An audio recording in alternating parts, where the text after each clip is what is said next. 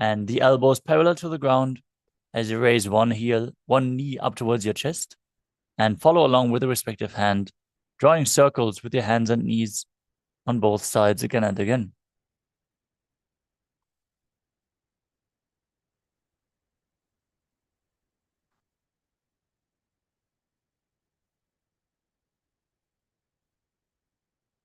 The next asana is Balalingasana. Now interlace your fingers from the outside in Sarva Shankari Mudra.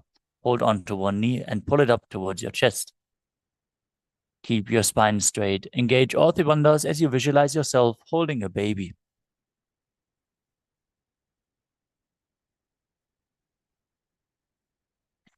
एकं जानुवरसि आलिङ्ग्य स्थातव्यं बाललिङ्गनं भवति.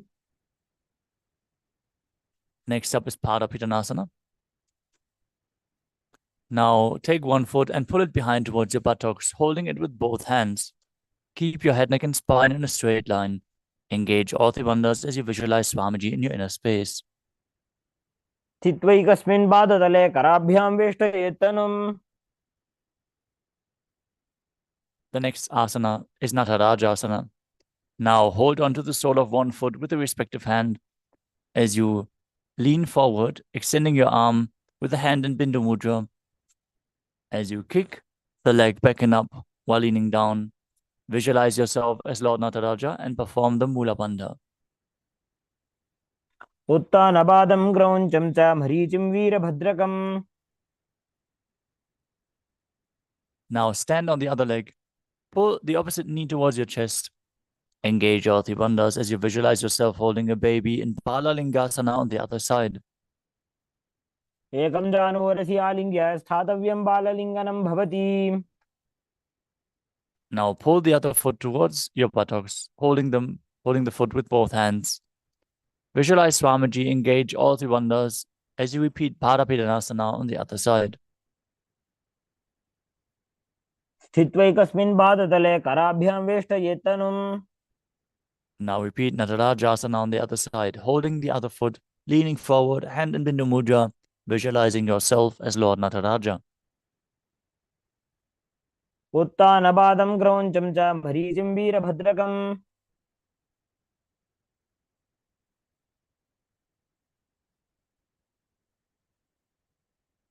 Next up is the Ardha Chakarana. As you stand in Arimandi, heels together, toes pointing outwards, and the knees bent. Step one foot behind the other with the toes down, heel raised off the ground. Bring the respective arm to your chest and swing the other hand back and forth like a pendulum.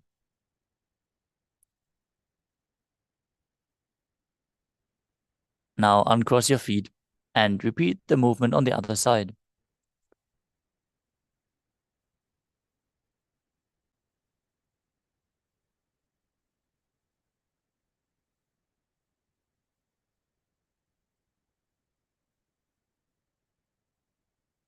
Next up is the skeleton dance.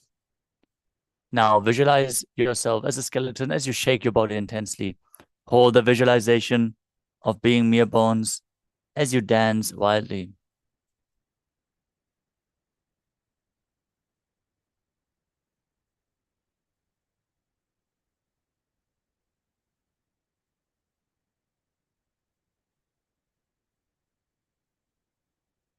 Next up is Katechina Karana from Arimandi position. With the heels touching, toes pointing outwards and the knees bent, bring your arms above your head, cross them, palms facing backwards, then open up your hips to one side as you open the arms wide above your head. Return to the center and repeat the movement on both sides again and again.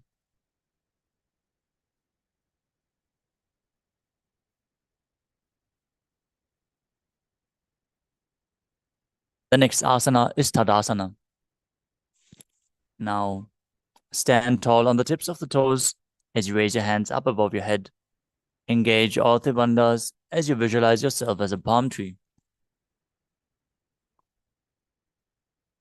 महामुद्राबद्ध कोनो ताड़ासन विभेदकान्.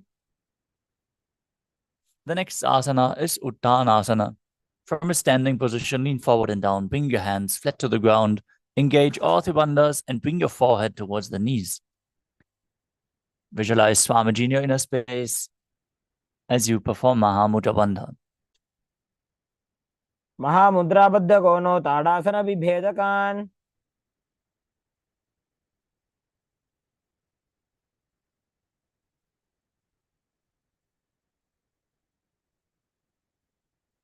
The next asana is Tadakshvasana. Now, place your hands flat on the ground, shoulder width apart, and step your legs back into a plank position. Now, contract the perineal region, tuck your chin to the chest, and start rotating your head from side to side, visualizing Swamiji in your inner space as you internally chant the new japa Shivoham. गजासनवस्थित्वा मस्तकं वारं वारं दक्षिणकुक्षिं सव्यकुक्षिं नजेत् रक्श्वासनं भवति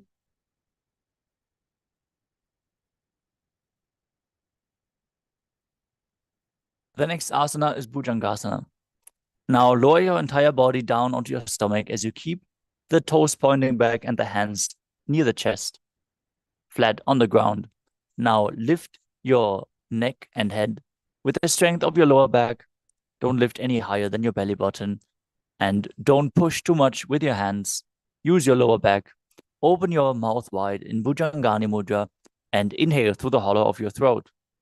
As you visualize yourself as a cobra, engage the Mula Bandha in Bhujangasana. अङ्गुष्ठनाभिपर्यन्तम् अधोभूमौ विनिन्यसेत् From Bhujangasana, push your body up back into the plank position and alternate, bringing one knee in towards your chest back and forth, while visualizing Swamiji in your inner space and breathing calmly through your nose in Sahadra Kumbhaka in Shashasana. गजासनसंस्थितौ चारुद्वयमाकुञ्च्य वारं वारं कर्तव्यं शशासनं भवति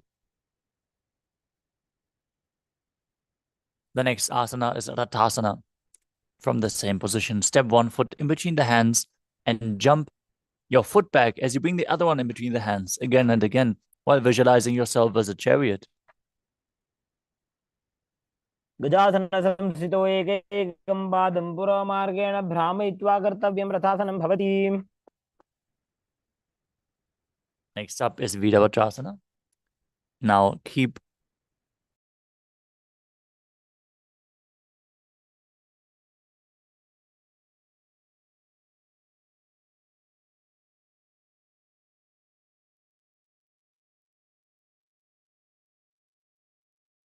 Sorry for the technical glitch.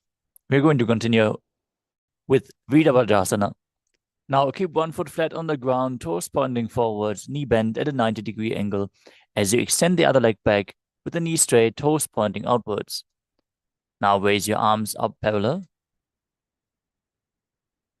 Pull your stomach in and up and gaze to your third eye as you visualize yourself as Lord Virabhadra. Perform Uddiyana Bandha and Mula Bandha. उत्तानपादं क्रौञ्चं च मरीचिं वीरभद्रकम्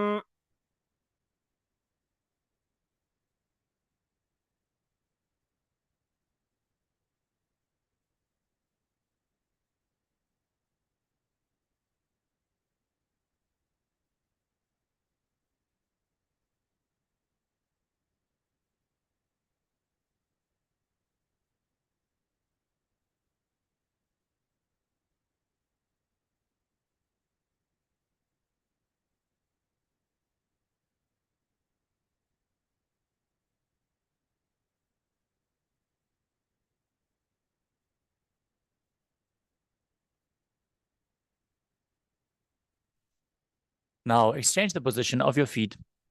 Step the other foot forward, knee bend 90-degree angle, back leg straight, toes pointing outwards, arms raised up above your head parallel as you contract Uddiyana Bandha and Mula Bandha, repeating Virabhadrasana on the other side. वासिष्ठमथ कौण्डिन्यमूर्धकुक्कुटमेव च The next asana is Vrikshasana. Now stand tall, bring one foot to the inner thigh of the other leg as you bring your palms together in Anjali Mudra and raise them up above your head with the elbows straight. Visualize yourself as a tree as you engage Uddiyana Bandha and Mula Bandha. वामोरुमूलदेशे च याम्यं पादं निधायतु The next asana is Garudasana. Now bring the raised foot to the opposite hip. Place your hands together in Namaskara Mudra in front of your heart center and visualize yourself as Lord Garuda as you engage the Mula Bandha. गरुडासनमावक्षे येन ध्यानं स्थिरं भवेत्. Now stand on the other leg. Repeat Vrikshasana, the tree posture, on the other side. Raise your arms up above your head. वामोर्मूलदेशे च याम्यं पादं निधायतु. Bring the raised foot to the opposite hip. Visualize yourself as Lord Garuda with heavy wings on your back. In Garudasana on the other side. गरुडासनमावक्षे येन ध्यानं स्थिरं भवेत्. Next up is Trikonasana. Now stand and step one leg far back as you keep the front toes pointing forward and the back toes facing sideways. Now bring your arms parallel to the ground and lean forward and down. One hand to the foot, the other one up to the sky. As you gaze up, visualizing yourself as a triangle. Perform the Mula Bandha in Trikonasana. उत्तानपादं क्रौञ्चं च मरीचिं वीरभद्रकम्. Exchange the position of your feet and keep your arms parallel, lean forward and down, repeating Trikonasana on the other side. उत्तानपादं क्रौञ्चं च मरीचिं वीरभद्रकम्. Next up is the Nikutaka. From Arimandi position, heels together, toes pointing outwards and the knees bent. Raise one heel off the ground and bring your hands to the heart center, palms facing each other. Now stomp the raised heel down, raise the other one up and exchange the position of your hands again and again.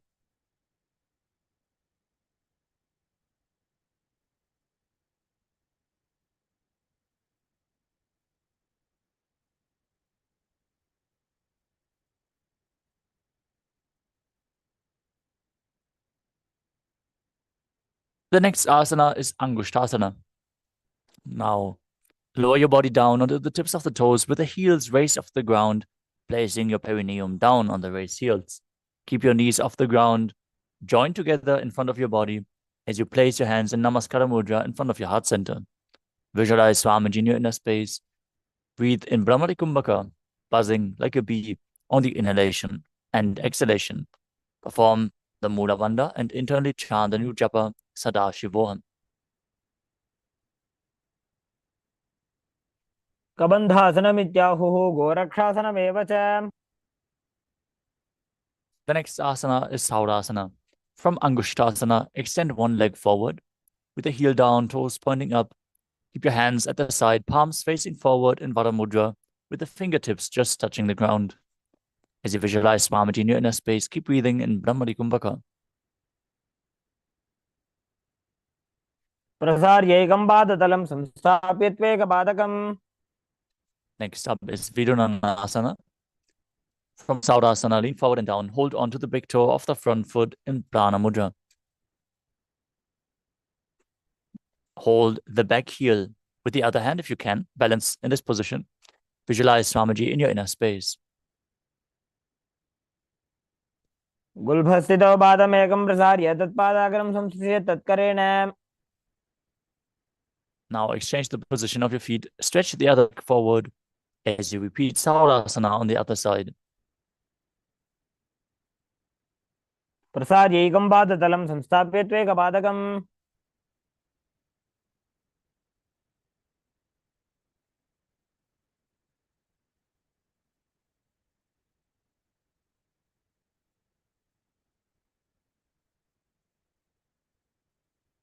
Now lean forward and down. Hold onto the big toe of the front foot and the back heel. Repeating Vidunanasana on the other side.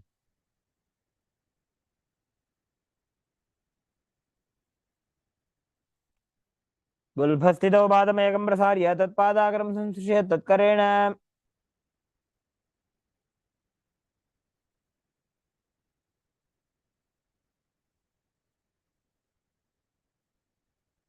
The next asana is Brahmajarankushasana. With your heels and knees raised off the ground, sitting with the perineum on the heels. Create a gap between the knees. and place the backs of your hands on top of the knees. Now contract the perineal region, tuck your chin down, and gaze in between the hands in Shambhavi Mudra with the eyes open wide, gazing within. This mudra will lead to the ultimate knowledge if performed correctly. Visualize Swamiji in your inner space. Keep buzzing like a bee. Whenever there is no specific mudra defined in an asana, perform the Shambhavi mudra. Keep your eyes open wide and gaze within. दो फणा पानी होए वैसे एड़ी दो गुदानी वैसे. The next asana is Kapilasana. Now place your knees onto the ground and sit on top of the raised heels with the toes tucked. Rest your hands on top of the thighs. Pull your stomach in and up in Uddiyana Bandha. Contract the perineal region in Mula Bandha as you gaze to the nose and visualize yourself as sage Kapila Muni. उभई पगदली समटारावे तिनकी माहिली कोर मिलावे.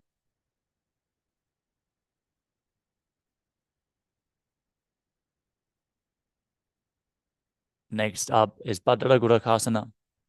Now place from the same position as Kapilasana. Gaze to the third eye. Visualize. The next asana is Suryasana.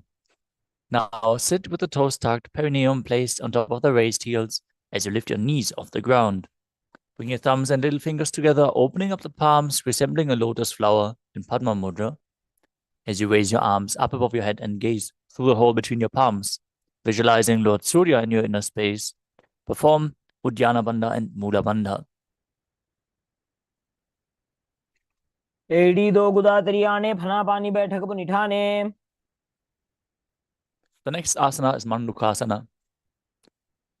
Now sit with the toes flat, perineum on the heels. Keep your hands on top of the knees and visualize yourself as a frog as you perform Manduki Mudra, lifting your tongue up against the roof of your mouth, catching the nectar of immortality dripping from the Sasarada chakra with your frog tongue. Gaze to your third eye. Breathe calmly through your nose in Sahaja Kumbhaka and perform the Mula Bandha. पादतलौ पृष्ठदेशे अङ्गुष्ठे द्वे च संस्पृशेत्.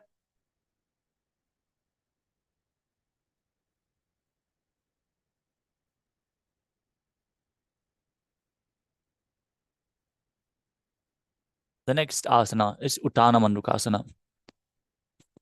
Now maintain Mandukasana position, but bring your hands behind your back, holding on to the opposite shoulders. Keep the elbows close to your head. Keep performing Manduki Mudra, visualizing yourself as a frog as you gaze to your third eye and perform Uddiyana Bandha and Mula Bandha. मंडुकासन मध्यस्थं कूर्पराभ्यां धृतं शिरः. The next asana is Simhasana. Now cross your ankles and sit on your feet. Keep your knees wide and the fingers spread on top. Visualize yourself as a lion as you open your mouth wide, stick out your tongue, and exhale forcefully. Gaze at the nose and perform the Mula Bandha. दक्षिणं सव्यगुल्फेन दक्षिणेन तथेतरम्. Next up is Bhadrasana. As you sit with your heels under the perineum with the knees open wide, cross your hands behind your back and hold onto the big toes in Prana Mudra with index and middle fingers. As you gaze to the nose, visualize Swamiji in your inner space and return to buzzing like a bee in Brahmari Kumbhaka while performing Jalandhara Bandha and Mula Bandha. गुल्भौ च वृषणस्याधो व्युत्क्रमेण समाहितः.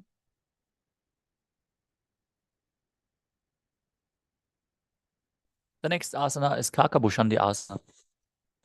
Now squat and keep the feet flat on the ground as you open your knees wide. Bring your arms in and around the raised knees as you interlace your fingers behind your back in Parashu Mudra. Gaze to your nose, visualize yourself as a crow, and perform the Mula Bandha. If you can't reach your hands behind your back, it's okay. Just push your body forward and open up your hips.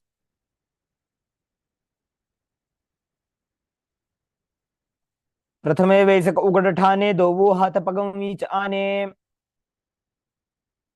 The next asana is Kani Pavasana. Now Place your palms on the floor, shoulder width apart.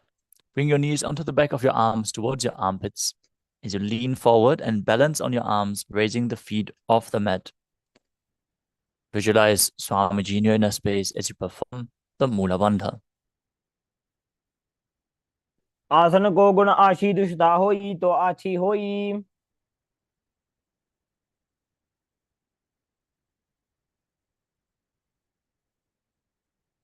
The next asana is Kapali Asana. This is going to be our first inverted posture. So if you have any blood pressure related issues or neck or upper back injuries, please take it slow with this asana. There is progressive asanas you can perform instead, like Kanipavasana. If you need, you can get the support of a wall. Now, place your hands on the ground, shoulder width apart, and bring the top of your head onto the ground.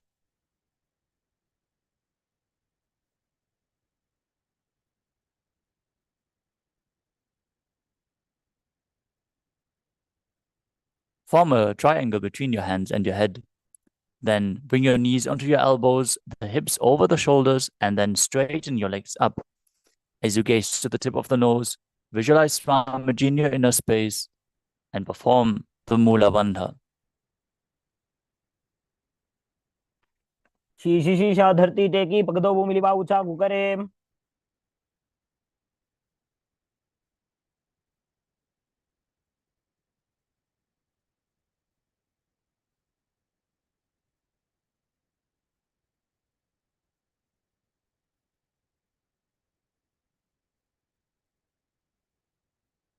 The next asana is Parashvamayurasana.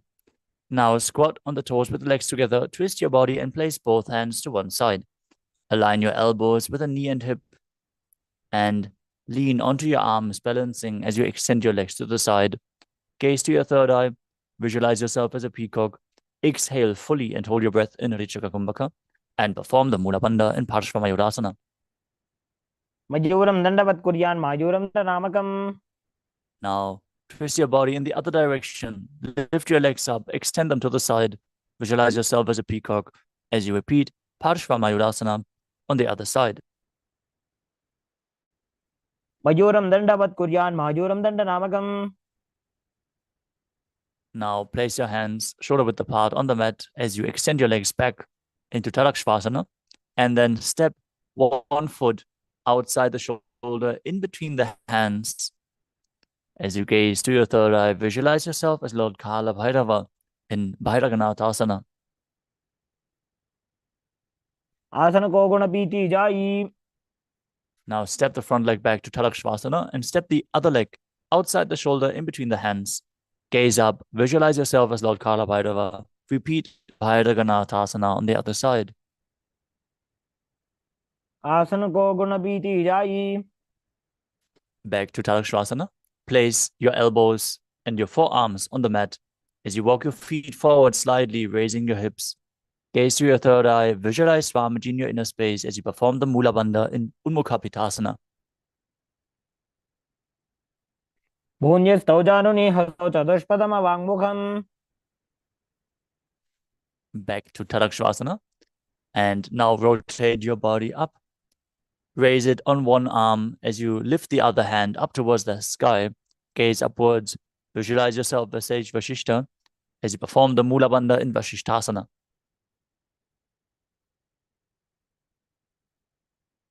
ऊर्ध्वकुक्कुटवासिष्ठ मरीचिहलमकम्। Now rotate your body to the other side. Repeat Vashishtasana on the other side.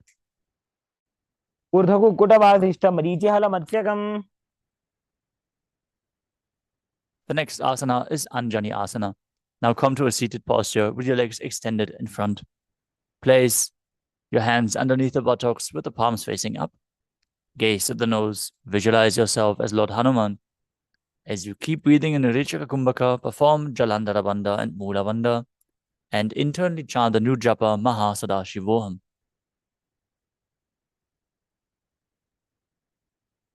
तो गर्गी उभय हथेली कोरवारली मैले भेली। The next asana is Paschimottanasana. With your legs stretched out, bend from the waist and hold onto the big toes in Prana Mudra with index and middle fingers.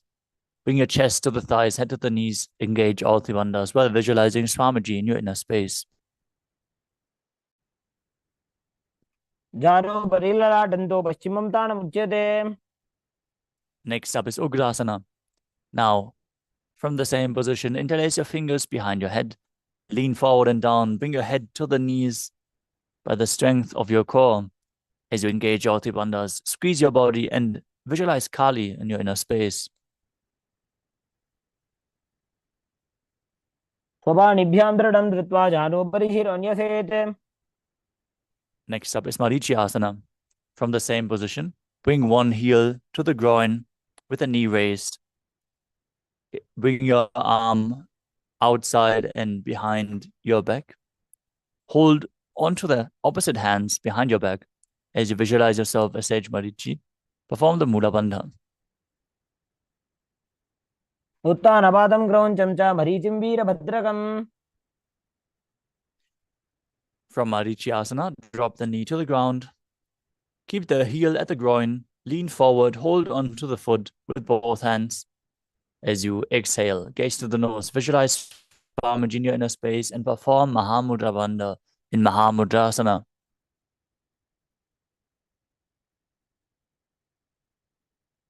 महामुद्रां प्रवक्ष्यामि तन्त्रेऽस्मिन् मम वल्लभे.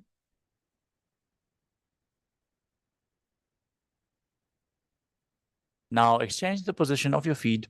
Bring the other heel to the groin with the knee raised. As you lean forward and interlace your fingers behind your back. Repeat Marichi Asana on the other side. उत्तानपादं क्रौञ्चं च मरीचिं वीरभद्रकम्. Drop the knee down, lean forward and down, hold onto the foot, engage all three bandhas as you exhale fully in Mahamudrasana on the other side. महामुद्रां प्रवक्ष्यामि तन्त्रेऽस्मिन् मम वल्लभे. Next up is Bhadrasana too. As you sit and bring the soles of the feet together in front of your body with the heels close to the perineum, hold onto the feet with both hands and keep your spine straight. Gaze to your third eye, visualize Swamiji in your inner space and perform the Mula Bandha.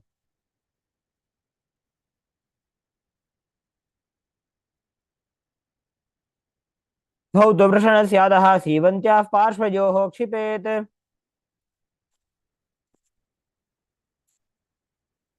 Next up is Kvalipavasana. From Bhadrasana, extend your feet away from the body. Keep the toes together, heels apart, knees open. Place your hands on the respective knees. Tuck your chin to the chest as you gaze to the nose. Visualize Swamiji in your inner space. Perform Jalandhara Bandha and Mula Bandha. पूर्वचर्बटचोककर्ह्यो sooji वाही विधिजोगी जय sooji. Next up is Joni Asana. Now sit and keep the soles of the feet together with the heels close to your perineum.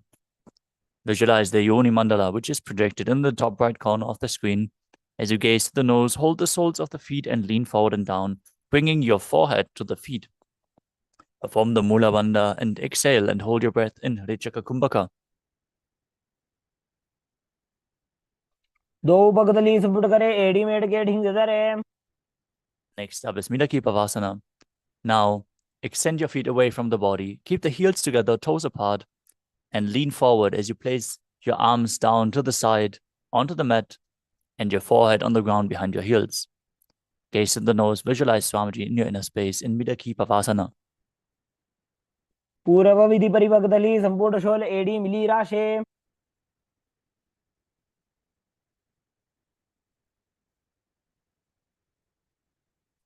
The next asana is Siddha Samadhi Asana. Now sit and keep the toes together, heels apart, and bring your arms below the shins with the palms facing up. Now bring your forehead to the ground above the feet, bringing your toes to the throat if you can. Engage the Mula Bandha, gaze to the nose, and visualize Lord Surya in your inner space.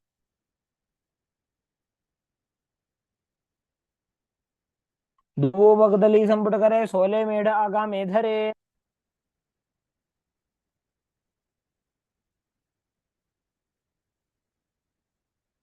The next asana is Chinaki Pavasana. Now bring the heels close to the perineum. Bring the toes apart as you hold the feet and open them up like a book. Press your elbows down onto your thighs, bringing the knees to the ground as you gaze to the nose and visualize Swamiji in your inner space. दो बगा की एड़ी धरती मगिवा मेढ़ लगावे. Now bring the soles of the feet back together as you place your hands on the knees and gently press them down. Gaze to your third eye, visualize Swamiji and perform Uddiyana Bandha and Mula Bandha in Chadapata Chukasana. दो दोबू बगदली foot धारे आगा नेकर जा रे पसारे. Next up is Bhairavasana. With the soles of the feet firmly pressed together, raise the heels up and bring the toes down.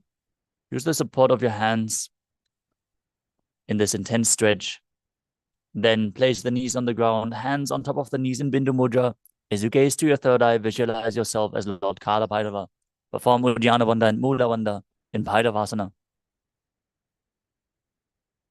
गुलभौ संबीड्य जान्योन्यं व्युत्क्रमेणोत्थितं शनैः.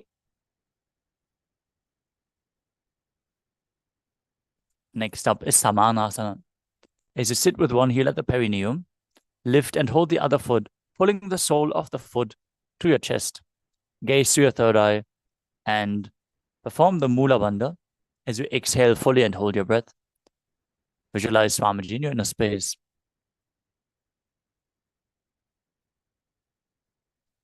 समानासनमावक्षे सिद्धमन्त्रादि साधनात्. Next up is Apanasana. Now bring one leg over top of the respective shoulder as you extend the other leg up and keep the hands on the ground to the sides for balance. Gaze to your third eye and visualize Swamiji in your inner space as you perform the Mula Bandha.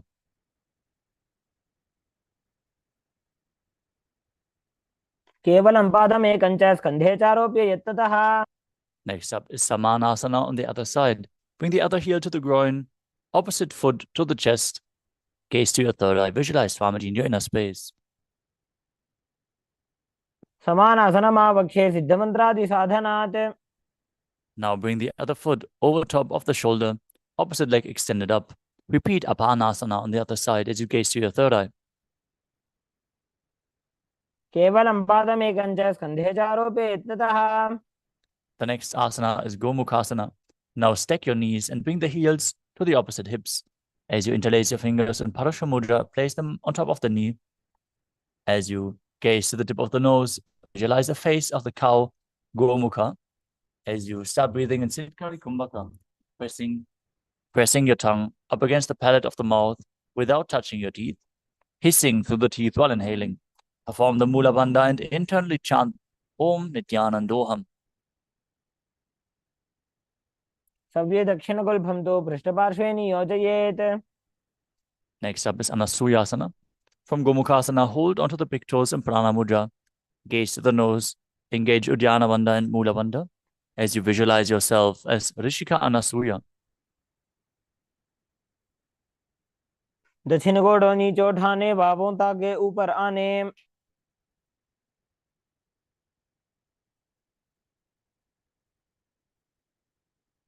From Anasuyasana, interlace your fingers behind your back in Parashu Mudra. Lean forward and down. Bring your chin over the knee, nose to the ground if you can. Gaze to the nose and visualize yourself as Rishika Anasuya in Anasuyasana too. जीवना गोदा की संधि प्रडावा गोड़ा की संधि. The next asana is Garudasana too. Now sit on the ground and press one heel against the perineum with the toes flat, the top of the foot on the ground, as you place the other foot flat in front with the knee raised to your chest. Keep your hands on top of the knees, gaze to the nose, visualize yourself as Lord Garuda. Feel the wings on your back as you perform the Mula Bandha and breathe in Siddhkari Kumbhaka in Garudasana too. दावो बगमोड़ी येड़ी माहिलो गुल्भमूल द्वारनी चेदे.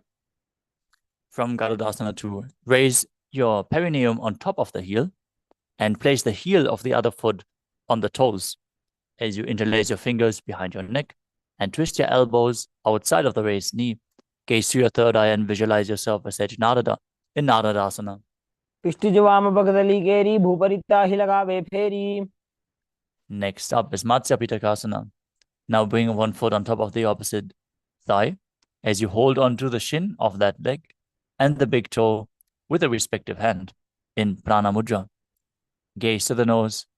Visualize Matsya, the fish avatar of Vishnu, as you perform the Mula Bandha. केवलं पादमेकं च स्कन्धे चारोप्य यत्नतः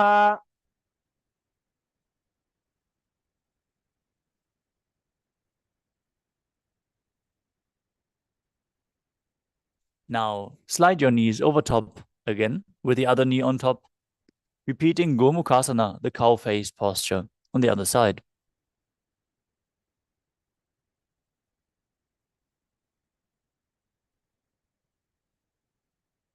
सव्ये दक्षिणगुल्फं तु पृष्ठपार्श्वे नियोजयेत्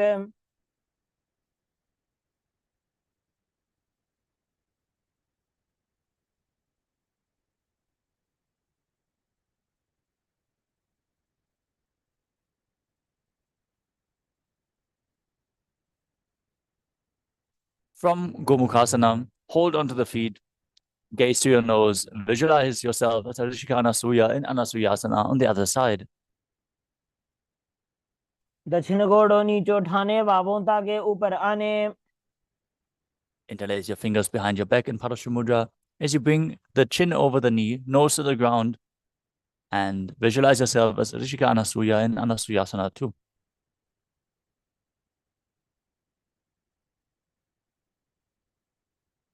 जीमणा गोदा की संधि उपरिड़ा वा गोड़ा की संधि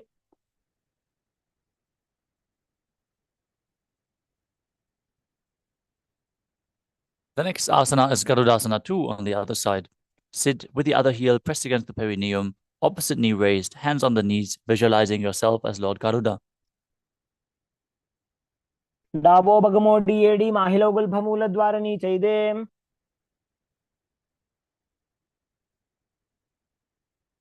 Raise your perineum on top of the heel, interlace your fingers behind your neck, and twist your elbows outside the raised knee as you visualize yourself as Sage Narada in Naradasana on the other side. पिष्ट जुवाम बगदली केरी भूपरी दाहि लगावे फेरी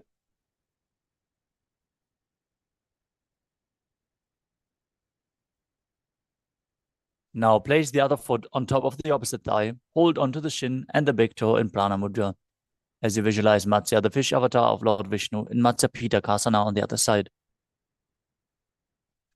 women वामाङ्गुष्ठं गृहीतं मत्स्य पीठकम्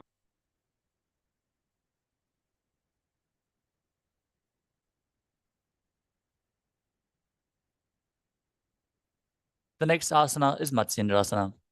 Now place one foot on top of the opposite thigh and place the other foot flat on the ground. If you can, place the foot over top of the knee. Twist your elbow outside of the raised knee with the hand by the neck and place the other hand on the ground behind you. As you twist your spine, gaze to your third eye and visualize Sage Matsyendranath, the master of Hatha Yoga. Keep breathing in Siddhkari Kumbhaka as you perform Matsyendrasana. उदरं पश्चिमाभासं कृत्वा तिष्ठति यत्नतः From Matsyendrasana, extend the front arm down to the foot. Hold onto the big toe in Prana Mudra if you can. Otherwise, you can hold the shin or the foot or the ankle. Place the opposite hand to the ear and gaze back and up to your third eye as you visualize yourself as a camel in Kubasana. आसन को गुण झोलो जाए From Kubasana, place the back hand to the ground. Keep holding onto the front foot as you twist your body even further. Gaze to your third eye and visualize Sage Matsyendranath in Matsyendrasana too. मत्स्येन्द्रपीठं जठरप्रदीप्तिं मृदण्डरुक्मण्डलखण्डनास्त्रम् Now exchange the position of your feet. Bring the other foot on the opposite thigh, opposite foot flat. Twist your elbow outside of the raised knee, hand by the neck. Repeat Matsyendrasana on the other side. उदरं पश्चिमाभासं कृत्वा तिष्ठति यत्नतः Extend the front arm down to the foot. Hold onto the back ear with the other hand. As you repeat Kubasana on the other side. आसन को गुण झोलो जाए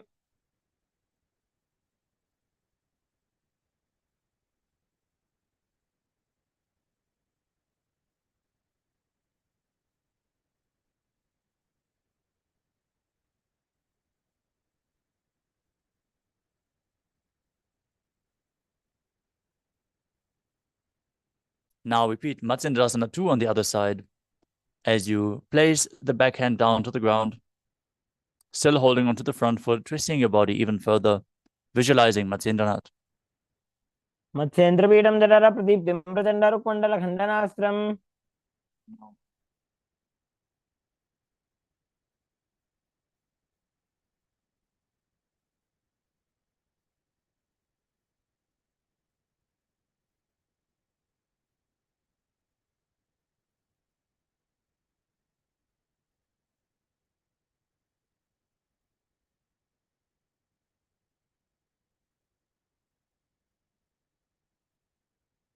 The next asana is Padmasana. Now place your feet on top of the opposite thighs as you place your hands on top of the knees. Engage all three bandhas, Mahamudra Bandha, as you gaze to the nose in Shambhavi Mudra. Visualize yourself as Lord Shiva.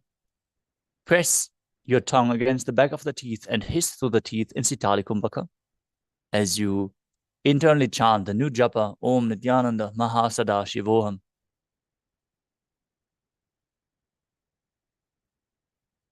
आसनं द्विविधं प्रोक्तं पद्मं वज्रासनं तथा. Maintaining Padmasana. Cross your arms in front of the body and hold onto the big toes in Prana Mudra. As you gaze to the nose, visualize yourself as Goddess Parvati, the consort of Shiva. Keep breathing in Sitali Kumbhaka and perform the Mula Bandha in Padmasana too.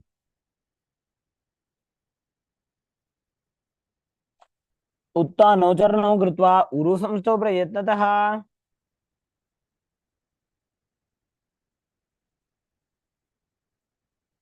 Next up is Kukutasana. As you sit and place the feet on top of the opposite thighs in Padmasana, place your hands on the ground in between the legs. And push your body off the mat, balancing on your arms. As you visualize yourself as a rooster, breathe calmly through your nose in Sahadra Kumbhaka and perform the Mula Bandha. पद्मासनं सुसंस्थाप्य नान्भोरोरन्तरेकरौ. Next up is Padhakikiyasana. From Padmasana, rise up onto the knees and place your palms on the ground, fingers pointing backwards. Now bring your elbows to the navel and lean forward until you can raise your legs off the ground and balance. Try to keep your spine as straight as possible as you visualize Swamiji in your inner space and perform the Mula Bandha. धरामोष्टभ्यग्रद्वयेन तत्कोर्परि स्थापितानाभिपार्श्वः. Next up is Mayurasana. Now extend your legs as you place your palms on the ground, fingers pointing to your body, elbows to the navel, balance on your arms as you keep the legs straight off the ground, visualizing yourself as a peacock with beautiful feathers. Perform the Mula Bandha. अथ वक्षे Mahadev मयूरासनमुत्तमम्. Now lower your body down onto your stomach as you keep the toes pointing outwards.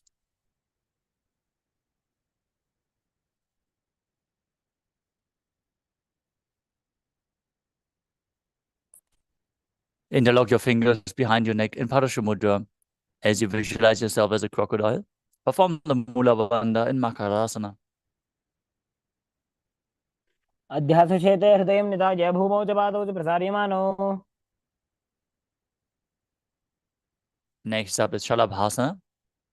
As you lay down on your stomach, place your hands on the ground beside your chest and raise your legs up. Bring your thighs off the mat. Visualize yourself as a locust as you perform the Mula Bandha, Shalabhasana. अध्यासशेते करयुग्मवक्षो भूमिमाष्टभ्यकरयोः स्थलाभ्याम्. The next asana is Ustrasana. As you lay down on your stomach, bring your hands to the feet and pull the feet down outside of your hips, as close to the ground as possible. Visualize yourself as a camel as you perform the Mula Bandha. अध्यासशेते पदयुग्मव्यस्तं पृष्ठे निधायापि धृतं कराभ्याम्. Next up is Dhanurasana. From Ustrasana, keep holding onto the feet and kick your legs back and up while lifting your chest up. Visualize yourself as Pinaka, Lord Shiva's bow, as you gaze to your third eye and perform the Mula Bandha. प्रसार्य पादौ भुजदण्डरूपौ करौ च पृष्ठे धृतपादयुग्मम्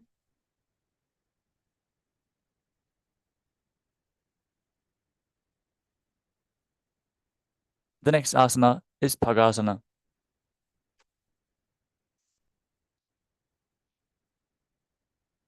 Now sit on your knees with the perineum in between the heels on the ground, heels outside the hips with the toes touching behind. Place your hand on the legs, gaze to your third eye. Visualize Swamiji in your inner space as you perform the Sahaja Kumbhaka, the Mula Bandha, and internally chant the new japa Om Nithyananda Paramashivoham. उल्टा मोड़ी पाव दो वैसे बहुरो जुगति करे एक ऐसे. It's nice to see everyone gathered again today for Nityananda Yoga. Many well-known faces from the Mahaparamashivoham also, like Bigyan Chapagain, Chan Wang, Alex Dutch, Senyang Lee, James Hull, Hugo Pavelek, Shun Chang Chang, Jay Isure. Nice to see all of you performing the yoga with us.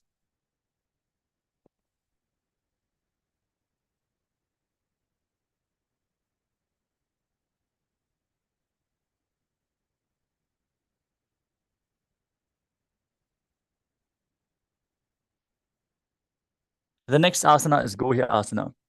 We are preparing for another inverted posture. So set yourself up in front of a wall.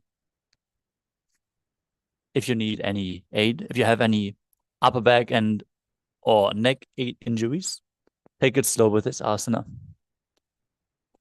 From your knees, place your forearms on the ground, shoulder width apart. Interlock your fingers and place your head on the ground, supported with your hands. As you walk your legs forward, raising your hips up until they align with your shoulders. And then lift the legs off the mat and pull the knees in towards your chin. Squeeze your body. Gaze to the nose. Visualize Swamiji in your inner space in Gohi Asana.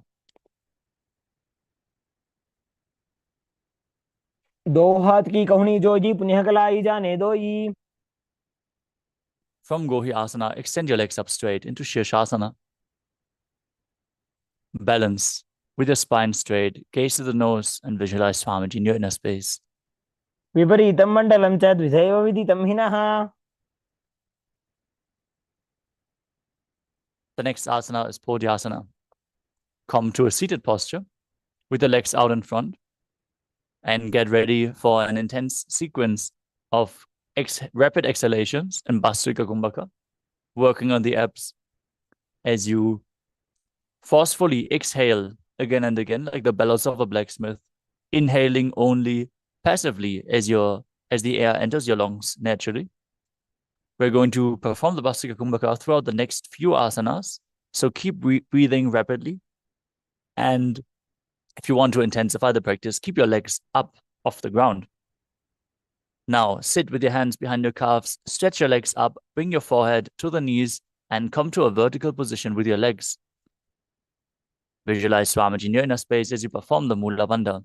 Breathe rapidly in Bhastrika Kumbhaka and Podhyasana. दो हाथ पग बाहर आने घोड़ा तरे कागजी ठाने. Next up is Padakasana. With your legs extended out and up at 45-degree angle, bring your hands behind, hold onto the opposite shoulders. Gaze to your third eye. Visualize yourself as a maze. उत्तानं शयनं कृत्वा पादौ मिलित्वा प्रसार्य. Next up is Naukasana.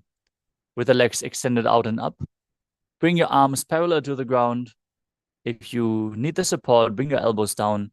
Gaze to your third eye. Visualize yourself as a boat in Naukasana.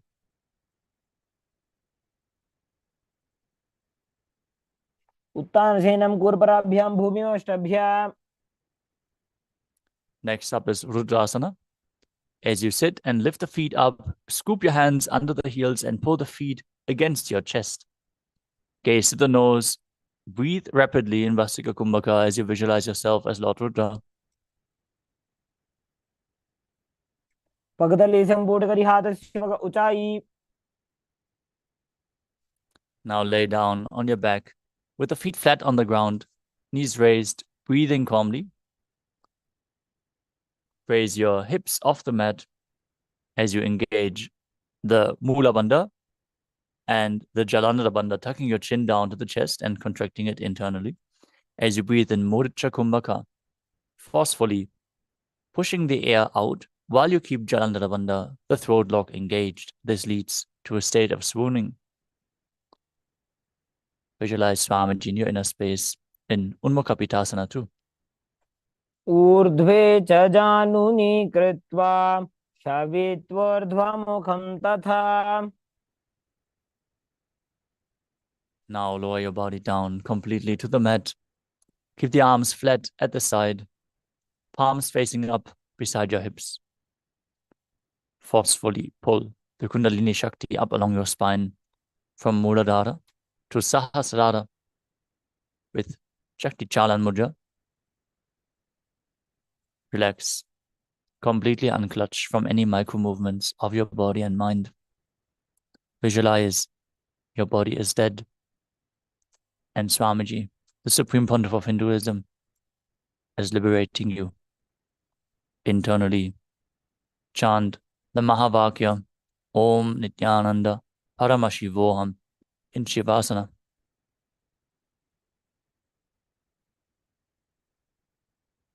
उत्तानं शववद्भूमौ शयनं तु शवासनं शवासनं श्रान्तिहरं चित्तविश्रान्तिकारकम्.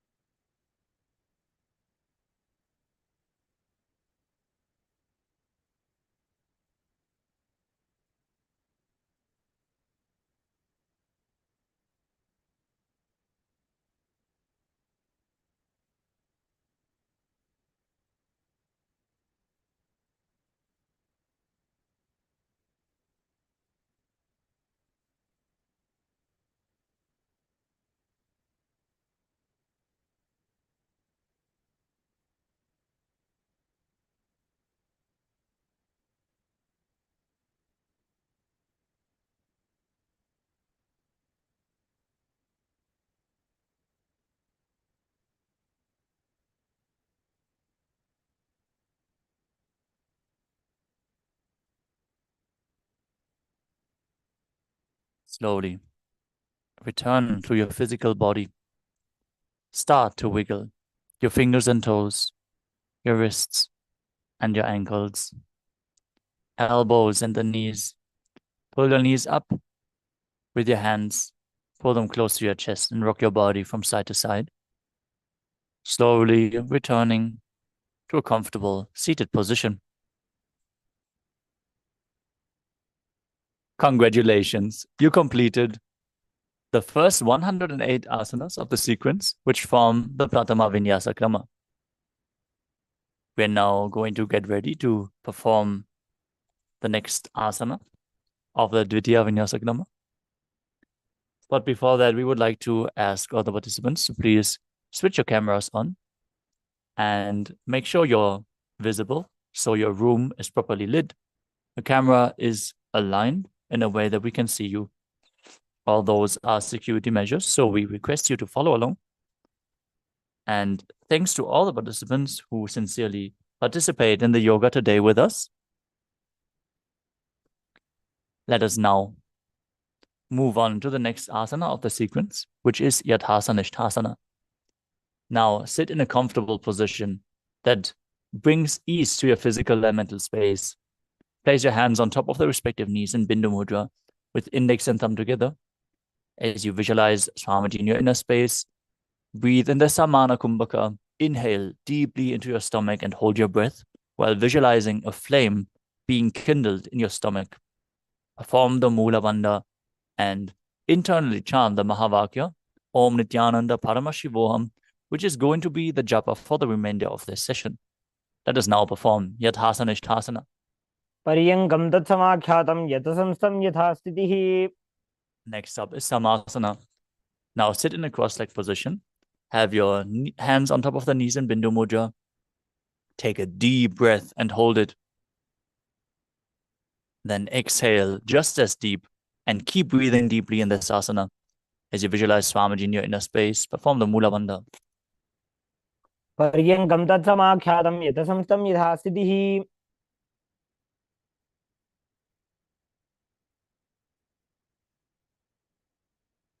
Next up is Muktasana. Now, place the left foot against the genital region and the right foot over top of the left. Keep your hands facing down on the knees as you gaze to the tip of the nose and visualize yourself as a sage liberated by the Supreme Pontiff of Hinduism.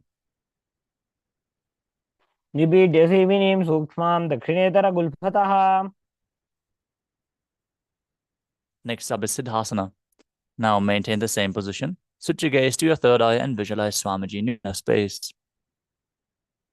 स्थानसंयमितेन्द्रियो तलदृशा पश्यन् भ्रुवोरन्तरं चैतन्मोक्षकपातभेदकं सिद्धासनं प्रोच्यते. Next up is Siddhyasana. Maintain the same position and gaze down towards the ground in front of you as you engage all Tribandhas and visualize Swamiji in your inner space. वामपादके इडीजानो सीवनिमधितासकोठानो. Next up is Rudrasana 2. Maintain the same position. Rotate your hands on top of the knees into Bindu Mudra. Gaze to your third eye and visualize yourself as Lord Rudra. वामचरणभरदर्शन राखे एकजुगदीयसे विदिदाखे. Next up is Santadunasana. Maintain the same position. Switch your gaze to the nose. Embody tranquility and an unshakable nature. आसन की गुण मन की चिन्ह चलता मीटे. Next up is Siddhasana 2. Now maintain one heel on top of the other as you bring your hands to the navel, cupping one palm over the other, resembling a lotus flower in Samputar Mudra as you visualize Swamiji in your inner space. ऋजुकाय समासीना सिद्धासनमुदीरितम्. The next asana is Bandha Yoni Asana.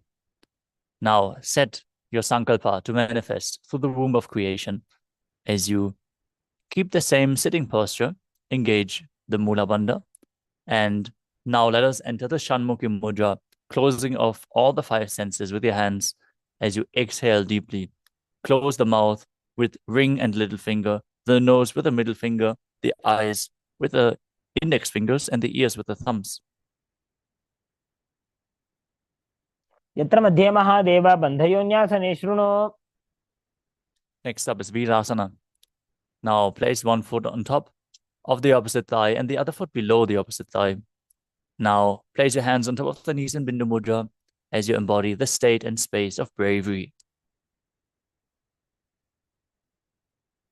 एकं पादमथ एकस्मिन् विन्यस्योरुनि संस्थितः. Next up is Valmikasana. With the left heel on the right side of the regenerative organ, with the toes underneath the thigh, place the right foot on top of the left leg with the toes by the knee. Keep your hands on the knees in Bindu Mudra, gaze to your third eye, and visualize Valmiki, the great sage, poet, and author of Ramayana. Valmikasana. डावा बगगी बगदली पुनिएड़ी है जो यम. Next up is Joni Mudrasana. As you maintain the feet in the same position, rotate your hands so the palms are flat on the knees.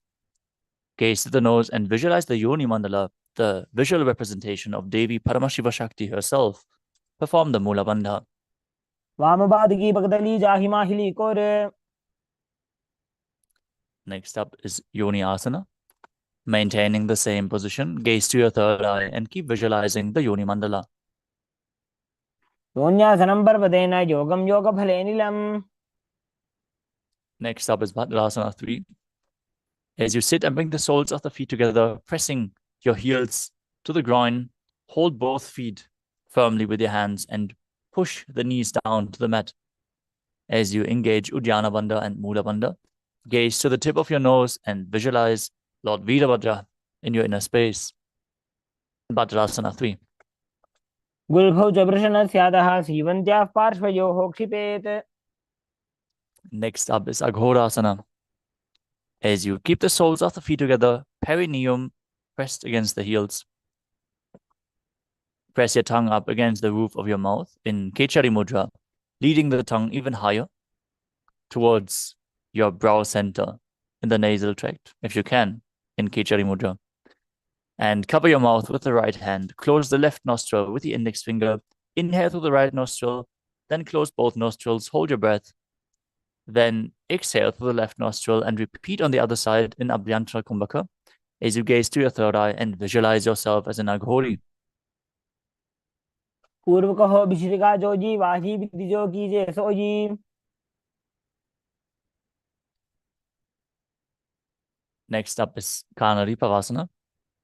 As you bring the feet together in front, toes together, heels apart, place your elbows on the heels, rest your chin on your palms. Visualize yourself as a female elephant drinking water as you exhale all the air from your lungs and hold the breath in Harichaka Kumbhaka. Gaze to the nose and perform Uddiyana Bandha and Mula Bandha. ग्वाली बाबा आसन कक्षो है जैसे Yahoo में जाने विधि तैसे. The next asana is Parasana. As you sit with the knees raised, keep your arms between the thighs and calves. Interlace the fingers in Parashva Mudra as you gaze to the nose and visualize Swamiji in your inner space. ततोर्ध्वम्रे च येत् वायुं मृदुनिश्वास संयुतम्. Next up is Gopi Chandasana. As you interlace your fingers around the feet with the soles together, bring your toes to the groove of your throat and the heels to your chest. Place your chin on the hands, gaze to your nose, and embody the state and space of a king. पूर्व विधि बगा का अंगूठा कंठ को पराशे. The next asana is Uddarasana. Now sit with the soles of the feet together, insert your hands underneath the legs, hold the feet with interlocked fingers, and bring the feet up to your chest, placing your head down with the chin on the soles. Gaze to your nose and visualize your body free from any defects in Uddarasana. दो बगदली संपटटाने उभय हस्त करे वरद हिताने. The next asana is Vishishtasana. As you sit with the feet together, lift them up even higher in front of your face. Bring the interlocked fingers to your forehead as you visualize yourself excelling in everything. दो बगदली जोड़ी संपुट करे. Next up is Bhujasana. From a seated position, lift both legs over top of the respective shoulders and bring your arms underneath the legs. As you interlace your fingers around the back of your neck, visualize yourself as a cobra and perform the Mula Bandha. शिरासनं तु विज्ञेयं कक्षासनम् अतः परम्. The next asana is Kalyana asana. Now maintain a seated posture. Raise your legs up and bring the elbows under the knees as you wrap your arms around your back, clasping your palms behind your back. Gaze through your nose and visualize yourself as a beautiful, auspicious goddess. दो हाथ भगवान नीचे आने, तिनको गोड़ा नीचे ठाने. The next asana is Sankatasana. As you place the top of the left foot on the ground, sit on the left heel and stick the right leg over top with a heel outside of the hip.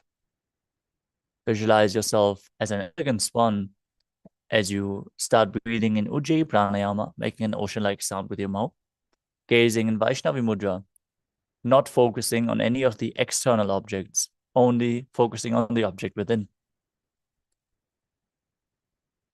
वामपादं चिदेर्मूलं संन्यस्य धरणीतले. Next up is Dhenukasana. Now slide the left heel on which you are sitting outside of the hip and place both hands on top of the stacked knees as you visualize a cow in your inner space and perform Uddiyana Bandha and Mula Bandha. अनुषागी Nagar पंचडं ऋषिलिन्दकल्यम्नि. Next up is Machandrasana. Now place the right foot on top of the left thigh and the left foot on the right knee. As you twist your body, bring one arm behind your back, hold on to the opposite thighs with your hands, gaze to your third eye, visualize Swamiji in your inner space and perform the Mula Bandha. वामजंगपर दक्षिणटाने, वामहस्तपिष्ठी दिशा आने. From Machandasana, untwist your body, hold onto the big toes in Prana Mudra as you lean forward and down. Bring your forehead to the ground as you visualize Swamiji in your inner space in Machandasana too. प्रथम जी मनो चरण जोई वामजंगपरि राखे सोई. Maintaining your feet in the same position, engage all three bandhas, interlace your fingers and place them on the top knee as you visualize Swamiji, your guru, in your inner space in Guru Asana. ऊरुमूले इतरपादस्य कनिष्ठिका प्रदेशगुल्भं संस्थाप्य. Now bring the top of the right foot onto the ground and sit down on the right heel. Stack the left knee over top. Hold onto the opposite knees. Visualize yourself as an elegant swan as you repeat Sankatasana on the other side. वामपादं चिदेर्मूलं संन्यस्य धरणीतले. The right heel outside of the hip. Sit down on the ground as you visualize a cow in your inner space. Repeating Dhenukasana on the other side. अनुषागी Nagar पंचडं ऋषिलिन्दकल्यम्नि.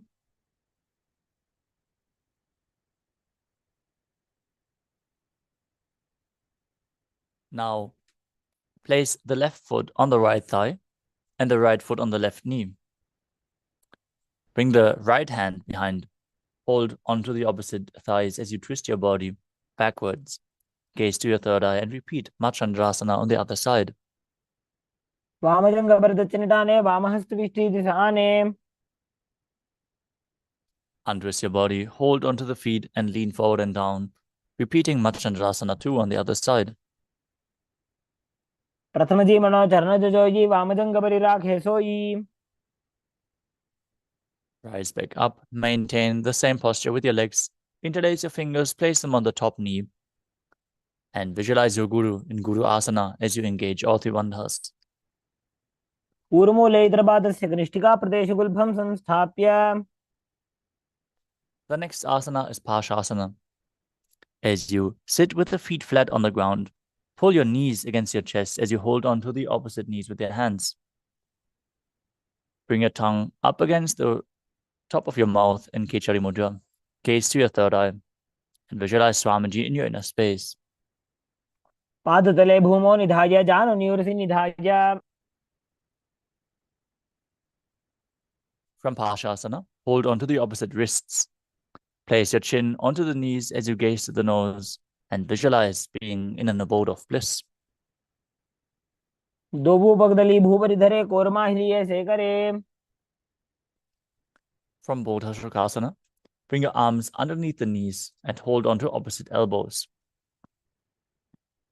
Gaze to the nose. Keep your tongue up in Kechari Mudra as you visualize Swamiji in your inner space in Kudakatasana. दो हाथ पग बाहर लियावे गोड़ा नीचे ले टहरावे. Now maintain the same position and cross your ankles over top with the toes pointing upwards. Now gaze to the nose and visualize the great sage and Maharishi Sumati in Sumati Asana.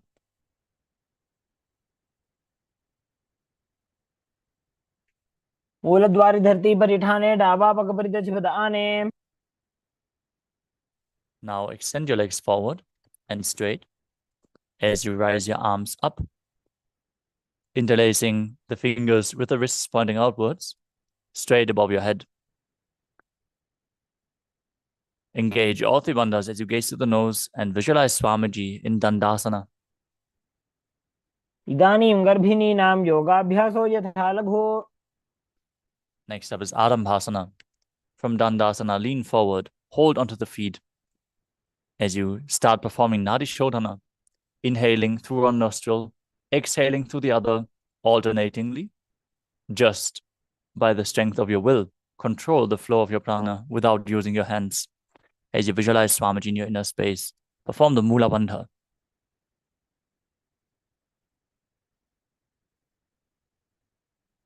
पग मिलिवा पसारी पगा का अंगूठा पकड़ी लीला टकोड़ा लगावे. Next up is Bhidokasana. Now, sit with your legs straight, extend the knees slightly up as you bring one hand distance between the heels and your shoulders down, wrapping your hands in and around the legs, holding onto the soles of the feet from the outside. Gaze through your third eye, visualize Swamiji and perform the Mula Bandha. प्रथम बैसी दो पा पसारी कछुक ऊर्ध को उड़ारे. Next up is Jalandhari Pavasana. Now extend both legs out away from your body with the heels together and bring your arms underneath the legs with the palms facing up as you bring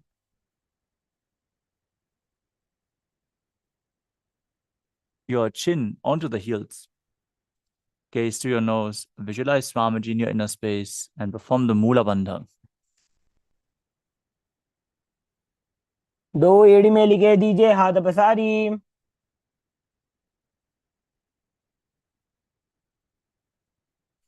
The next asana is Urdhva Paschimottanasana.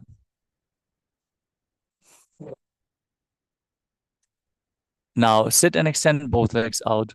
Lift one foot behind your neck. If you can't bring the leg behind your neck, bring it over top of your shoulder or pull it towards your chest as you lean forward and down. Hold onto the front foot as in Paschimottanasana as you visualize Swamiji and perform the Pratyahara Kumbhaka, where you visualize the prana flowing up along your body through 9 various points of your body as revealed by Mahadeva himself. The 9 points are the soles of the feet, the regenerative organs, the navel, the heart, the throat, the uvula, the middle of the eyebrows, the forehead, and the Brahmarandra, the crown of your head.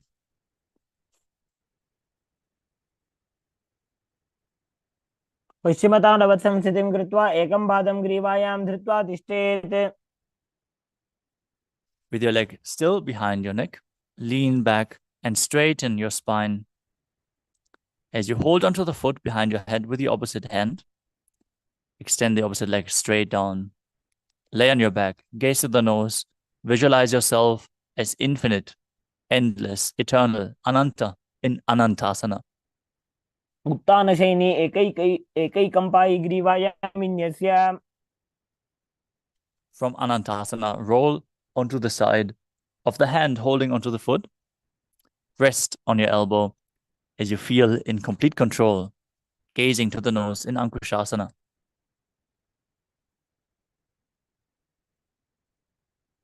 उत्तानशेत एकैकं पादं ग्रीवायां कुर्वन्.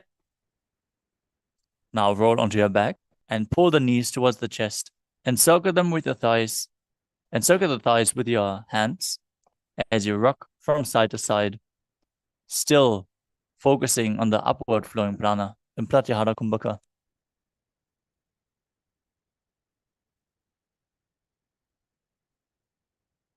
उत्तानशयनं जानुनि हृदयेवष्टम्भ. Now bring the other leg behind your neck as you hold on to the front foot, repeating Urdhva Paschimottanasana on the other side. पश्चिमतानवत्संस्थितिं कृत्वा एकं पादं ग्रीवायां धृत्वा तिष्ठेत्. Now straighten your spine, lay on your back, hold on to the foot with the opposite hand. Visualize yourself as eternal, unending, in Anantasana on the other side. उत्तानशयनी एकैकं Pai ग्रीवायां विन्यस्य. Roll onto the side, feel in complete control. Repeat Ankushasana on the other side. उत्तानशयितः एकैकं पादं ग्रीवायां कुर्वन्. The next asana is Yoga Nidrasana. As you lie on your back, lift your legs one by one up behind your head. Hold onto your hands behind your back as you gaze through your nose and visualize Swamiji in your inner space. पादाभ्यां वेष्टयेत् कण्ठं हस्ताभ्यां पृष्ठबन्धनम्. The next asana is Atmaramasana. While laying on your back, raise your legs towards your head and wrap your hands around the legs, interlacing the fingers behind your neck. Gaze through your nose. Visualize Lord Vishnu blessing you from within. आत्मा राम आसन प्रथम सूधो सोवे. Next up is Kochikasana. As you lay on your back, with the knees to the chest, soles facing up, extend your arms sideways. Gaze to your third eye and visualize Swamiji in your inner space. दो हाथ सीधा सा करे, 300 ube सफा करे. The next asana is Jatara Parivritti. This asana consists of 3 steps. We are going to perform all 3 steps and then repeat them on the other side. Visualize Swamiji in your inner space. Perform the Mula Bandha and focus on the upward flowing prana in Pratyahara Kumbhaka as we enter the neutral position where you pull your knees towards the chest and extend your arms out to the side at shoulder level. Now bring one knee to the ground on one side as you bring the other leg extended straight down. This is the first step. Second step, bring both knees bent to the side. And in the third step, you extend both legs to the side and gaze in the opposite direction of the feet as you hold onto the feet with your hand.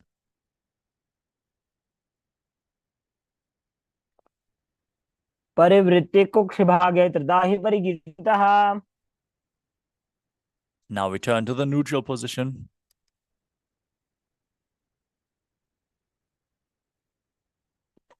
With the knees to your chest, arms extended out to the sides as you place the other knee to the ground, opposite leg straight, both legs bent to the side,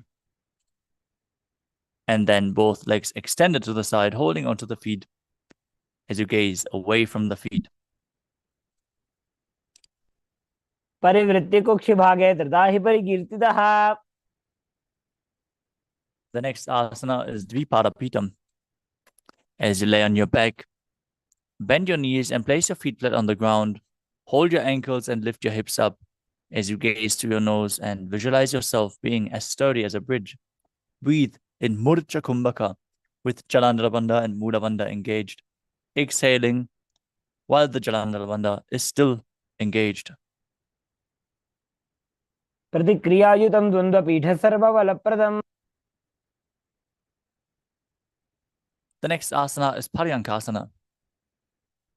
As you lay on your back, with the feet flat on the mat, bring your arms over your head and place the hands flat on the mat as well, with the fingers pointing towards your feet. Lift your entire body off the ground as you visualize yourself as sturdy as stone furniture.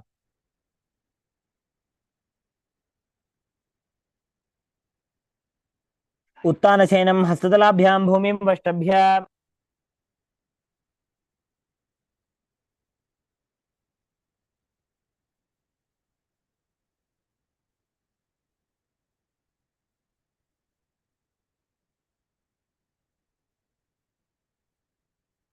This asana is Shodhana asana.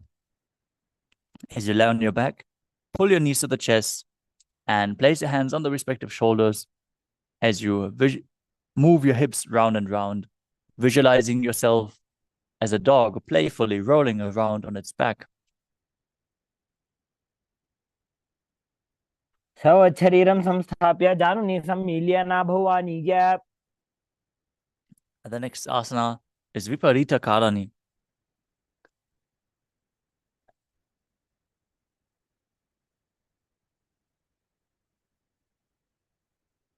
Now lie supine, raise your hips and legs up. Bring your elbows and hands extended on the mat below for balance. As you move your feet round and round in a circular motion, visualizing Swamiji in your inner space. As you perform the Murcha Kumbhaka with Jalandhara Bandha and Mula Bandha engaged.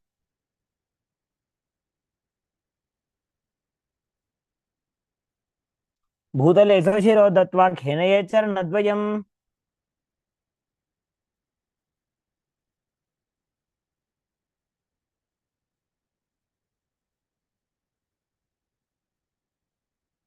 From Viparita Karani, stop the movement of your legs. Be straight and sturdy as you visualize Swamiji in Viparita Karani too.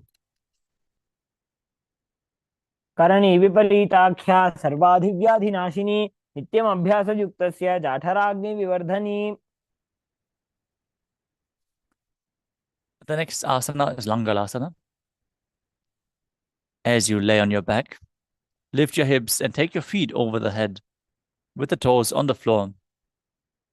Stretch your hands out behind your back. Interlace the fingers in Parusha Mudra as you rest on neck and shoulders, visualizing yourself as a plow. ग्रीवाकण्ठेन भूमिं विष्टम्भ पादाग्रद्वयमूर्धमुन्नयेत्.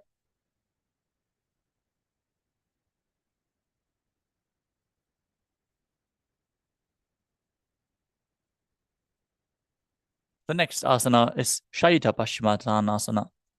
As you lie on your back, lift your legs over your head, hold onto the feet, keep your arms and legs straight. This is one of the 84 asanas revealed directly by Lord Paramashiva himself. Breathe in Murcha Kumbhaka with Jalandhara Bandha engaged. शयित्वात् कुर्वीत शैत्यपश्चिमतानकम्. From Shaita Paschimottanasana, bring your hips over top of the shoulders and then open your legs wide. Visualize Swamiji in your inner space as you perform Jalandhara Bandha and Mula Bandha in Supta Konasana. परिवृत्ति कुक्षिभागे त्रिदाहि परिकीर्तितः. The next asana is Chakrasana. From the same position, holding onto the ankles of the feet, roll onto your back while visualizing yourself as a chakra, a wheel.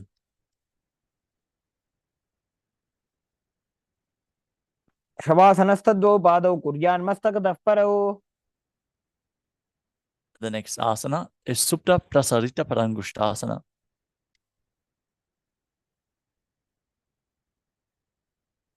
As you lay on your back, keep your legs vertical and hold onto the big toes in Prana Mudra. Then open your legs wide to the side as you visualize Swamiji in your inner space and breathe in Ujjayi Pranayama, making an ocean-like sound. उत्तानपादं क्रौञ्चं च मरीचिं वीरभद्रकम्. Now join your feet together. Keep holding onto the big toes in Supta Parangushtasana, visualizing Swamiji in your inner space. उत्तानपादं क्रौञ्चं च मरीचिं वीरभद्रकम्. Next up is Matsyasana. From the same position, bring your legs into Padmasana. Then bring your body flat to the mat as you hold on to the opposite elbows over top of your head. Gaze to the nose. Visualize Matsya, the fish avatar of Vishnu, in Matsyasana. मुक्त पद्मासनं कृत्वा उत्तानशयनं चरेत्. Next up is Parasharamasana. From the same position, place the back side of the right hand onto the left palm, gaze at the nose, and visualize Lord Rama in your inner space. प्रथमकरे पद्मासन आचे सो सोवे भूपरिपाचे. The next asana is Sarvangasana. As you lay on your back, legs in Padmasana, lift your hips and legs up. Place your hands on your hips with the elbows on the ground, supporting your back. As you gaze to the nose and visualize Swamiji in your inner space, return to breathing in Mudra Kumbhaka. अथवा क्षेत्र संक्षेपात् सर्वांगासनम् उत्तमम्. Next up is Vrishchikasana. Now lay on your back and place one foot on top of the opposite thigh. Lift the opposite knee to the chest as you keep your arms extended up above your head with the hands hooked forward, visualizing yourself as a scorpion as you gaze to your third eye. प्रथमशयन सूदो शीशिकेशकी संधि सुदाके. Exchange the position of your feet, hands up above your head, hooked forward, repeating Vrishchikasana on the other side. प्रथमशयन सूदो शीशिकेशकी संधि सुदाके.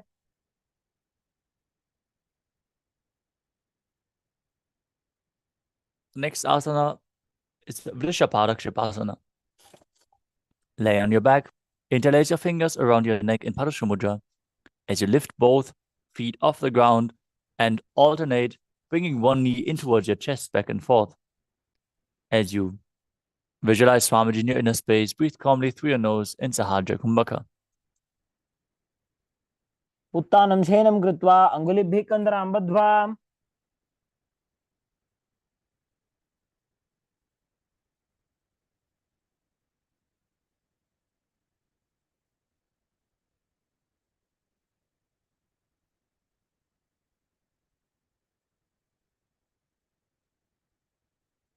The next asana is Maruttanasana.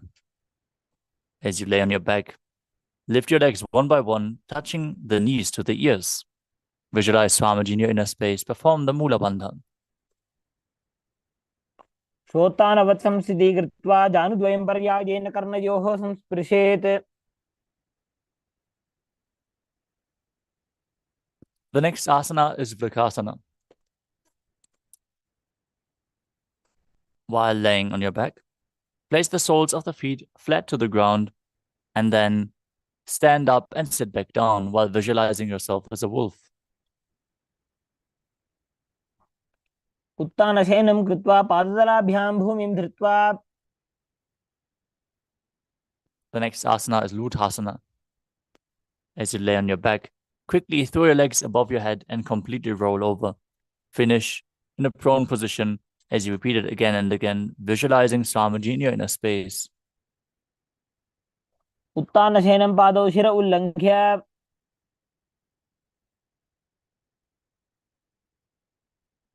As you lay flat on your belly, keep your hands by the shoulders flat on the ground and contract your lips. Make the sound of a flute, whistling while inhaling. Toes pointing back, visualizing yourself as a chariot carrying warriors into a battle for Dharma on your chariot back. In Sadatthasana. निब्जशयनं कृत्वा नाभिं भूमौ निधाय.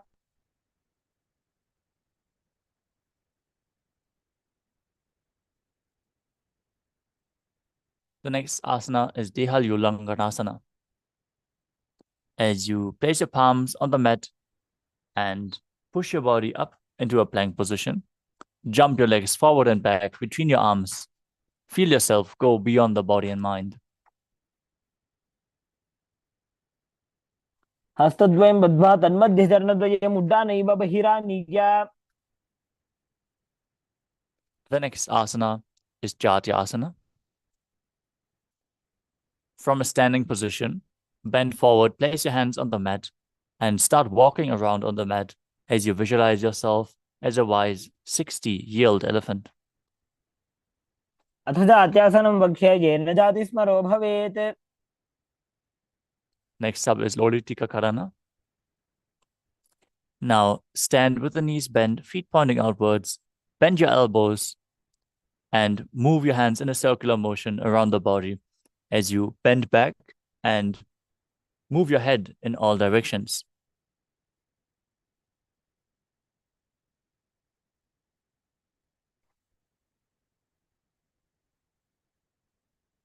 Next up is Sarapasana.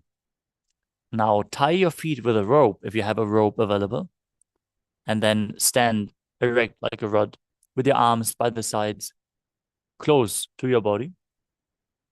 Perform the Mula Bandha. Push the Kundalini up as you visualize your Kundalini is rising and curling upwards around your body.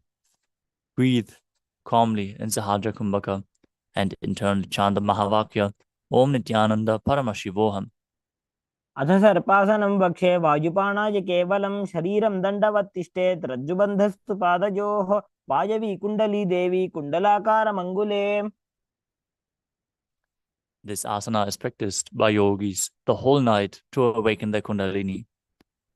Just by the glimpse of the Supreme Pontiff of Hinduism, our Kundalini Shakti is awakened and the Shaktipada is established. Now untie your feet if you tie them. And let us move on to the next asana, which is Ushtra Sadhanasana. Now, while standing, place all fingers on the mat and stand on your hands. Hold the toes from the front and walk around on the mat while visualizing yourself as a camel. टिकनिष्ठिका प्रदेशेन भूमौ निधाय. Next up is Ashvasana. From the same position, hold the feet from the outside. Walk around while visualizing yourself as a horse. टिकनिष्ठिका प्रदेशेन भूमौ निधाय. The next asana is Kapota Nitakasana. Stand straight with the feet together, interlace your hands behind your back in Padusha Mudra, and pull your hands down. Open your chest wide as you visualize yourself as a soaring bird diving headfirst in rapid speed. Breathe calmly through your nose into Sahadra Kumbhaka. पादतले भूमौ निधाय पृष्ठभागेन हस्तौ जङ्घापर्यन्तं नीत्वा. Next up is the Tala Pushpotam Karana. Stand tall with the palms together in Namaskara Mudra and gently bend your knees. Keep the toes pointing outwards. Now bow down to one side as you raise the heel of that side and lower the shoulder. Visualize you're holding a bouquet of flowers and offering it to Paramashiva.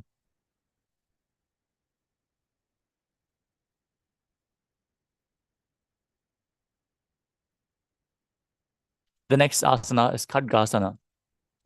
As you visualize yourself as a rhinoceros, gaze to the tip of the nose, and then lay down on your stomach and jump your feet back up towards your hands. And then bring your palms together in Namaskara Mudra, forming the horn of the rhinoceros. सरतमासनं कृत्वा पादतलाभ्यां भूमिं धृत्वा. Next up is the Uttanottanam. You can hold weights to intensify the practice of this asana. As you sit down all the way or as low as you can to the ground, stand back up. Do this again and again. Gaze at the nose and visualize Swamiji in your inner space. पुनः पुनः उत्थातव्यमसितव्यमिति उत्थानोत्थानं भवति. The next asana is Musalasana. As you stand up straight with your arms above your head, jump repeatedly, visualizing yourself as a mace. सरलं स्थित्वा ऊर्ध्वं बाहु नयेत्.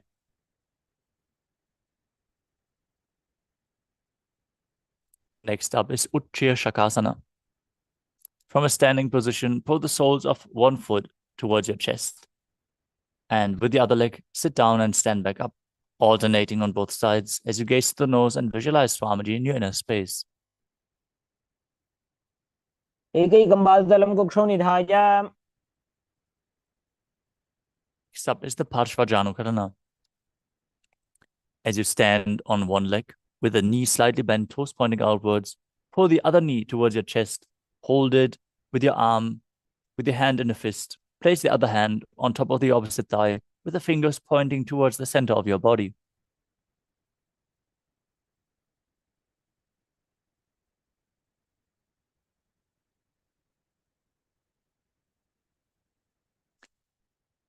The next asana is Tandavasana. You can hold weights to intensify the practice of this asana as you visualize yourself fiercely dancing as Lord Shiva. Raise one leg off the ground and extend the opposite leg forward as you lower your body down to the mat, sit down, and stand back up. एकेन पादेन स्थातव्यं ताण्डवासनं भवति.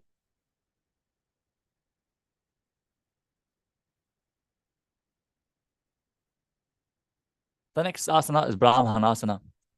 As you place the left foot on the opposite thigh and stand erect on the mat like a rod, keep your hands hanging down by the sides as you visualize Lord Brahma blessing you from within. ब्राह्मणासनम् आवक्ष्ये यत्कृत्वा ब्राह्मणो. Next up is Garudasana 3.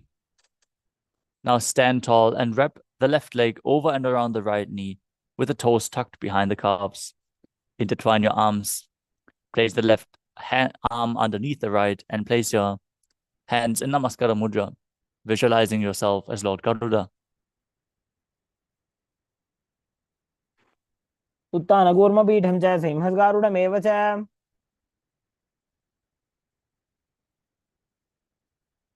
The next asana is Ekapadasana. As you stand straight on the right leg, place the left foot on the opposite thigh and keep your hands relaxed by the knees. Visualize Swamiji in your inner space. दक्षाङ्घ्रिं वामपादस्य जङ्घोपरिनिधाय च.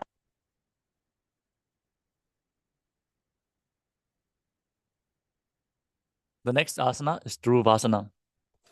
As you stand on the right leg, hold the big toe of the left foot, straighten it out to the side and rotate your body quickly on the standing leg as you visualize yourself as the North Pole Star.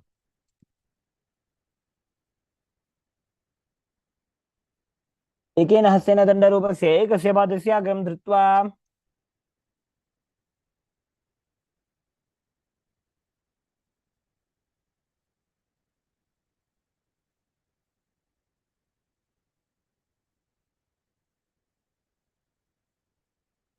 Next up is Trivikramasana.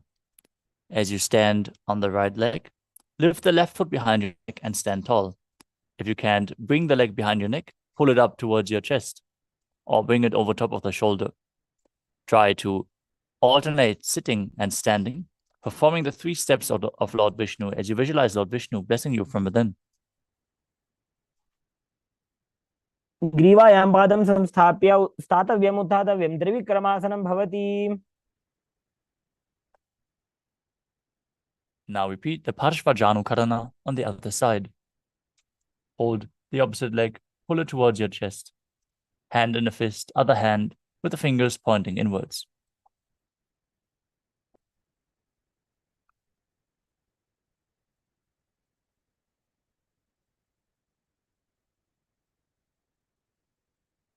Now repeat Dandavasana on the other side. Visualize yourself fiercely dancing as Lord Shiva.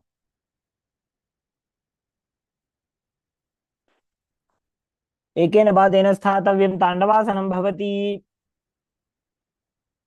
Now repeat Brahmanasana on the other side as you visualize yourself being blessed by Lord Brahma. ब्राह्मणासनम् आवक्ष्ये यत्कृत्वा ब्राह्मणो भवेत्. Now intertwine your arms and legs, standing on the other leg. As you repeat Garudasana 3 on the other side, visualizing yourself as Lord Garuda. उत्तानकूर्मपीठं च सिंहस्गारुडमेव च.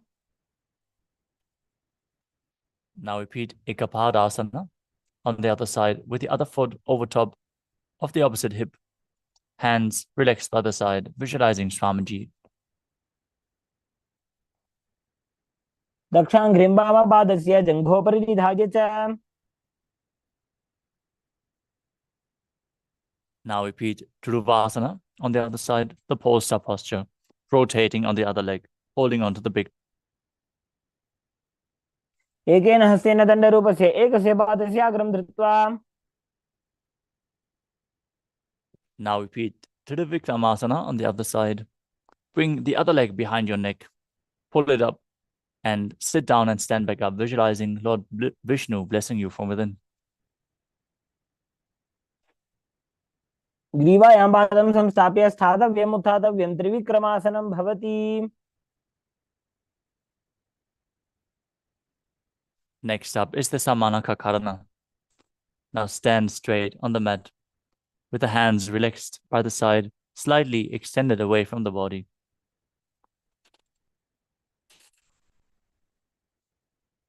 Feel the awakened energy flowing through your body.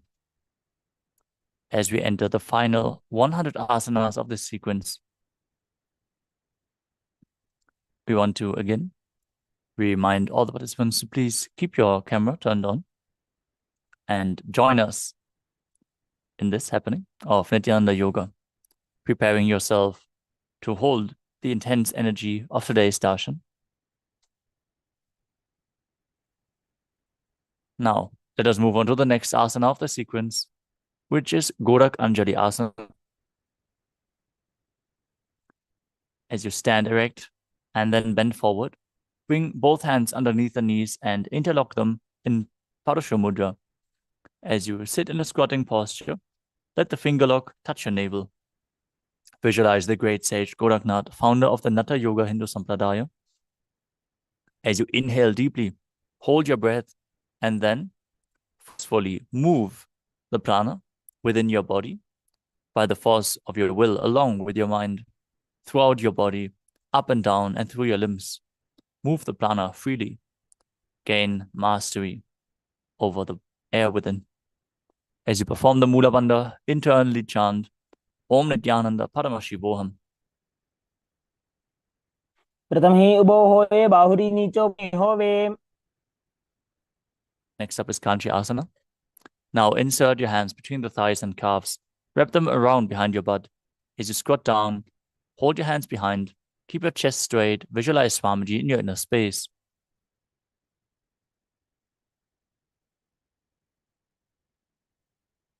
पूर्वमध्यात् हस्तो निवेशयानितं धृत्वा. Next up is Bhairu Asana.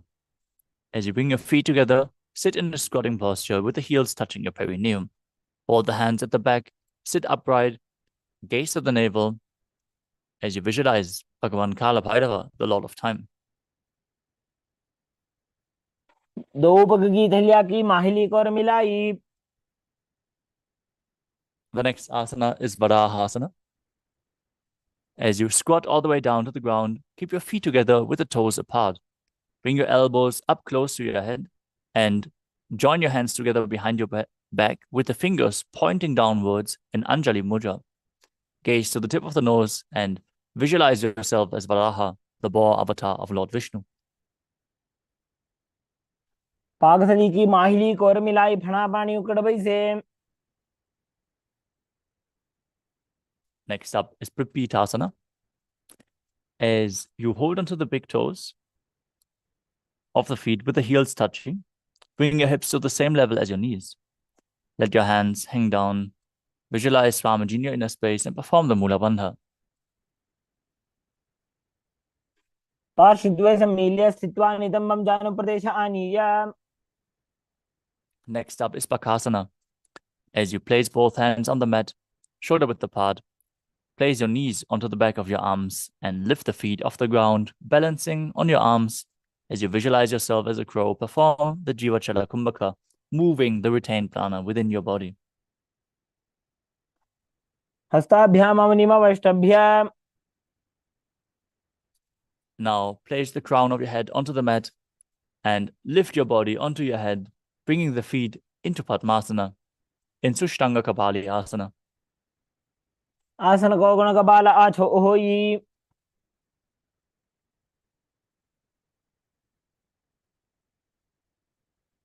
Now come to a kneeling position. Sit with the perineum in between the heels outside of the hips, with the tips of the toes touching behind your body. Place your hands on top of the thighs, gaze to your nose. as you are now sitting in the secret seat with Paramashiva and Guru in Guptasana. जानोर्वोरन्तरे पादौ कृत्वा पादौ च गोपयेत्. Next up is Vrikshasana too. Now we're going to enter another inverted posture. So go close to a wall or get a partner to assist you in this asana. As you place your hands on the ground with the fingers wide, lift your body up straight into a handstand. Everyone should practice this asana to purify the 7 chakras. Gaze forward. Visualize your retreat with deep roots into the ground. As you breathe calmly through the nose in Sahadra Kumbhaka, lead the prana along your spine. सप्तचक्रक्षालनाद्य वृक्षासनविशेषकान्. Next up is Shiva Asana, another handstand posture where you join your hands together closer and join the feet. Visualize Tejas energy is flowing to your third eye as you gaze to your third eye, rejuvenating your body and bringing divine radiance to you. द्वौ पगजोडी माही Gulf मिलाए. The next asana is Matsyasana too. Now place your hands flat on the ground, shoulder width apart, and step your legs back into a plank position. Then lower your body down to the mat and push it back up again and again while visualizing yourself as a fish in Matsyasana too. युग्जं शयनं कुरुपरो पार्श्वभागायामूर्धकृत्य. Now keep your body down flat on the mat. As you keep your hands on the hips, slightly lift up your upper body and move it from left to right. Visualize and move your body like a snake in Sadapasana too. युग्जं शयनं कृत्वा हस्तौ नितम्बं संस्थाप्य.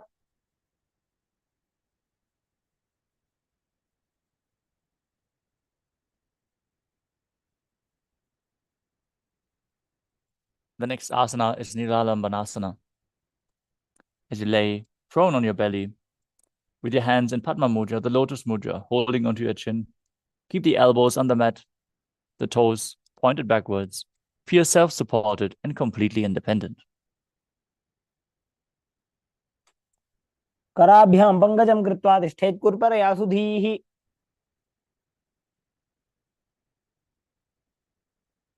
Next up is Chakrasana. Now lie on your stomach, place your hands flat on the mat in front, straighten your arms, push up your upper body, and bend your knees to bring the feet towards your upper back. Lift up your head. Visualize yourself as an umbrella protecting your guru from the sun rays. अर्ध्यासनवस्थित्वा हस्ततलाभ्यां भूमिं वष्टभ्य. The next asana is Vajrasana. As you sit on the knees with the tops of the feet flat on the mat, sit down on the heels with your perineum as you bring the palms and your forehead onto the ground in front of you. Stretch your arms out, gaze to the nose, and visualize yourself as Vajra, the weapon of Indra, symbolizing your indestructibility. इदानीं गर्भिणीनां योगाभ्यासो यथा लघु. With your hands flat on the mat, push your hips up into Gajasana and then alternatingly strike the ground with your hands as you experience yourself as powerful as a ram. गजासनसंस्थितौ एकैकं बाहुं भूमौ ताडयेत्. Next up is Ajasana. From Gajasana, lift your legs into the air and slowly bring your forehead towards the ground as you visualize yourself as unborn, existing for all eternity. गजासनसंस्थितौ पादद्वयमन्तराळे कृत्य.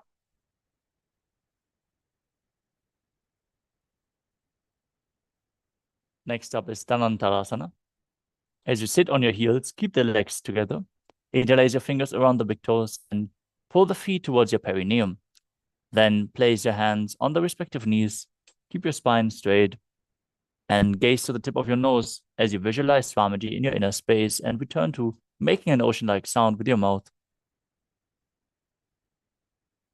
पूरवविधि परिहाता की काकसीस्यो फणा शरामोडी. Next up is the Angamotanam. Now interlace your fingers in front of the body and then behind you as you stretch your arms forward, up, down, left, right, in all directions, giving massage to various different joints and muscles of your body while visualizing Swamiji in your inner space. हस्तयोः अङ्गुलीर्बद्ध्वा हस्तयोर्मध्यात् सर्वाङ्गं निष्कासयित्वा. The next asana is Garudasana 4.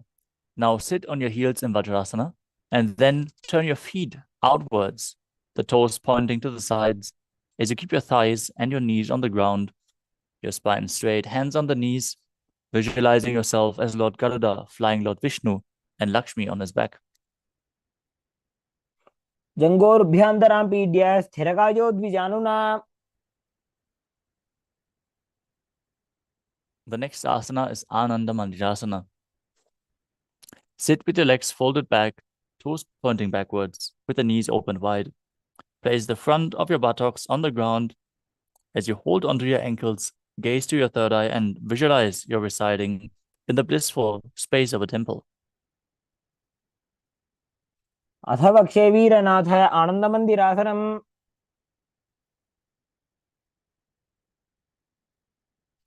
Next up is Mandukasana 2. As you sit with the knees wide, feet overlapping, sitting on top of the ankles. Keep your hands underneath the knees, gaze to the nose, and visualize yourself as a frog. Perform the Manduki Mudra with your tongue as you engage Uddiyana Bandha and Mula Bandha. पृष्ठं सम्पीड्य गुल्भाभ्यां जान्वङ्गे सबलयाकृतिः.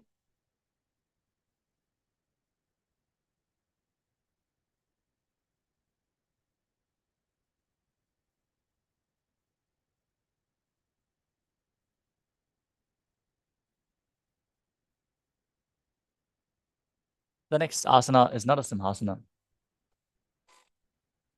As you keep your toes on the mat, heels up and together, with the perineum on top of the heels, place your palms on the ground, fingers spread, thumbs touching, and the palm touching the toes. Gaze to the tip of your nose and stick out your tongue as you exhale forcefully and visualize Narasimha, the lion man avatar of Lord Vishnu. दो फणा पाणी होए वैसे एड़ी Mailer उदानी वैसे.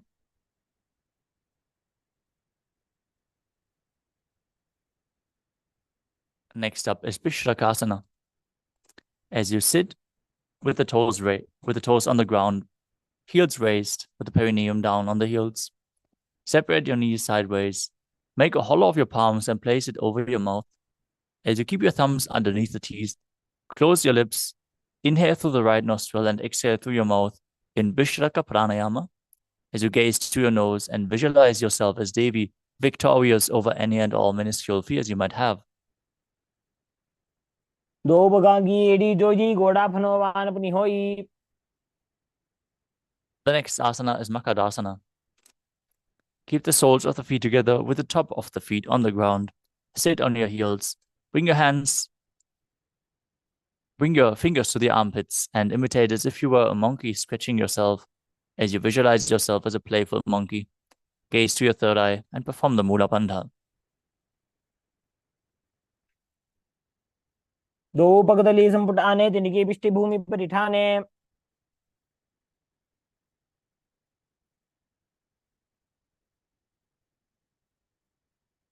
Next up is Vajrasanghadasana. As you stand on the toes with the soles of the feet together, sit on the heels, knees wide, off the floor. Hold your elbows behind your back and gaze to the nose. Embody a diamond-like strength for yourself and your Sangha, your spiritual community. प्रथम पणा पाणी होए वैसे दो एड़ी गुदानी वैसे.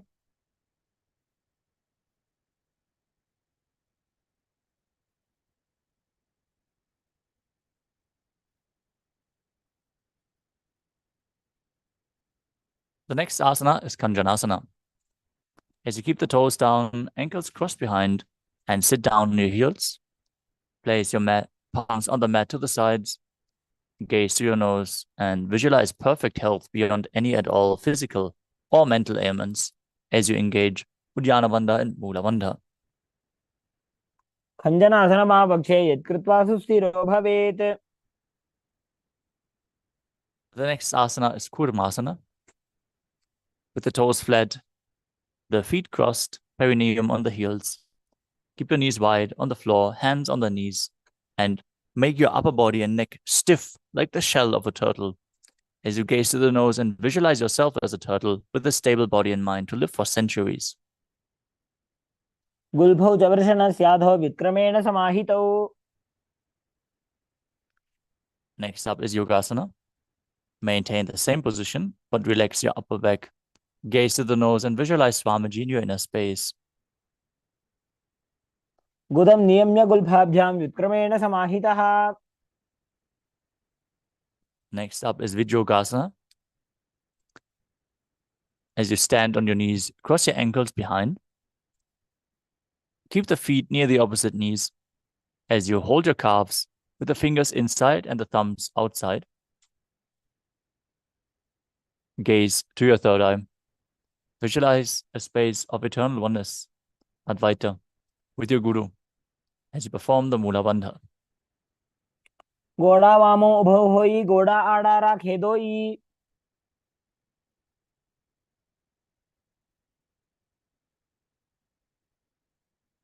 Next up is Ushtrasana 2. In a kneeling position, bend backwards, hold your ankles with your hands, and keep your arms straight.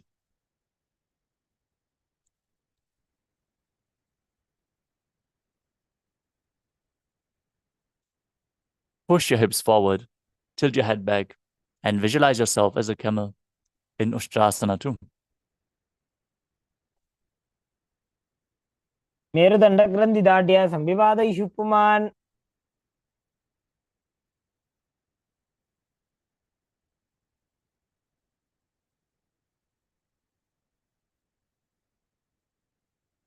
The next asana is Jati Asana 2. With your heels together, hands on the soles of the feet, slowly lean back and bring your elbows and then your head onto the mat as you gaze to the nose and experience yourself as a lotus blooming. Return to the Ujjayi Pranayama, making an ocean-like sound with your mouth.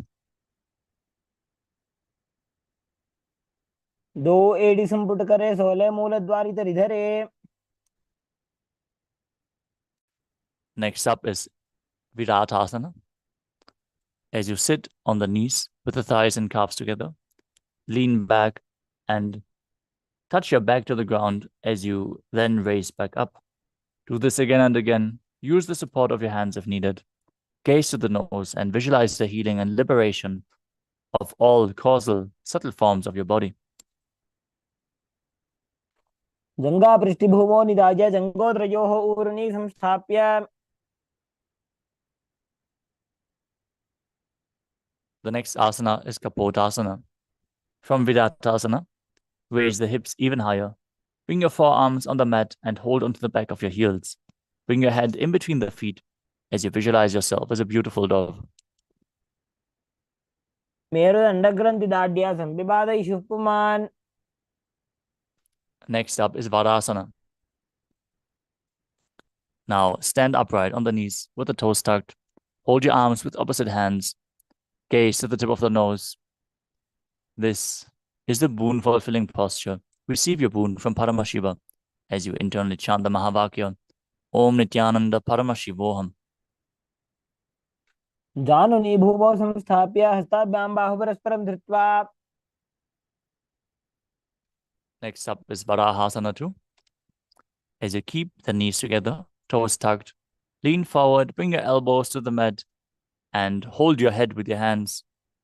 Rest your head down on the hands, and your perineum is placed on the raised heels as you visualize yourself as Varaha, the boar avatar of Lord Vishnu. सूर्यं चन्द्रं भेदनानि आसनानि कथ्यते. The next asana is Mundasana. Now kneel down, place your elbows on the mat shoulder width apart. Interlock your fingers, place your head on the mat, support it with your hands, and then raise your hips, walk your feet forward till your hips align with the shoulders, and then straighten your legs up. As you gaze to the nose, and visualize yourself as a lop tree. Perform the Mula Bandha and breathe calmly through your nose in Sahadra Kumbhaka. अधोमुण्डासनं वक्षे सर्वेषां प्राणिनां सुखम्. Lower your body down and straight. Place your head in between the knees, with the elbows outside the knees. Gaze to the nose and hold your head with your hands as you visualize Swamiji in your inner space in Andhasana. प्रथम पगदल्ली समटारावे कोरमाहिली उभे मिलावे.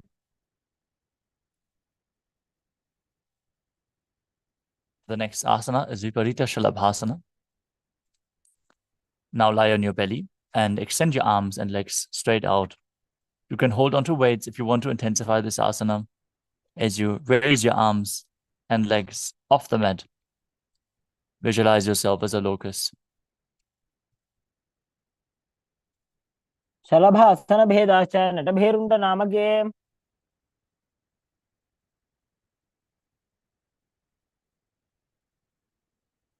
The next asana is Kapalasana. Now lie on your belly with the arms at the side, palms facing down. Keep your forehead to the ground, chest on the mat. Lift your legs up while visualizing a skull representing the mind with purified thoughts and a strong will to attain enlightenment in Kapalasana. कपालं भूमौ निधाय ऊर्ध्वं पादौ नयेत्.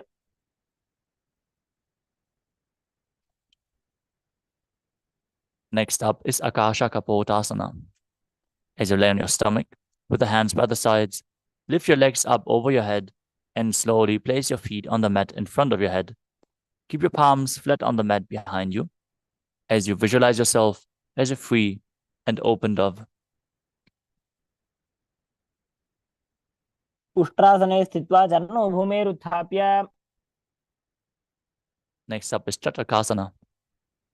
As you sit on the knees, bring your chest down, navel touching the knees, with your hands flat on the mat, forearms on the ground. Be sturdy. Visualize yourself as a sparrow as you perform the Mula Bandha and breathe calmly through your nose in Sahadra Kumbhaka. कूर्परपर्यन्तौ हस्तौ धरामोष्टभ्य.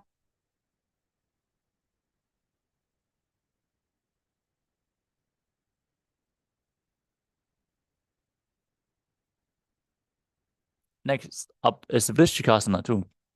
As you kneel down, with your hands and elbows on the mat, raise your legs, bend your back, touch your feet to the head, and lift your chin. Visualize yourself as a scorpion as you perform the Mula Bandha. इच्छेव पुच्छप्रतिमां घृपार्श्वे धृत्वा स्वशीर्षे चिबुकं विधार्यकौ.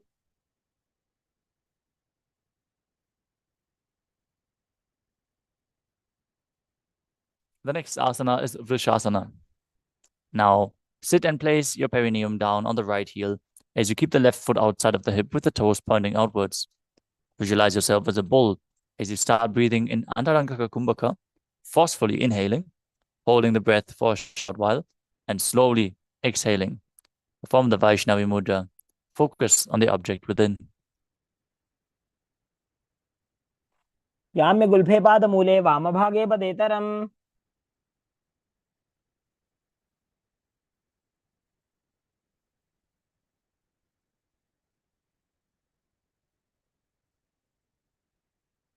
With your hands flat on the mat in front, lift your body off the mat, cross your feet behind, and balance above the mat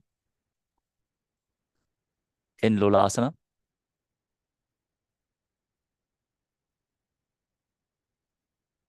Visualize Swamiji in your inner space and perform the Mula Bandha.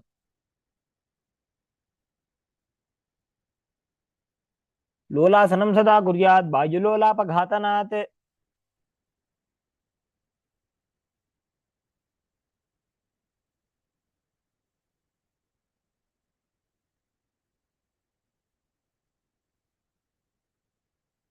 From Lolasana, place your perineum onto the other heel. Keep the other foot outside of the hip, toes pointing outwards. Visualize yourself as a bull. Repeat Vrishasana on the other side. याम्य गुल्फे पादमूले वामभागे पदेतरम्.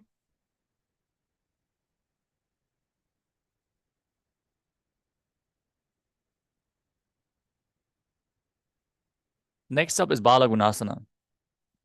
As you place the left toes on the ground with the heel raised, sit down on the raised heel. Bring the other foot flat on the ground, the knee to the chest, hands on the respective knees, visualizing Balagunahai, one of the 84 siddhas in your inner space.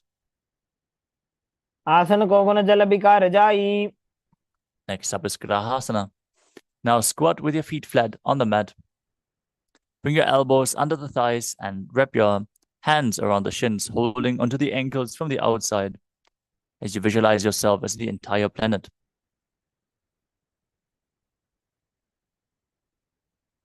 पादतले भूमौ संस्थाप्य जानुमध्ये कूर्परौ स्थाप्य. Next up is Balagunasana on the other side. Sit down on the other heel. One knee at the chest, hands on the knees, visualizing Balagunahai. आसन को गुण जल बिकार जाई.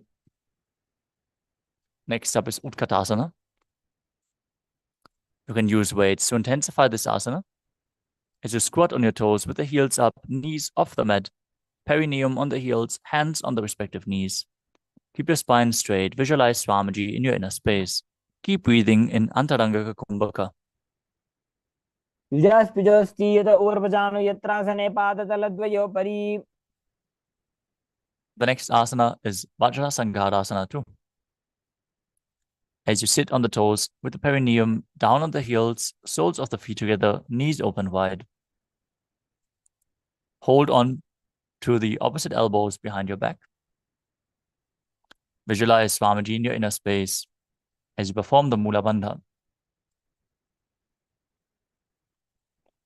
प्रथम प्रणापाणी हो जैसे दो एड़ी गुदानी वे.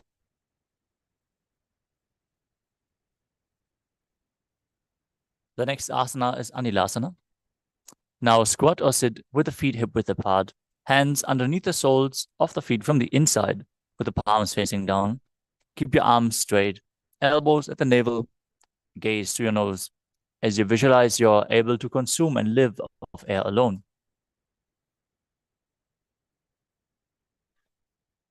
दो हाथ भूमि पर ठाने कहुनी जाड़ी ना भिलक आने. Next up is Padukasana. Now, place the back of your hands onto the mat with your fingers facing towards your body.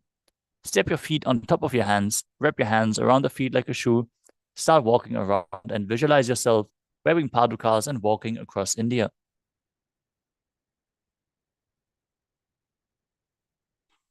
हस्ततलयोः पादतले कृत्वा तिष्ठेत गच्छेत् पादुकासनं भवति.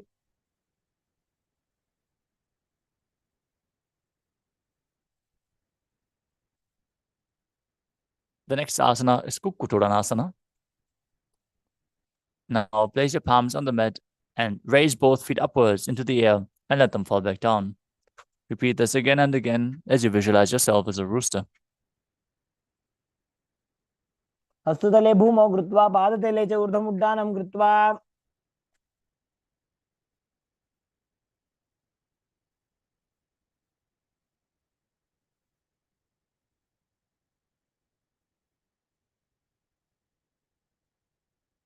The next asana is Viparita Nrityasana.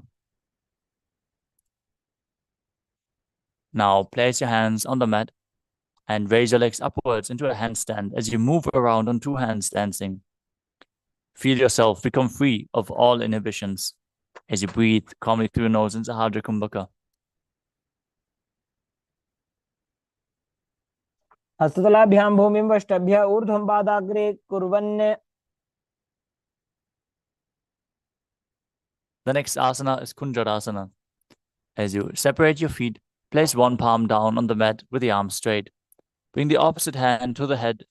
Be stable and visualize Swamiji in your inner space. अथ वक्षे Mahadev कुञ्जरासनमुत्तमम्. Place the other hand down. Repeat Kunjarasana on the other side. अथ वक्षे Mahadev कुञ्जरासनमुत्तमम्.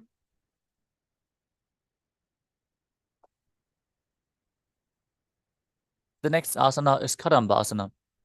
As you sit on the ground with your feet flat, heels close to the body, hold onto the respective ankles and lift your feet off the ground. Visualize yourself as a kadamba tree, a pious tree that promotes a long life.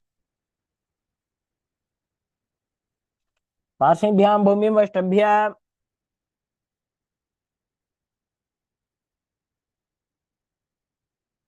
Next up is Bhavana Muktasana. As you sit with the heels at the perineum, hold your knees with opposite hands and pull it to your chest. As you visualize any excess vata being released from or balanced within your system, as you perform the Mula Bandha. द्वयोस्तुपादयोः पाणिं लात्वा स्वस्वनितम्बके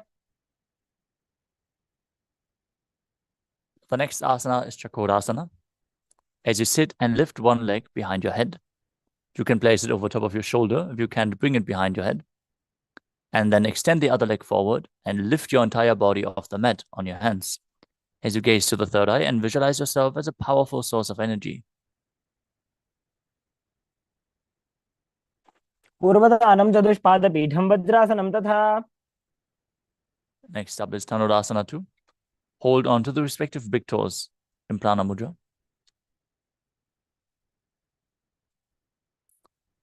As you visualize yourself as a bow, pull one foot towards your ear as if you're pulling a bowstring back.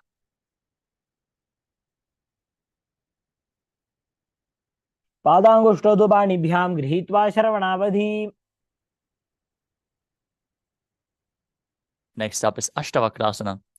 Now lift the left leg over top of the left shoulder and bring the right foot across of the left foot, extending both legs out to the side as you balance on your arms, visualizing yourself as a flying crane.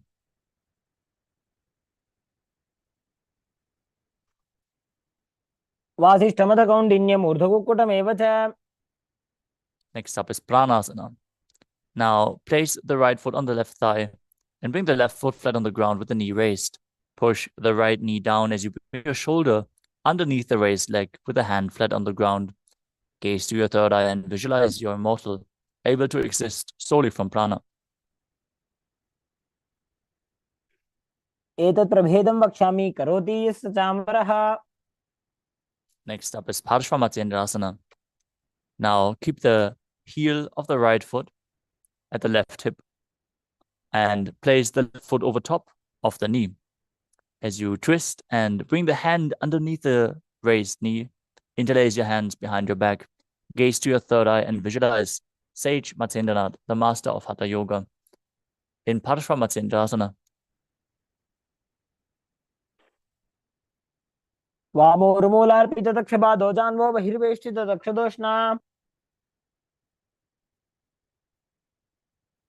Now repeat Chakrasana on the other side, with the other heel, the other foot raised behind the head or over top of the shoulder, arms by the side, other leg extended forward, body raised off the mat, visualizing yourself as a powerful source of energy. पूर्वदानं चतुष्पादपीठं वज्रासनं तथा. Now repeat Dhanurasana 2 on the other side, holding onto the big toes, pulling the foot to the ear, like if you're pulling a bowstring, as you visualize yourself as a bow.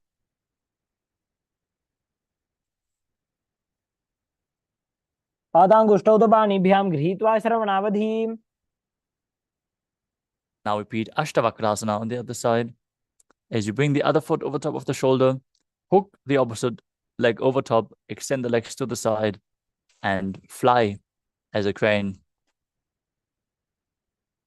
वासिष्ठमथ कौण्डिन्यम् ऊर्ध्वकुक्कुटमेव च. Now repeat Pranasana on the other side. Bring the other foot over top of the opposite thigh. Push the knee down. Bring the shoulder underneath the raised knee and visualize you're immortal and able to exist solely from prana. एतत् प्रभेदं वक्ष्यामि करोति यस्य चामरः. Now repeat Parshvamatyendrasana on the other side as you twist your body with the hands interlocked behind your back, hand underneath the raised leg. ऊर्मूलार्पितदक्षपादो जान्वो बहिर्वेष्टितदक्षदोष्णा. Next up is Ardha Paschimottanasana. Keep one leg straight and press the perineum with your opposite heel. Lean your chest forward and down. Hold onto the front foot with both hands. As you visualize Swamiji, perform the Jivachala Kumbhaka, inhaling deeply and moving the prana freely around within your body, up and down and through your limbs in Jivachala Kumbhaka. एकं पादं प्रसार्य एकं पादस्य पार्श्वना Seoni सम्पीड्य Next up is Kalanchasana. Now place your left ankle outside the hip, hold the sole of the right foot and lift the foot in front of your face. Keep the legs straight, visualize yourself as a crane. उत्तानपादं क्रौञ्चं च मरीचिं वीरभद्रकम्.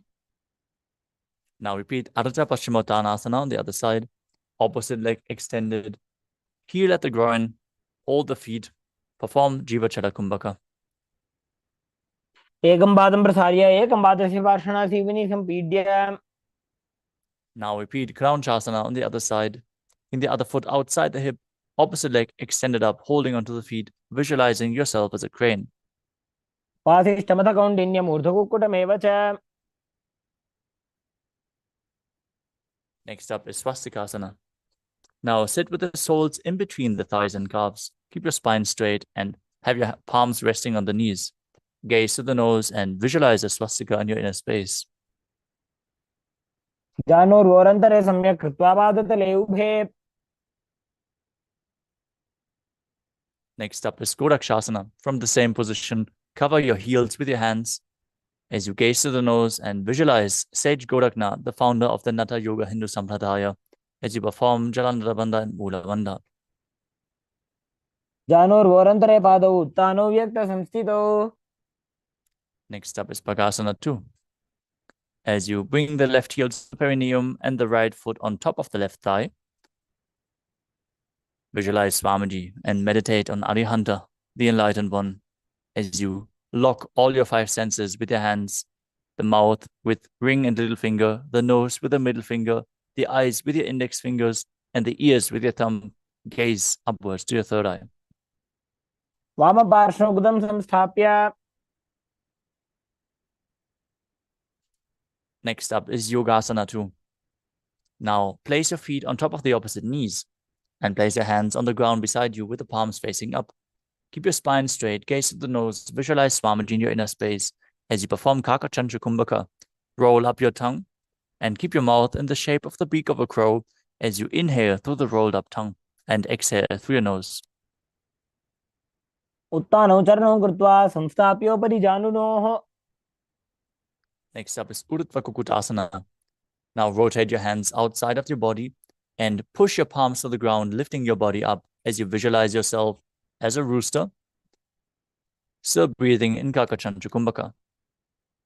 वासिष्ठमथ कौण्डिन्यम् ऊर्ध्वकुक्कुटमेव च.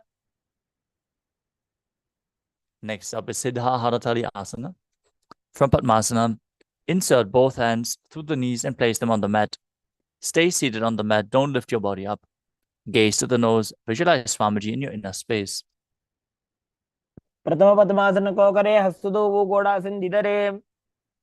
Now push your hands into the mat and lift your body up. Gaze to the nose and visualize yourself as an elegant swan in Hamsasana. कुटासन स्थित्वा स्कंदपर्यन्तं ऊरोनि नीत्वा. Next up is Karmukasana. From Padmasana, place your hands between the thighs and calves and lean forward as you push your hands behind your back. With interlocked fingers in Parashamudra, place your forehead on the mat. As you visualize yourself as Pinaka, Lord Shiva's bow. प्रथम पद्मासन को करे गोड़ासन दिमाहि कर इधरे. Next up is Kurmasana 2. From Padmasana, insert both hands through the thighs and calves. Then bend your elbows and hold on to the respective shoulders. As you visualize yourself as a turtle, having a stable body and mind to live for hundreds of years in Kurmasana 2. बाईजंग भर दक्षिण बाबा दाईजंग भर by ल्यावा. Maintain the same position. Tuck your chin down to the chest. Gaze to the nose. Rejoice, knowing you're sitting in Shiva's secret knot posture. Perform Jalandhara Bandha and Mula Bandha in Granthi Bedasana. अथ वक्षे नीलकण्ठः ग्रन्थिभेदासनं शुभम्. Next up is Uttana Kurmasana. Now, perform the same posture, but roll onto your back as you bring your arms through the legs in Padmasana. Hold onto your shoulders, gaze to the nose, and embody a turtle laying on its back. कुक्कुटासनबन्धस्थं कराभ्यां धृतकन्धरम्.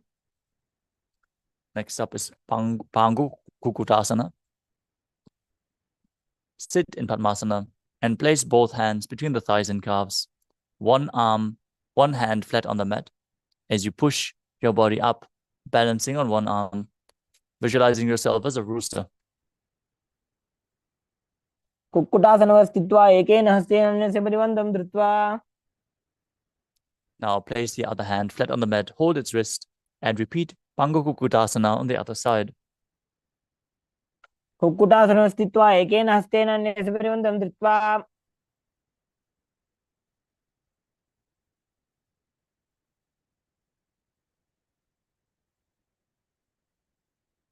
Next asana is Gridasana. From Padmasana, place your elbows on the toes and interlace your fingers in Parashamudra. Press your chin on the knuckles, press your thumbs to the throat, and visualize you have gone beyond all greed and covetous. जानुर्वोरन्तरे पादौ उत्तानौ व्यक्तसंस्थितौ. Next up is Padmasana 3. As you sit in Padmasana, hold one hand over the other with the palms facing upwards. Keep your spine straight, engage all three bandhas, gaze to the nose, and visualize Swamiji in your inner space. उत्तानौ चरणौ विधाय विधिवत् शक्तिस्थितो योगिरात्. Next up is Padmasana 4. Now place your hands flat on the knees. Gaze to the nose and visualize Paramashiva in your inner space as you perform the Mula Bandha.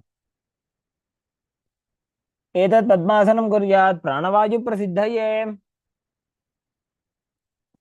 From Padmasana, keep one hand flat on the knee and hook the other hand around the big toe in Prana Mudra, moving the big toe round and round as if you're pulling a bowstring while visualizing yourself as Pinaka, Lord Shiva's bow. Repeat the movement on the other side. अथान्यासनमावक्षे योगपूरकरक्षणात्. Next up is Karmukasana 3. From Padmasana, cross your arms behind your back, hold onto the big toes in Prana Mudra. As you gaze to the nose, visualize yourself as Paramashiva's bow. Engage all the bandhas. कार्मुकासनमाक्षित्य उदरे पूरयेत् सुखम्. Next up is Dridhasana. Maintain the same position. Lift your chest. Gaze to your third eye. Visualize yourself as the action of Paramashiva's third eye, destroying anything you come across. ऊरुभ्यामुपरि स्थाप्य पादयुग्मं प्रयत्नतः. Next up is Nagadasana. From the same position, roll onto your back. Hold onto the big toes if you can, otherwise lay on the crossed arms behind your back. Legs in Padmasana. Gaze to the nose. Visualize yourself as a snake. Breathe calmly through your nose in Sahadra Kumbhaka in Nagadasana. प्रथम पद्मासन कोटाने दो हाथ पाछाने आने. Now free your legs from Padmasana and lift your knees to the chest. Interlock your fingers, pull the knees close, raise your chin to the knees, feet off the ground, squeeze your body into a ball in Kandukasana. वित्रासने स्थित्वा हस्तपादान् निष्कुष्य. Next up is Urdhva Bhavanasana. As you lay on your back, place the knees on the ground, place the feet flat on the ground, knees raised. Interlock your fingers behind your head. Gaze to the nose and visualize Swamiji in your inner space. प्रथमे सूधौ San करावे घोड़ा उभा राशि मिलावे. Next up is Markata Pitasana. Now lie on your back, bend your knees, keep the feet flat on the mat, and place the upturned palm underneath the heels as you push your hips up. Contract the perineal region and lock your chin to the chest as you breathe in Murcha Kumbhaka, visualizing yourself as a powerful alpha ape. उत्तानशयनं पादतले उत्तानहस्तयोः स्थापयेत्.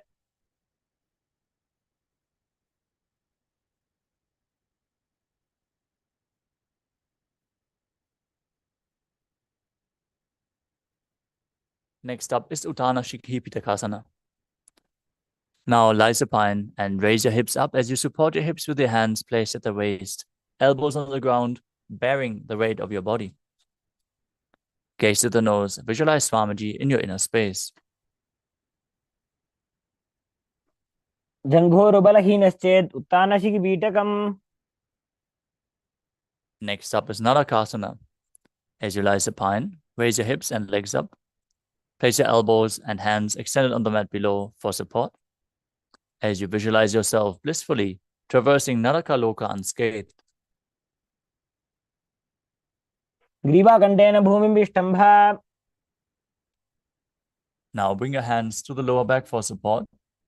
Keep your legs straight and then lower and angle them down, keeping your core engaged. As you visualize yourself as a boat crossing the ocean of samsara, interior Naukasana. नौकावत् स्थित्वात् ऊर्ध्वं पादाग्रं द्वयं नजेत्. Next up is Dvajasana. Bring your hands back to the mat.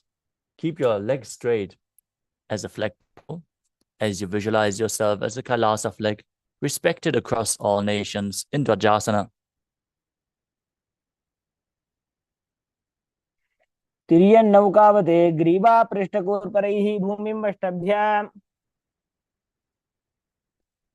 Now lay your body down flat to the mat in Mritasana. Hands by the sides, palms facing up. Pull the Kundalini Shakti up along your spine from Muladhara to Sahasrara Chakra. Visualize your body is dead, and Swamiji, the Supreme Pontiff of Hinduism, is liberating you. As you chant the Mahavakya, Om Nithyananda Paramashivoham internally.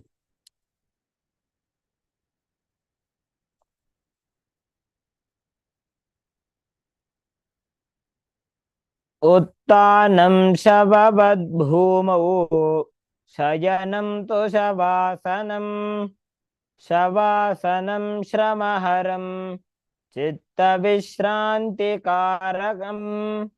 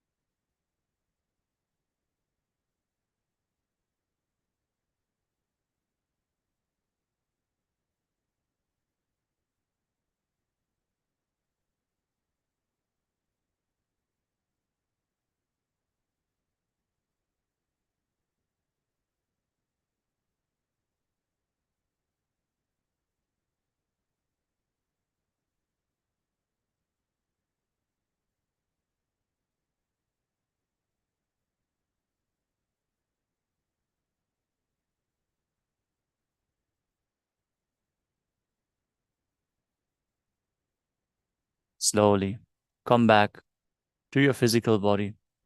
Start to wiggle your fingers and toes, your wrists and your ankles. Pull your knees up to your chest. Rock your body from side to side as you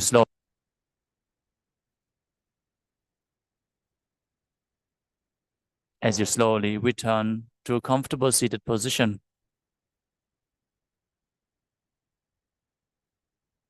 Congratulations for completing the Vidya Vinyasa Krama, all 308 asanas. We're now going to have the palm manifestation immediately after the session. So stay tuned. Manifest the Shaktis of Paramashiva and bold the intense energy into your system. Let us now conclude the yoga session with a Purna Mantra. Sit straight, head, neck, and spine in a straight line, hands in Namaskara Mudra in front of your heart center. Close your eyes. Take a deep breath. Visualize Swamiji as we chant the Purna Mantra.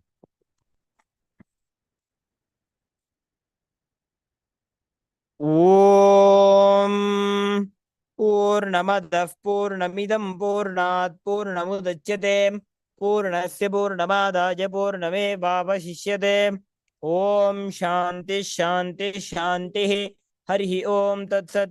Sarvam Bhagavat Sri Nithyananda Paramashiva Padukarpanamastu. Om Nithyanandam.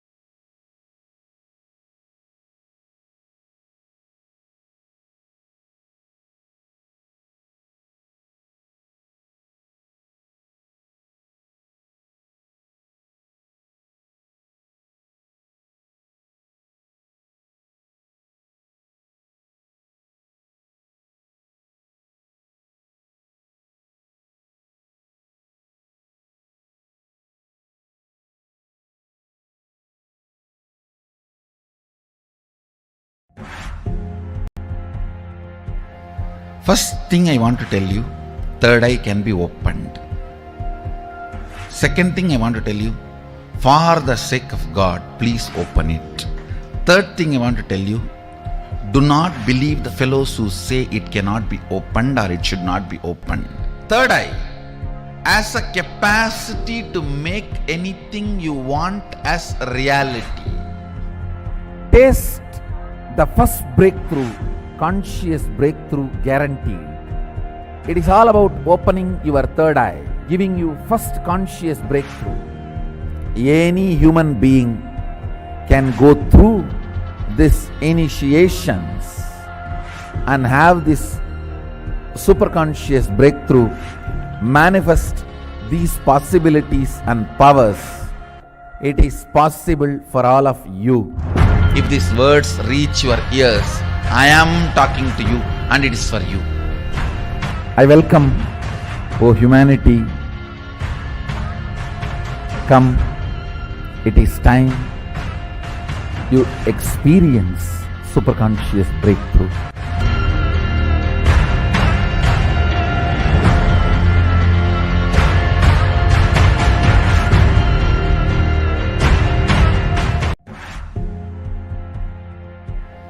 First thing I want to tell you, third eye can be opened. Second thing I want to tell you, for the sake of God, please open it. Third thing I want to tell you, do not believe the fellows who say it cannot be opened or it should not be opened. Third eye has a capacity to make anything you want as reality. Taste the first breakthrough, conscious breakthrough guaranteed. It is all about opening your third eye, giving you first conscious breakthrough. Any human being can go through these initiations and have this superconscious breakthrough, manifest these possibilities and powers. It is possible for all of you. If these words reach your ears, I am talking to you and it is for you. I welcome, O humanity, come, it is time you experience superconscious breakthrough.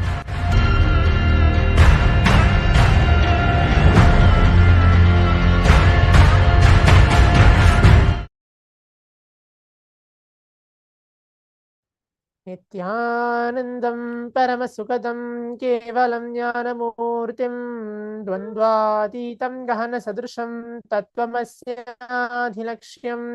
Ekam Nityam Vimalamachalam Sarvadi Sakshibhutam Bhavatitam Trigunarahitam Sadgurum Tam Namami.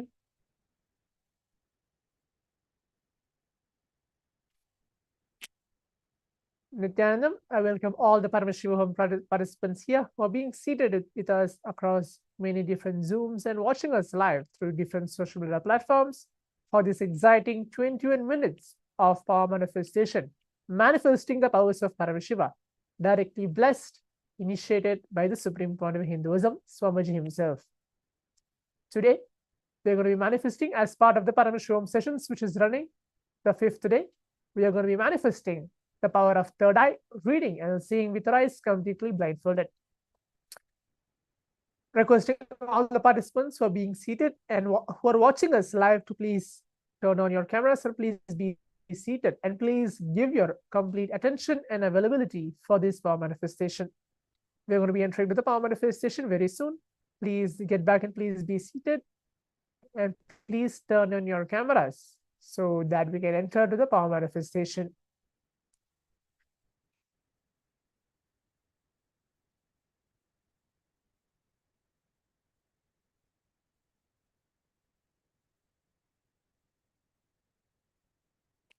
Again, as a gentle reminder, giving a few minutes for all the participants to please be seated.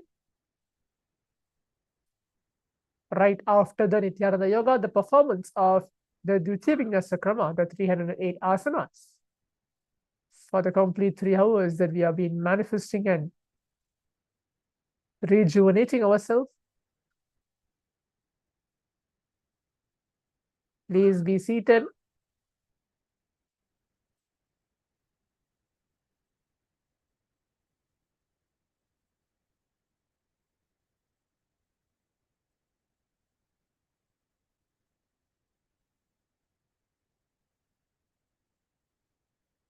Requesting all the participants to please bring your eyebands, pen and paper, and please be seated.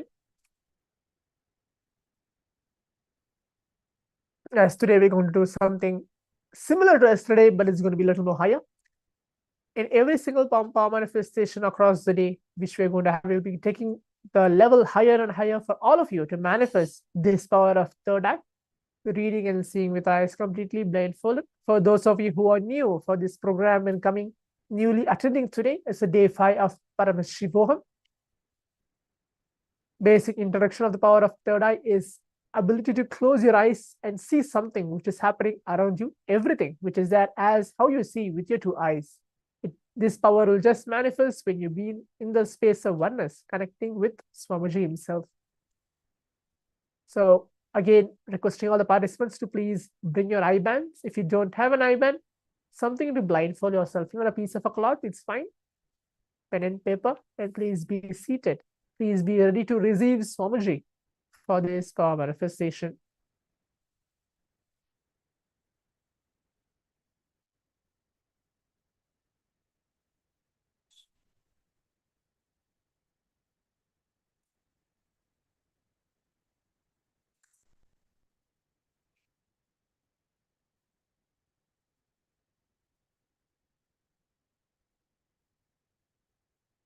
As every day, every sessions, from the sessions of the satsangs which Swamiji gives, the power manifestations, the initiations, the rituals, every single sessions which is happening here in this Paramashivam is directly authenticated, validated, and has been proven with the Shastra Pramana, the scriptural reference that it is real and it has a benefit to all our participants who are being seated here. It is not just a science which is just comes and goes in 20 minutes, including this power manifestation, the power of third eye, which we are going to see, has a benefit in the span of 20 minutes for making all of us experience the super consciousness, means Paramashiva himself. This Shastra Pramana, which are the scriptural reference, mentioning that this power manifestation, the power of third eye, which we're going to manifest, is real and can make all of us experience the super consciousness, the higher ability. We can call it as unclutching, completion, nirvikalpa samadhi, advaita, or more. This verse, which I'm going to be reciting now, is from the Vijnana Bhairava Tantra, where Bhagavan Paramashivam himself describes, mentions that this science is real 60,000 years ago, and Paramashiva himself, who's an incarnation, Swamiji, who's an incarnation of Bhagavan Paramashiva, who has awakened the third eye himself, and now manifesting, initiating everybody across these programs like Paramashivoham, Paramashivoham, and across different Bhavasmaya darshans which we had across many different days, initiating and granting our boons. So requesting all the participants to be listen to the Shastra Pramana and the translation of it, and then we can directly enter to the power manifestation. Kapalantarmano nyasya tishtanmilitalochanaha kramena manaso dharyat lakshayed lakshamuttamam. This verse is directly revealed from the Vijnana Bhairava Tantra. The translation goes, by fixing the mind on inner space within the crown center and sitting stably without any movement, having the eyes closed in succession, by the stability of the mind and inner space, through the power of the third eye, one directly sees the ultimate goal, Lakshyam, by having vision beyond the sight that reveals any object or place, attaining the space of oneness with the source, Paramashiva, for all of us, Swamiji himself.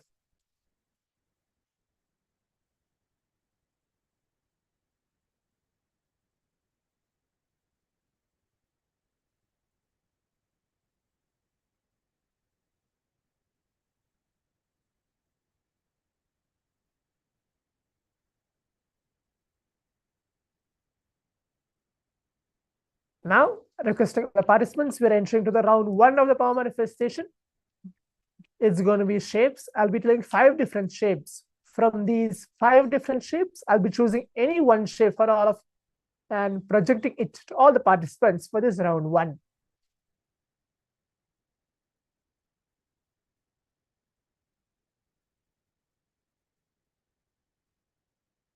These 5 shapes are heart, square, rectangle, oval, and an arrow. These 5 shapes are there. Again, I'm repeating. It's heart, square, a rectangle, oval, and an arrow.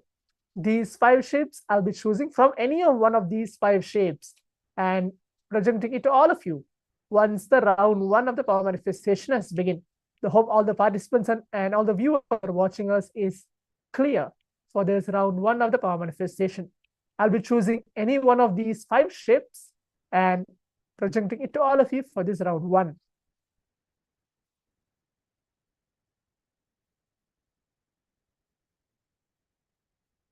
Now visualize Swamiji onto your inner space. please close your eyes. Requesting all the participants. Again, a gentle reminder, please turn on your cameras and please close your eyes. Put on your eye bands. Visualize Paramashiva Swamiji sitting now in front of you.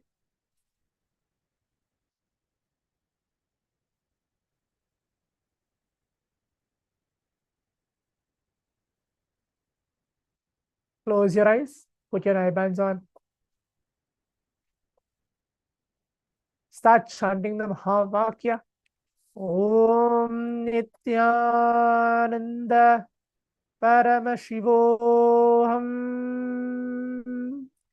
Om Nithyananda Paramashivoham. Om Nithyananda Paramashivoham. Om Nithyananda Paramashivoham.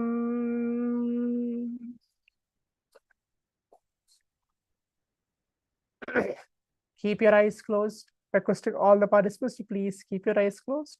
Again, as a telling for all the participants, so those of you who have not heard, the shape from which I'll be choosing is from the shape heart, square, rectangle, oval, and an arrow.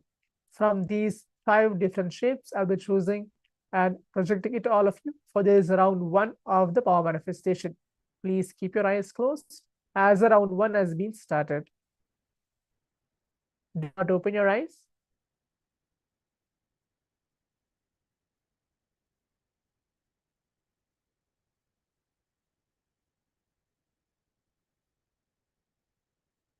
Keep chanting the Mahavakya.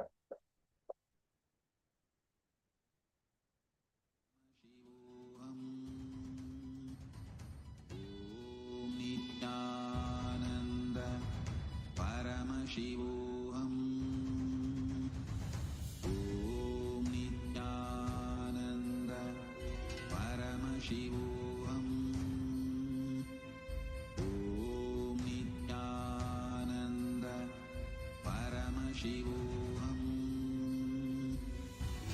Om Nithyananda Paramashivoham. Om Nithyananda Paramashivoham.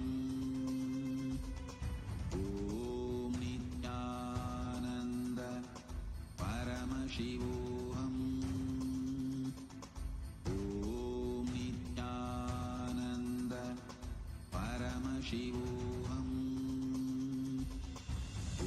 Om Nithyananda Paramashivoham.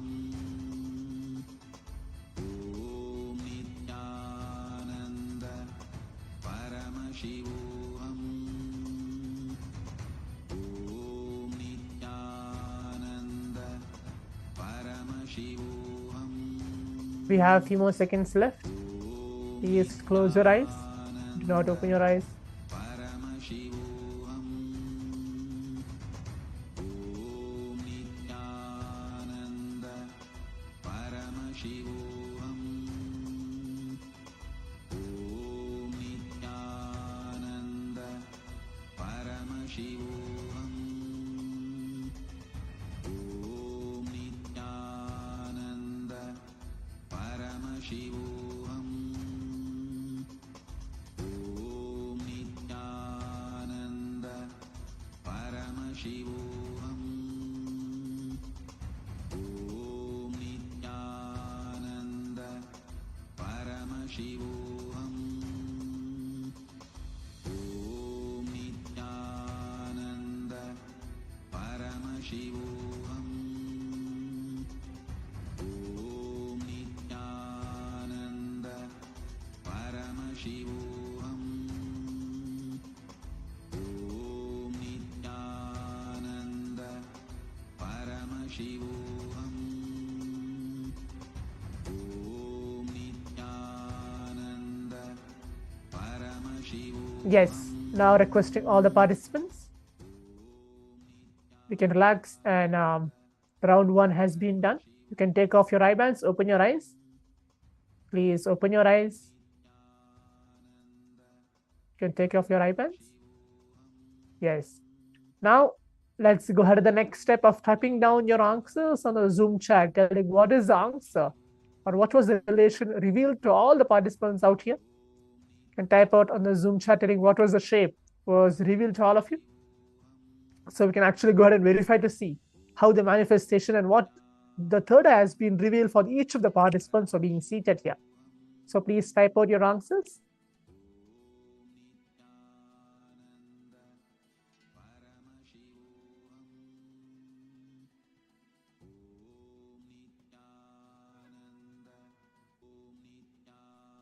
To type out your answers on the Zoom chat telling what was revealed. Even though you don't see shapes, but if you see anything, whatever you have been, whatever was revealed to you, please type that down.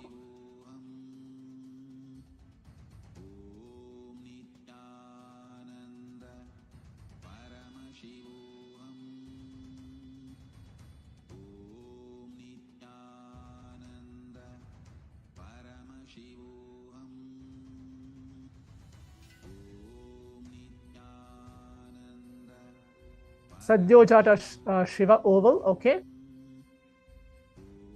Chenli arrow, okay. Mehul Patel arrow, okay. Some god with arrow you mentioned, okay. Daniel square, okay. Shivatalam triangle.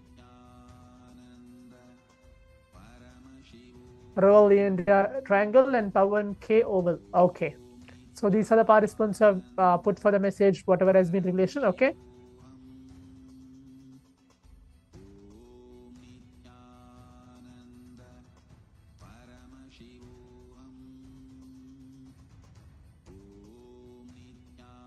Now you can see the answer was revealed to all the participants. The first round was the shape of a heart. So I think so most of the participants have not yet manifested this, but it's good that you're able to see the shape. This shape was heart. Even though you are seeing mix of shapes, if some of the participants are able to see, I'm able to see heart and will see oval both together, but I'm confused to what to put both of the answers, okay. That's like, you can, whatever it is, don't put your mind into it telling, okay, I'm able to see heart, I'm not able to see oval, but what should I choose? Put whatever was revealed to you. Even though you're able to see 2-3 shapes together, put all those shapes together. Doesn't need to be any one shape. Okay, now we'll move on to the round 2 of the power manifestation. It's good that the first round was manifested. Please close your eyes. Requesting all the participants again to please put on your eye bands. We're entering to the round 2 of the power manifestation. It's going to be same as a round 1. I'll be choosing any one shapes from the shape heart, square, rectangle, oval, and an arrow. Please close your eyes. Blindfold yourself.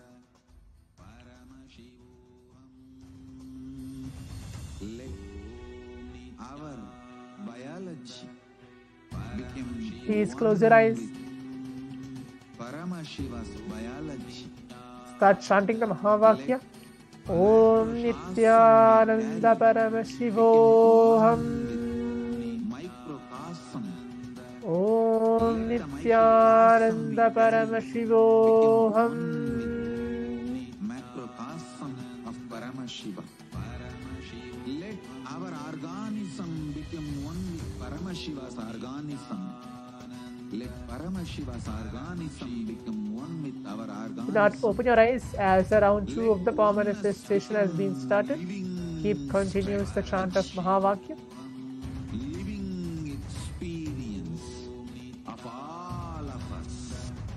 On the Mahavakya.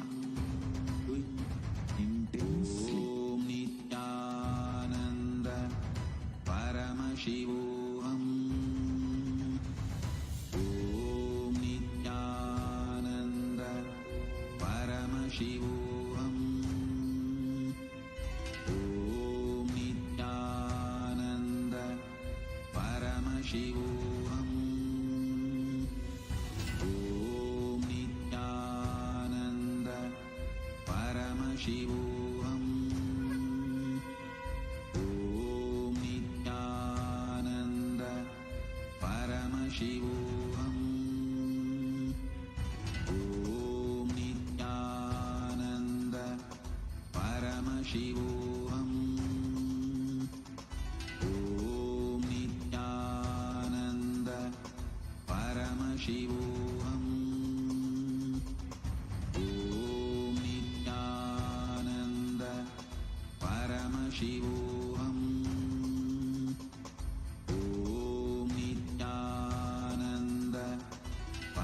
Paramashivoham. Om Nithyananda Paramashivoham. Om Nithyananda Paramashivoham. We have a few more seconds left. Please close your eyes. Do not open your eyes. Just see whatever is being revealed to you. Just keep seeing. Om Nithyananda Paramashivoham. Om Nithyananda Paramashivoham. Om Nithyananda Paramashivoham. Om Nithyananda Paramashivoham. Om Nithyananda Paramashivoham. Now, requesting all the participants, you can relax and you can take off your eye bands, open your eyes. Requesting all the participants to please open your eyes as the round 2 of the power manifestation is done. Now, let's take a few minutes. We're moving on to the next step again, as you can type out your answers, telling what was revealed to you for this round 2 of the power manifestation. Please type out your answers in the Zoom chat. Yes. Daniel Batir, square. Good. Sadyojata Shiva, rectangle. Mehu Patel, oval. Okay. Please leave your message on the Zoom chat telling what was revealed to you through your third eye. Even though you have doubts, please leave that as well. Raul Neda, square. Okay. Congratulations. Pavan K. Arrow, Shivatalam, oval. Okay.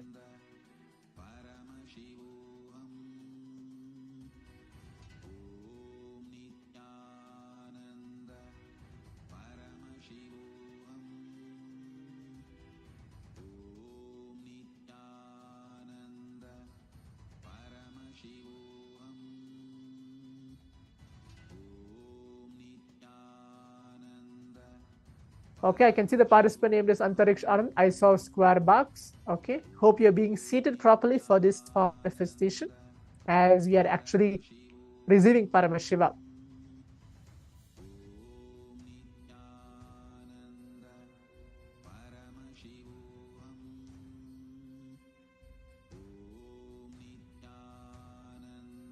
Now, as all the participants can see, I think so most of the participants have got the answer correct. The answer was square for this round of power manifestation. So the answer was square for this round of power manifestation. I think Rahul Nieda has got square, and many other participants also have manifested square for this round. Daniel Bhatia also have got square for this round of power manifestation. It's good that you are manifesting this round. Okay.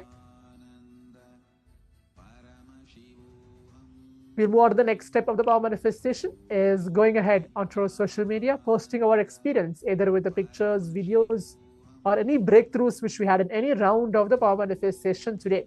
Hope all the participants have enjoyed and got an experience of this power manifestation, manifesting the power of third eye. We're going to move on to the next session very short. Before we move on to the next session, while we are posting our experience, remember to post with the hashtags given there, with the hashtag Kailasa, hashtag Nithyananda, hashtag power manifestation, and the final hashtag is Paramashivoham. We'll be having throughout the day many different power manifestations, experiences, not only the power of third eye, but many different powers, reaching us, experiencing, taking us to the superconscious breakthrough. So now, with this, we're coming to the conclusion of manifesting the powers, power manifestation of intense 21-minute session. We'll be starting the next session very shortly. Thank you. Nithyananda.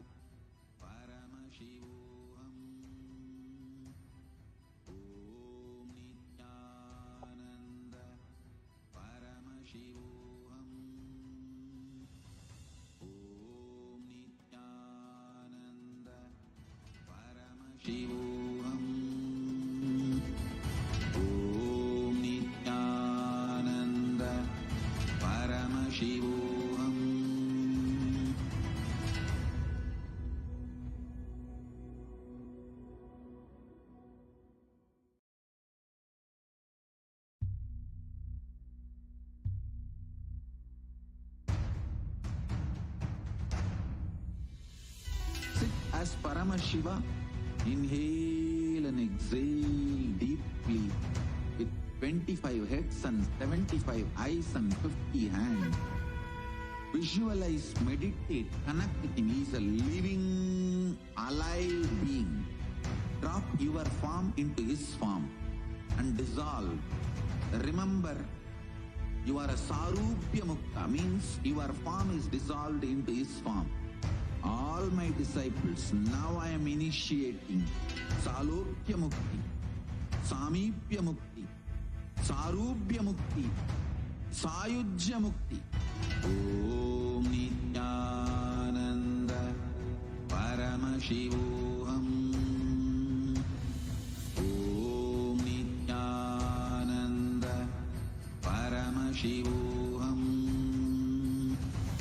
Om Nithyananda Paramashivoham. Om Nithyananda Paramashivoham.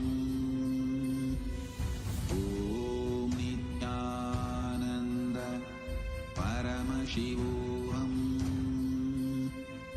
Om Nithyananda Paramashivoham.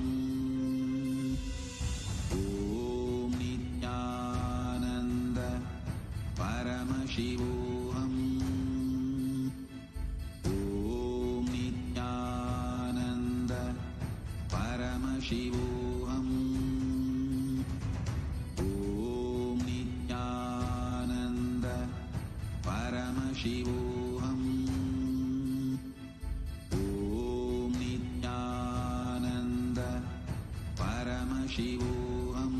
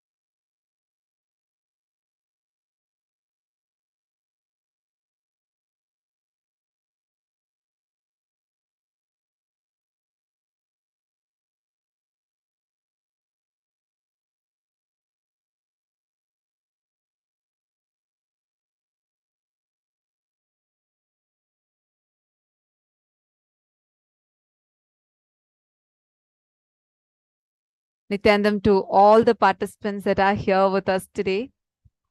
Welcome. Today is a very, very, very special day in Paramashivoham Level 3 program. All of us are going to be working on our relationships. We are going to be working with the relationships dimension and also receiving a very unique boon from Swamiji. First, may I request all the participants to quickly settle down. Please settle down. I see some movements. I request all of you, please sit in front of the camera. Today, we have a very special initiation.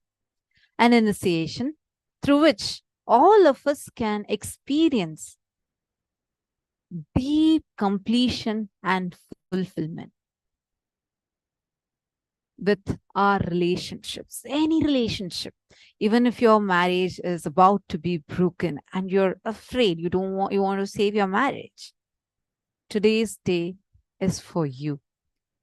Today, you can invite even your spouse or anyone, whoever, it might even be your mother, with whoever you want to experience love, fulfillment, completion. You can invite them to join today's program along with you. You can get them now, you can contact them, and all of us together are going to be experiencing the power of living Advaita, where we start experiencing oneness and manifesting oneness in our relationships. Not just that, we are also going to have a very, very, very unique boon that we have not gotten, I should say, this unique initiation for the very first time is going to be happening online, where Swamiji is going to be energizing and blessing the apples that you get for whoever wants to conceive, give birth to a child. You can get the blessing. Like there's so many people, especially in the modern day, who are struggling, who have money, who have everything else they want, but are struggling because they don't have a child. You don't need to worry, because Swamiji is going to be blessing you, giving you a unique blessing.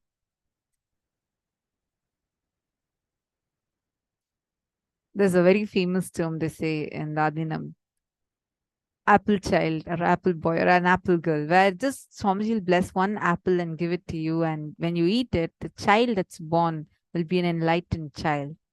And today, Swamiji is giving this blessing. This is open for anyone who wants it. It's not that everyone are going to get the same thing. Anyone, whoever wants to conceive, you can get an apple to get it energized. Swamiji is going to be blessing, and you will see how healthy you are going to give birth to an enlightened child. This is a very, very, very unique boon. It's open for today. So take a few minutes to invite your friends, family members, whoever would, for whom this will be a life-changing boon. Get them here today. Take a few minutes. You can invite them. I see so many of you across all the Zoom rooms. We have about 10 Zoom rooms.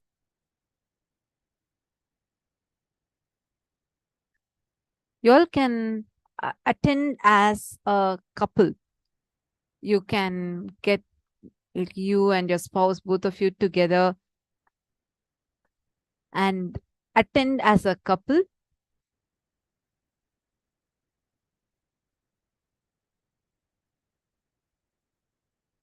Shall we all enter into today's day?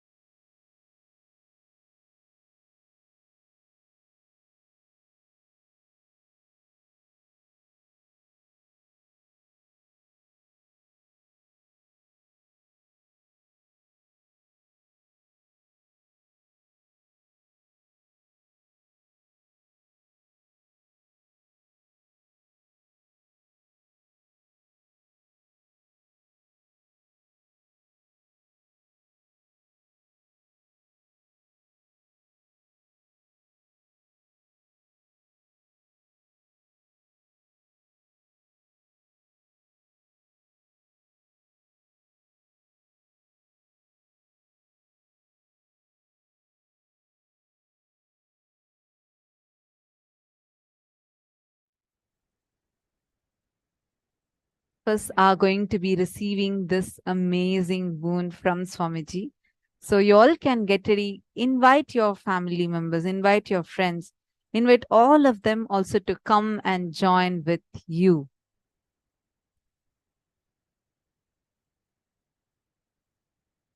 Now, we are all going to be entering into our very first session. But before we enter into that, I just wanted to ask all of you that is here today, if there is one relationship that you really, really want completion with, who would it be for you? Can all of you take a few minutes? It can be anyone. Just choose any one relationship with whom you want to have that fulfillment and completion, where you are completed them, they're completed you. You are having a beautiful, fulfilling relationship with each other. Can be a spouse, it can be a mother, father, it can be even your boss, it can be your son, your daughter, anyone. Take a few minutes and post it in the chat. Who do you want to experience this fulfillment and completion with? Come on, Ma Rui Shooting, Ma Parandamini, Ma Jnana Pradata.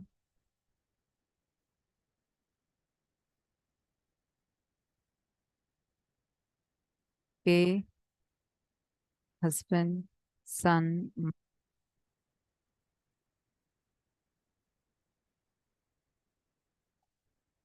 Shamla Pillai, one Eugene Shen, one Father Subramani.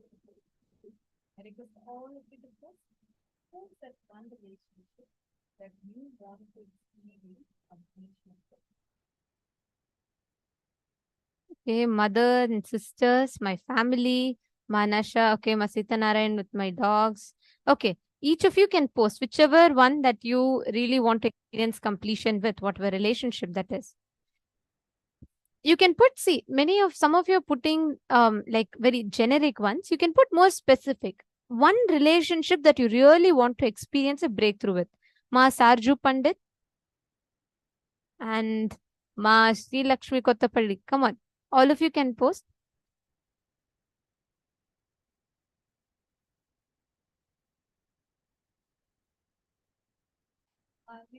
My family is okay. Can you choose one person out of your family?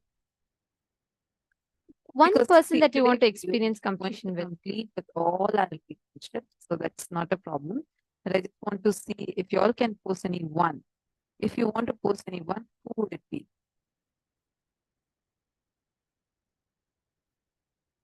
Come on, Ma. EL, Zoo,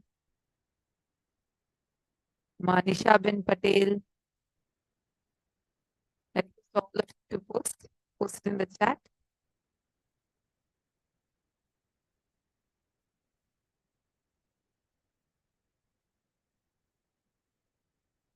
Okay, mother. Fine. Now, so, what each of you have posted, just to share with you all, in today's program, you are going to be working on establishing that space of oneness and completion with those relationships in your life. Every relationship, mother, father, son, daughter, wife, husband, anything, any relationship, we are going to be discovering the science of how you can experience oneness with those relationships in your life. Especially all those that are attending, if you can bring them, please do bring your family. You can provide a free pass to them. You can invite them on your behalf as your family member, and they will be able to join. The link to join will be posted by the support desk in each of your rooms. And you can post the link to all of your friends, your family members, and you can invite them. It's completely free, so they can take a few minutes and join. But today's program, when they join the initiation, today, literally they'll be receiving that experience of completion. They'll be receiving that blessing to experience that space of oneness in fulfillment in all relationships in life. So it is going to be very, very special. And Let us all get ready to receive this experience today. Let's all enter into our very first session. So, are you all ready? Shall we all enter into the very first session? If you all want to take a few minutes to invite your family and friends, you all can do it right away. And a very important thing, see, attending through the day is very, very, very important for this. See, understand. Now, all of us, each one of us are having so many things happening in our life. We all have so many different things happening at right now. And we are not able to give that enough time, spend enough time with our family. Or even sometimes you're spending enough time, but your family somehow feel that, they're not caring for you. Or you both of you want to really manifest that true and fulfilling relationships, but somehow there you are ending up with conflicts, you're ending up with lack of understanding. Or even if you feel everything is okay, there is still some fulfillment not happening. Swamiji says, true love and fulfilling relationships is your birthright. And today, in this workshop that we are going to be having today, we are going to get that back. We are going to experience the true love. All of us are going to be manifesting the real love and fulfillment in our lives. Now, what does this actually mean? Understand, Swamiji says, love is Paramashivam, the source material of Paramashiva, the source happening of Paramashiva. The core happening of the cosmos is pure love. This whole universe is nothing but multiple versions of that core love. Love is your birthright. You are Paramashiva is your birthright. You should always be kept in the highest space. That is your birthright. You are Satchidananda Parabrahma. You are the eternal truth, eternal consciousness, eternal bliss, the Nithyananda Swarupi. The science of completion is the science of eternal bliss. In life, you may put up with something, you may be angry about something, but today, let's be complete with everything.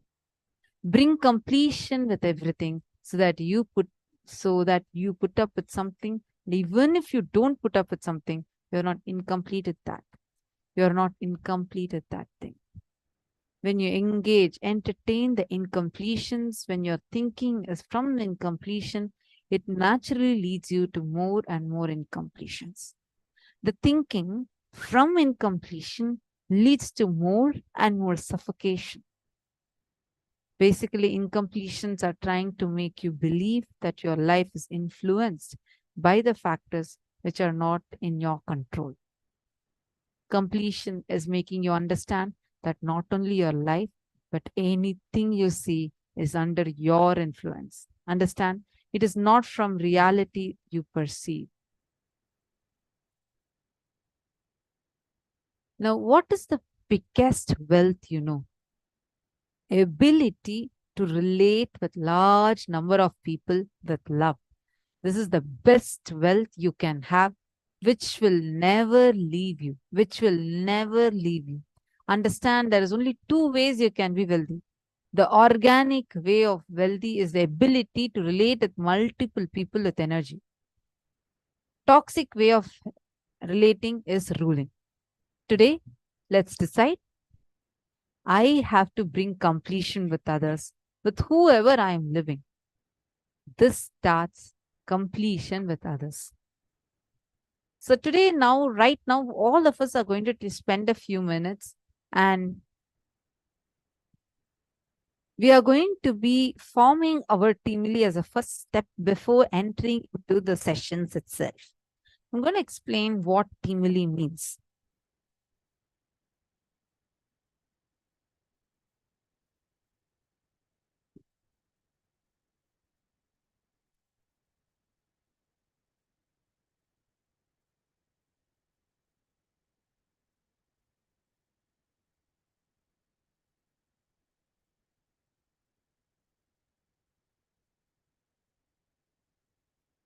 what teamily means.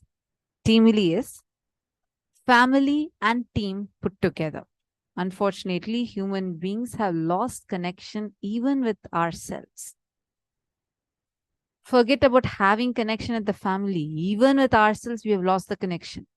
The strong, deep-rooted, grounded lifestyle is lost.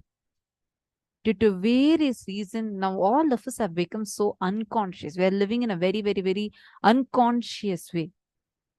Now, making us come back to consciousness and create complete, centered, grounded with yourself and with your family and team together is teamily.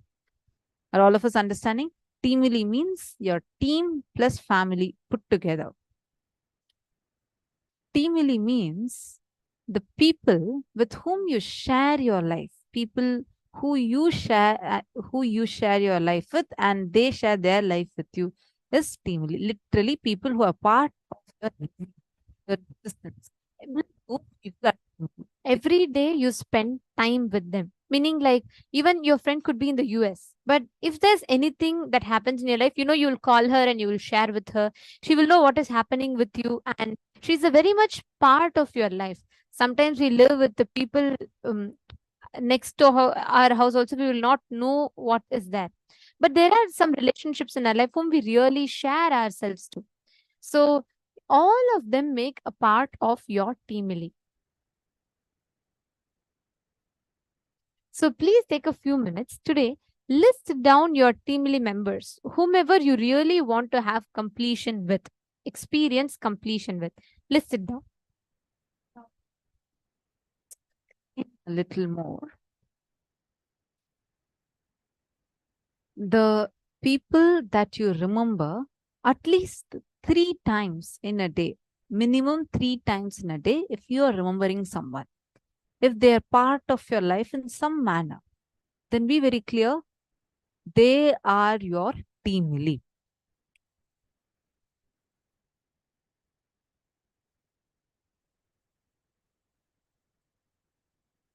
Ma Sita Narayan has posted, Mom, my daughter is out of the country. My friend doesn't answer the phone. He hangs up. Sister is busy with her husband. So I already shared it with my dogs. No. See, I'm not telling that whatever you are sharing with people is called as they're your teamily. Not like that. See, with some people, you may not actually be talking, but they're very much part of your life. They're part of you. In your day, you remember them at least 3 times. 3 times is a minimum number. If minimum 3 times or maximum how many ever number of times. If you are remembering them, even in an irritating way, if you're remembering someone, they are still part of your team. Anyone that you share your life with, just choose 11 people like that. Minimum, you should have 11 people. Maximum, you should have 21. Beyond 21, even when it becomes 22, your being can't handle it anymore. 11 is the right number. It can be slightly more than 11, no problem. But with who your life is happening, like these are the people who are literally impacting your life or being a part of your life. Not necessary that they need to know everything. For example, your child may not know anything about your life, but your kid is so much a part of you. Ma Alexandra is saying, what if I don't remember anyone? Am I antisocial? Here it's not about being social or antisocial, ma. Here first, it is about your life happening. Understand, life happens with others. Your life, at least almost 50 to 60% of your life happens with others. How others are with you makes you. It really plays a major role in sculpting how you feel about yourself. Only less than 50% only our cognitions about ourselves matter here, because even the cognitions we carry about ourselves is from what people are telling about us. You can never exclude that the people, what let anyone say, I'm this. You can be like that, but even that, you are still dependent on what they are telling about you, because you're saying, even if they say this is what I am going to be, how people are around you, how many people you are able to hold in your inner space matters. Even if you, let's say that you renounce everything, you want to go sit on the top of Himalayas in a small cave and you're sitting and doing meditation, even there, whether the animals or the trees that are there around you, if they are mattering to you, they are a part of your team. Understand, life happens with others. Life happens with everyone around you. Only with the others, your life is even happening. If there are less than 11 people in your team, like you're not able to think of more than like 5-6 people, it is high time you wake up to the truth that you are supposed to expand yourself much more, because only when you have true fulfilling relationships, having the true fulfilling relationships in your life where they fulfill you, you fulfill them, only then you are wealthy. That's the real wealth. It is the real wealth. Your life happens. Otherwise, just imagine and see, can you just go celebrate your birthday all with yourself, just having a cake with yourself, party with yourself, and just enjoy with yourself? No. At least right now, none of us are in that, right? So it is time you're supposed to expand yourself even further. So think of at least 11 people. Let's take 5 minutes quickly and list down at least 11 people like that and write down.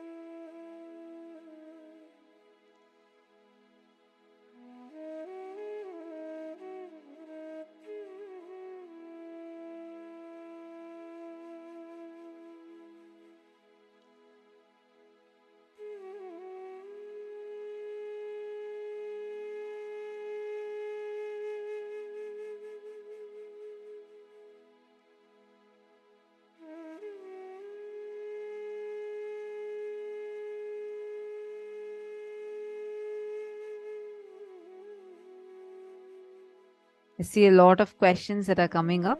See, just wanted to tell all of you, don't worry. Just choose 11 people. We are going to do this process further. And today, we will help you to achieve this completion. Swamiji is going to step by step guide all of us, take all of us through this process where Swamiji helps us achieve this space of completion. So are all of us ready? Now, let's first enter into the very first session. The first session of the day, we are going to be learning about Samipya Samadhi, the space that we are going to be experiencing and manifesting during today's darshan. Let's now listen to the revelation from Swamiji.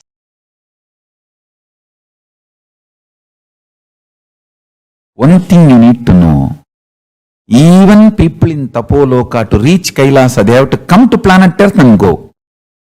Directly from no loka, you can reach Kailasa, enlightenment space. The Purana Jivan Mukti, Videha Mukti, Kailasa Padavi, Salogya Samibya Sarubya Sayujya Mukti is only possible from planet Earth, Buloka. Not from Swargaloka, not from Tapoloka, not even from Satyaloka. Even Brahma, to reach Kailasa, has to come here, planet Earth, Buloka, and only from here he has to go to Kailasa. Because the pure consciousness mirroring is possible only in Buloka. That is the beauty of Buloka.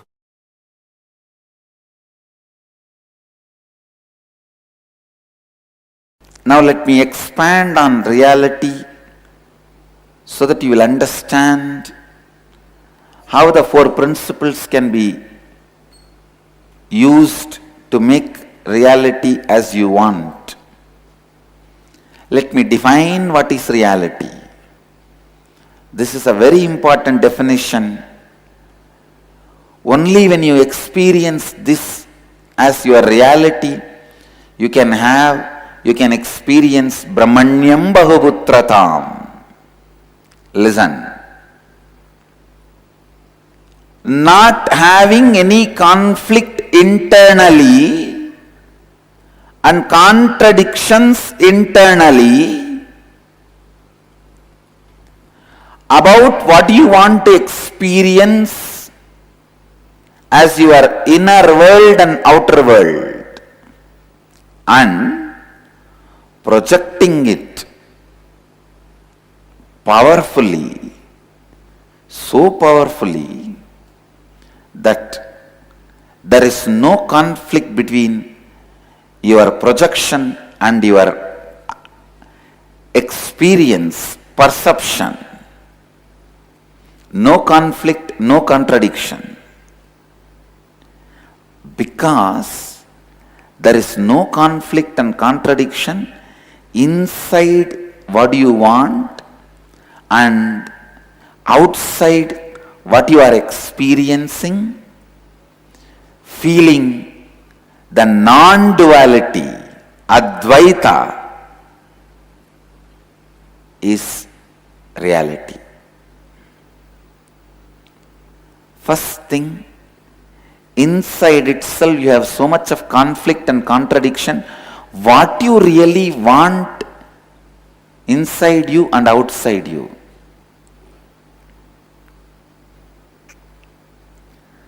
What you really want inside you and outside you. That itself has so much of conflict. Second, because there is a conflict inside, what you project is not able to move the outside as you want. Because when you say you want money, one part of you already says, no. I will ask, but you don't give. Because of the conflict, contradictions, unconsciousness inside, what you project also has conflicts, contradictions, unconsciousness outside. Because of that, your perception of the outside world also has unconsciousness, conflicts and contradictions. This is what I call unreality. The confusion of dvandva, duality. First, you being clear within you how much of wealth you need, how much of responsibilities you need to take for it, what is the way you want to feel you, what is the way you want to project you to others, what all the ways others may perceive you. Having clarity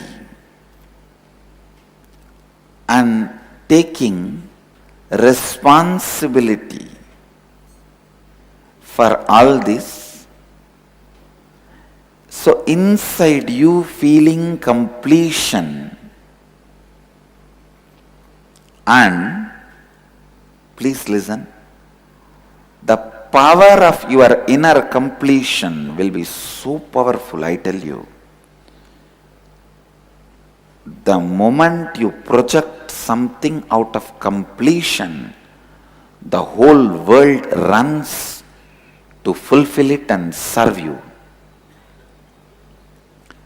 You need to know a beautiful story from Prahlada's life. When Prahlada's dad was asking Prahlada, is your Narayana God in this pillar, in that pillar? Is he in this stone?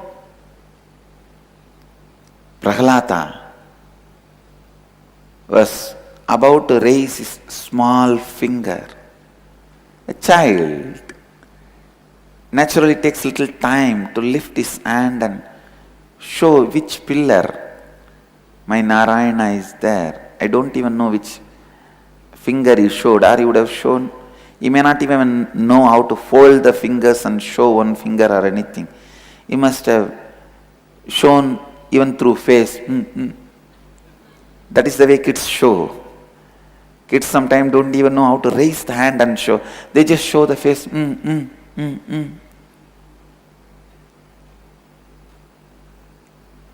Prahlada was about to mention the pillar, Narayana started running from Vaikuntha. Lakshmi asked, what happened? Why are you running so fast? What is there to be in so much of a hurry? Vishnu says, no, you don't know. Whatever pillar he shows, I have to enter into that pillar. Wherever he shows, I have to occupy that place and come out. Listen. When a child is established in integrity, just for his hand movement or the direction he shows, God lands. Listen. Whole world moves as you want when you are established in integrity. Prahlada is embodiment of integrity. Nachiketa is embodiment of authenticity. Dhruva is embodiment of responsibility. Markandeya is embodiment of enriching. Prahlada is embodiment of integrity. He was in completion with all the karmas. Prarabdha akamya sanchita.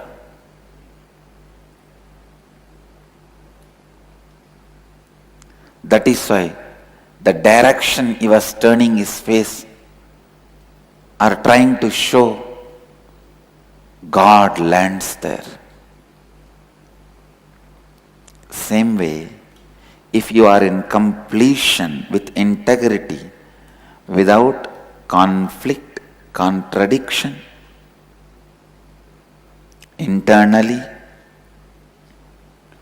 whatever you project on the world is project for the cosmos. Whatever you project on the cosmos is a project for cosmos. Simply does it. Simply cosmos does it. When you are integrated and project on the outer world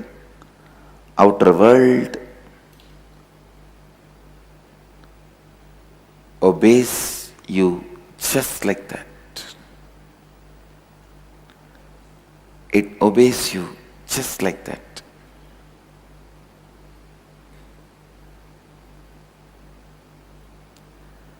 Power of integrity. Please listen. Nothing is political in the planet Earth. Means nothing is accidental in the planet Earth. Everything runs with these four principles. How much ever you doubt, no. Some of the fellows who are head of the countries, statesmen, are they integrated? Are they authentic? Are they responsible? Are they enriching? How come they are having whatever they want? No. When you are in completion and project to the world, you see that becoming reality, and your inside is in completion, outside is in completion.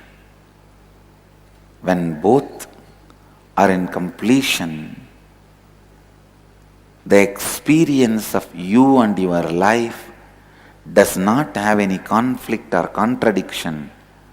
That is what I call flow of Advaita.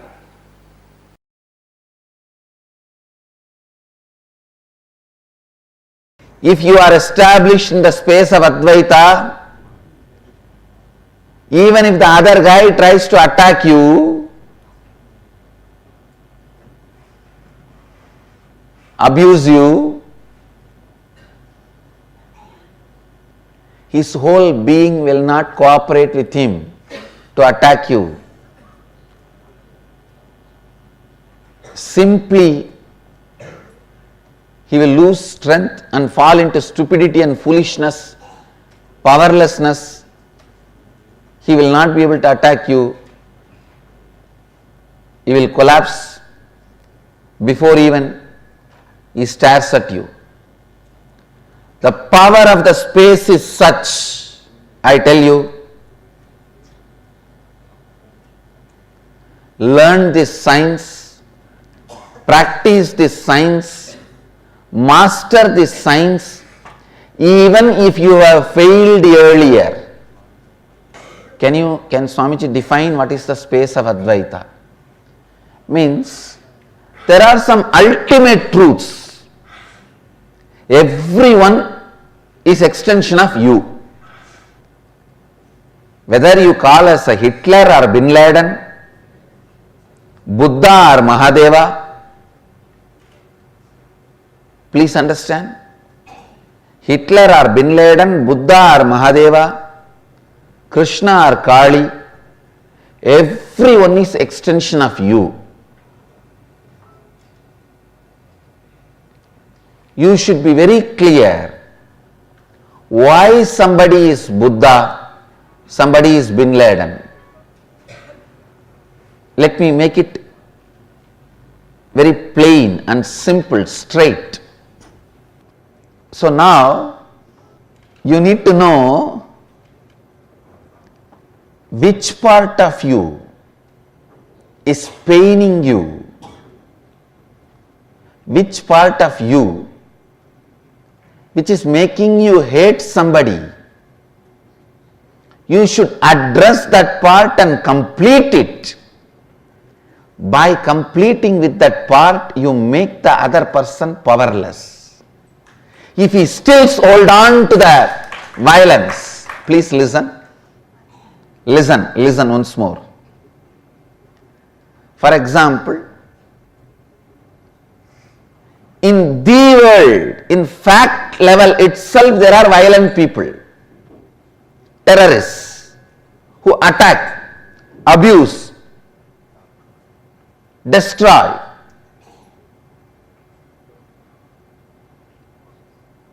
I am not saying what they are doing is right, but before you start defending you, before you start attacking back, your incompletion towards them, the my world's incompletion, complete it. When you complete it, please understand what I am giving you is a successful war strategy, because I have won many wars, I am going to be winning many wars. What I am saying, what I am telling you is not some spiritual philosophy. It is a successful war strategy. Look into you, complete with the part of you which is responsible for your anger, your violence.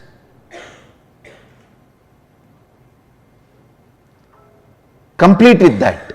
You will see that guy, the world terrorist, loses all his power. He will become powerless. You entertaining anger towards him, which is in the my world, keeps his violence active and alive. The moment you complete with this, your enemy will no more be lion, he will become a rat. You just need a little rat poison. You don't need a gun and AK-47. Make the enemy powerless by making your enmity powerless. Sincerely, when you create the space of Advaita in you, means non-violence, no enmity. Again and again get back to that space, no enmity, non-violence. I am not even saying become friendly, that is up to you whether you want or not. But decide to be non-violent, no enmity. I tell you,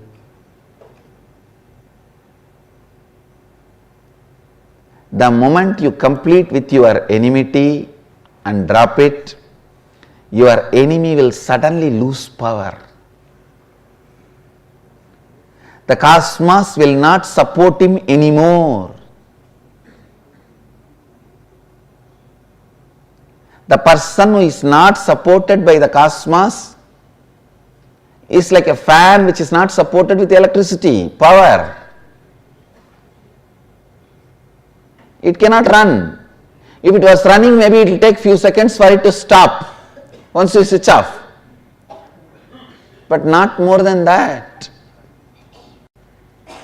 I tell you, everywhere,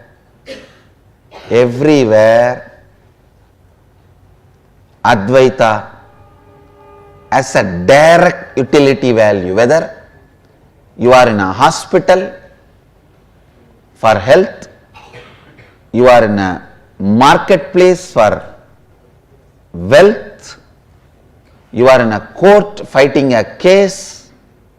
You are in a war field fighting some people. You are in a place of riot where you have to survive. You are facing the survival threat. Wherever you are, the space of Advaita has highest utility value.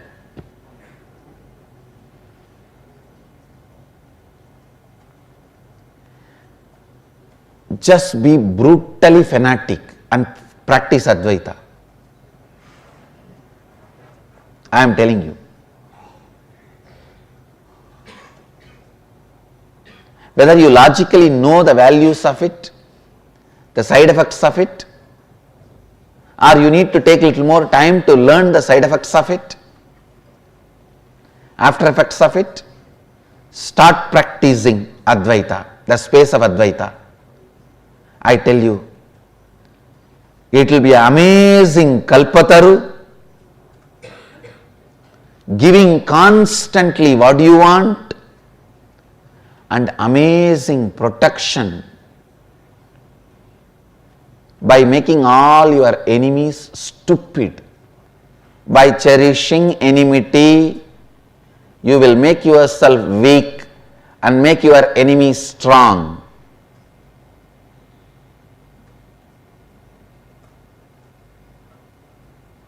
By completing with enmity, you will make your enemy weak. And after that, you don't need to destroy him.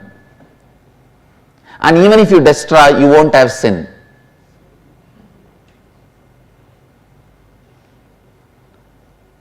You may not even need, because he will die by his own powerlessness. Even if you want to destroy him, you may not need weapon. Understand? The space of Advaita is the best strategy planner, whatever situation you are in. The space of Advaita can be the best war strategy, political strategy, business strategy, economic strategy, health strategy, and the strategy for productivity, highest possible life.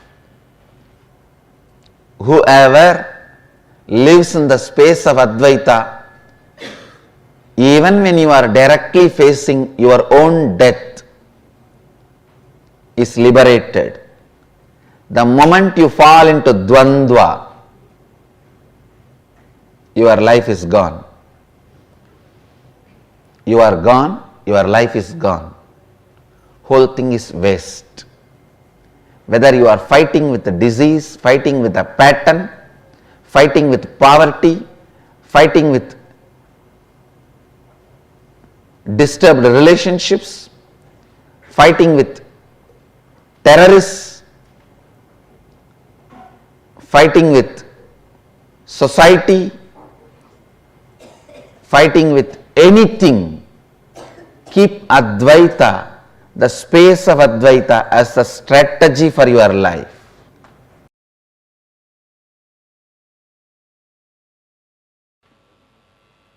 Please listen. Whole life is a business. Whole life is trading. You give something, receive something. Either you got more or you gave more, or you got and gave equally. Whatever is said and done, whole life is a business. Please understand, but the good news is, what you consider as you is the starting point. The best news is that can be just updated by the Advaita. Please understand, what you consider you is the position, trade position. If you consider you only dependent on your physical qualities, you only have depreciation asset. You only have depreciation value. But if you assess yourself based on the qualities you carry in your mind, it can be, you can be appreciation asset, means intelligence, your ability to handle any situation. How you perceive you, if it is just occupied, means your self-image, your identity about you, if it is occupied completely by your look, by your beauty, the physical dimension, please listen, you are making all your strategies and plans based on depreciation asset. More and more as time passes, life will be hell for you. Kala will bring suffering for you. Please understand. Strategy which brings best things as Kala passes is eternal strategies. If your perception about you is all based on your beauty, you are having exponentially depreciation asset. You can manage few more years with various creams and cosmetic items, but it will continue to depreciate.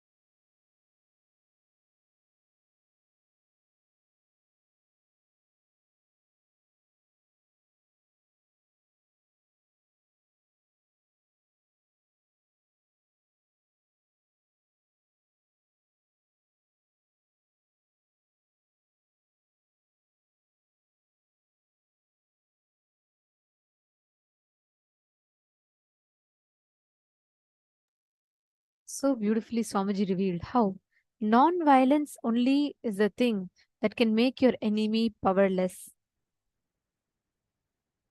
By you completing your enmity, you are making your enemy powerless. By you making your enmity powerless, you are making your enemy powerless. Wow. This is such a beautiful cognition, isn't it? How all the violence that we carry makes us lose the contact that we have with existence. All the violence that we carry within ourselves, how it makes us completely become out of touch with existence. Every one of us are stuck in this, right? The continuously operating from the space of Advaita, non-violence. See, many times what happens is continuously we keep creating um, gaps in our life, which makes us again and again fall back into that space of violence where we start separating our individual existence from the existence of the cosmos. And that is exactly what makes us lose being in that space of oneness. Every step of your life, every action, every moment, every space you carry in your life, the space you carry every moment of your life, everything should be only from Advaita.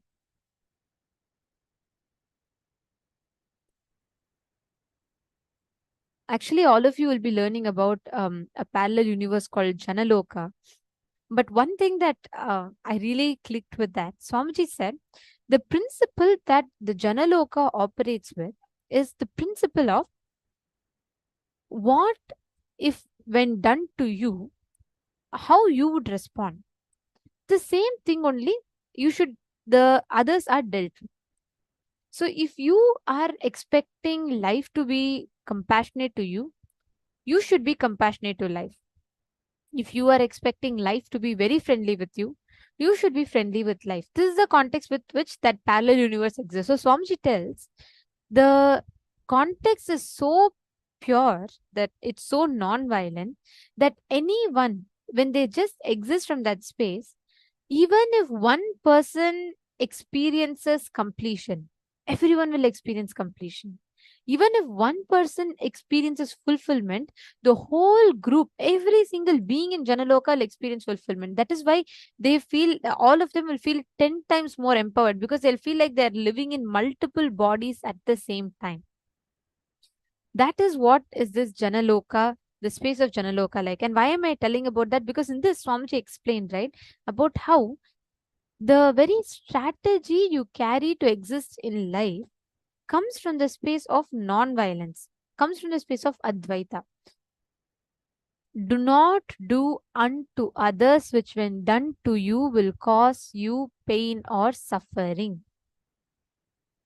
Do not do unto others which when done to you will cause you pain or suffering. This is the fundamental principle with which the entire cosmos functions.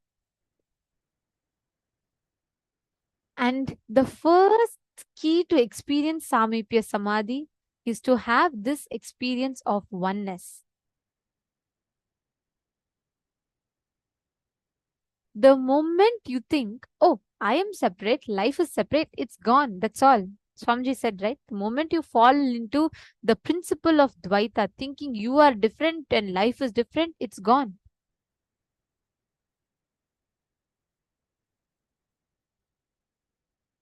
Every one of you that are sitting here, please understand, every moment when you operate life from the space of Advaita, you are making your enemy powerless. This is such a beautiful satsang. I really love the way Swamiji explained and took us all through it.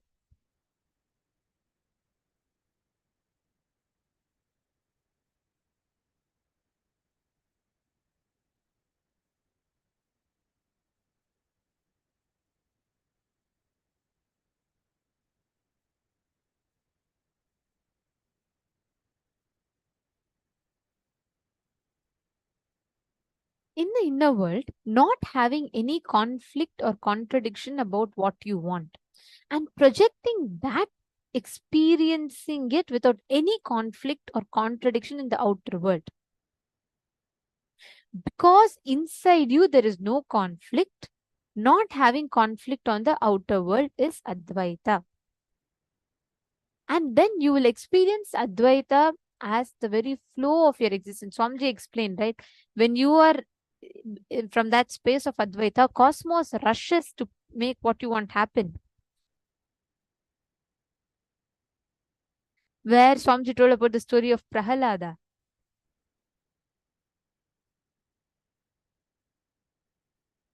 See, understand, let's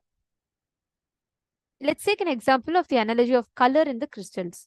The spatika or the brilliant crystal is pure in itself and has no particular color of its own. But when a colored object is brought near it, it reflects the same color and it appears to be of that color, blue, red, or whatever color it might be. In the same manner, Brahman, the Atman, is without any attribute, without anything. It's colorless, taintless, attributeless. But only the upadhis or the limiting adjuncts makes it appear as if it is of different qualities. Actually, this is a very, very beautiful example. By our nature, we are all not bound to any particular aspect or attribute. By your nature, you're not bound to be good. By your nature, you're not bound to be bad. By your nature, you're not bound to be lazy. By your nature, you're not bound to be active.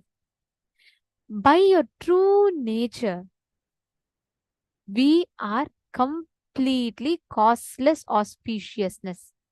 We have nothing. There's no existence. See, like how by the nature, the water does not have any shape, right?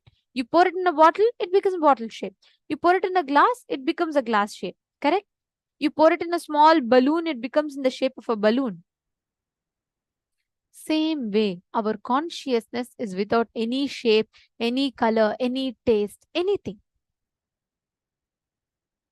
It remains as pure eternal consciousness. The only way it evolves, the only way you relate with it, when I say consciousness, I'm mentioning about the core of our being, our true existence. You are not bound to any form, you're not bound to any gender, you're not bound to any particular aspect, attribute. By your nature, you're pure, vast space as you exist. You reflect life however life establishes you. That is why you should never miss being in the space of Advaita.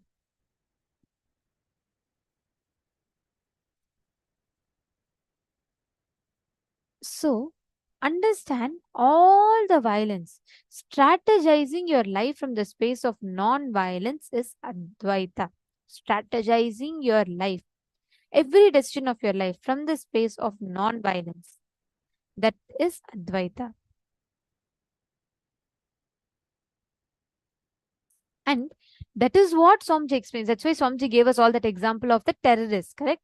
Swamiji said, even if someone is extremely violent in their own levels, your decisions should be based on eternal truths of non-violence.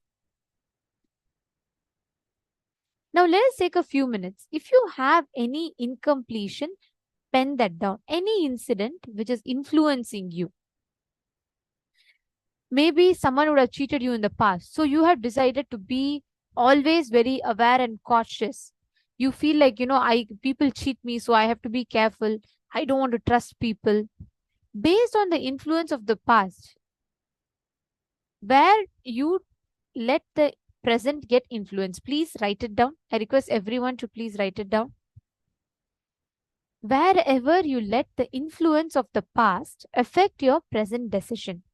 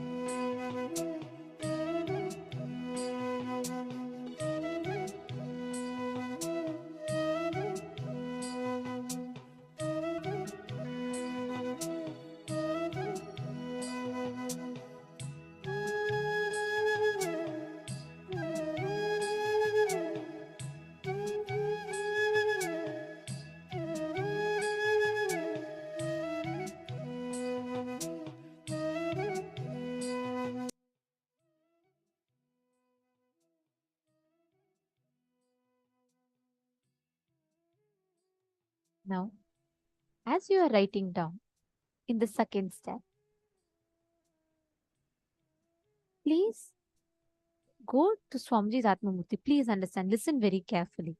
You would have written down saying, okay, I was cheated in the past. Someone took money from me, but they did not give me. Now, go to Swamiji's Atmamurti and talk the incident out. What was the exact wound? You decided never to share anything with anyone because once you got cheated with money. Please sit, understand all these are sitting in you as wounds and never letting you experience trust with life ever again. Always it keeps you in that insecurity. So now go to Swamiji's Atmamurti and you're going to be verbalizing the entire pain that you had, the exact experience that you had. Relive the past by speaking to Swamiji's Atmamurti. Take a few minutes. Please go to the Atmamurti and you're literally going to be telling Swamiji out, like how you share with your friend, right?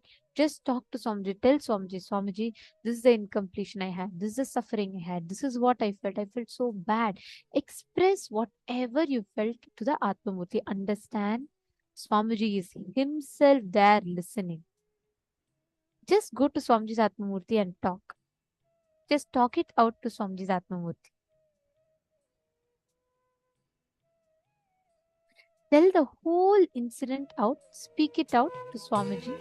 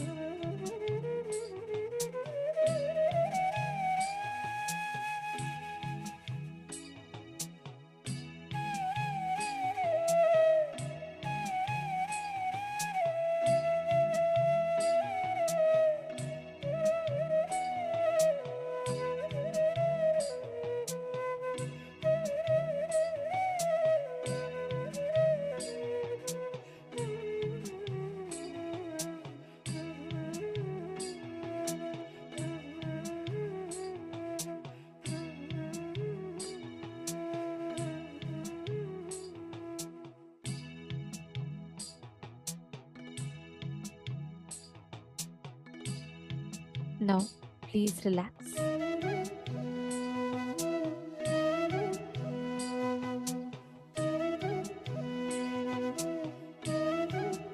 Slowly, you all can please relax.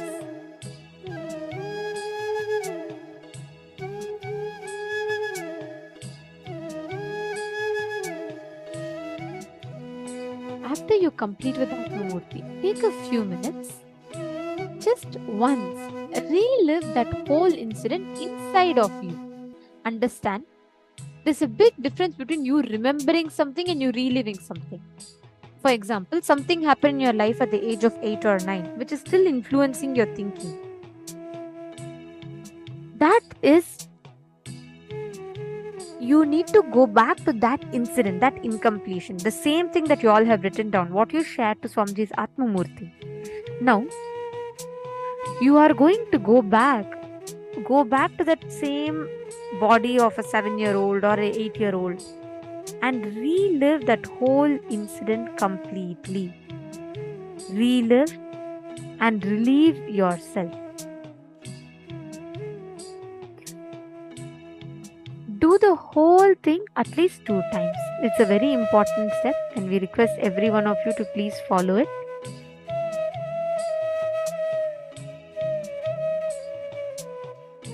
Invoke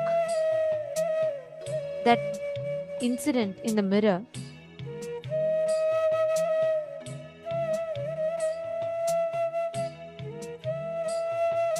and relive all the emotions you went through.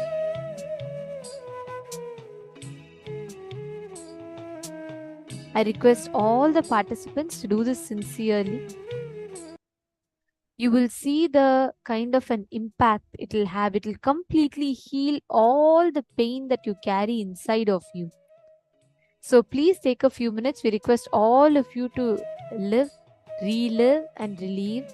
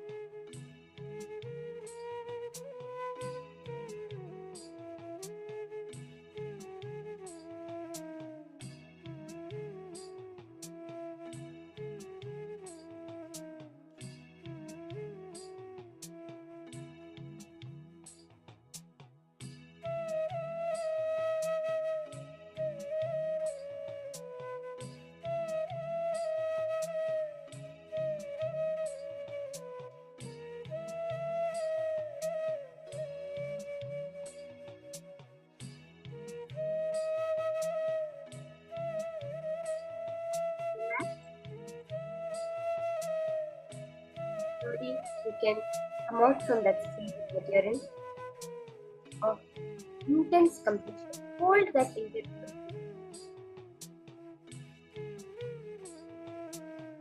The reliving of the incidents to relieve it from you. In that space, that pure empty space that comes within you, when you do completion, how you feel so much new energy which is coming out, because all the energy that was being held by that incompletion is now released for you to use. How many of you are feeling that?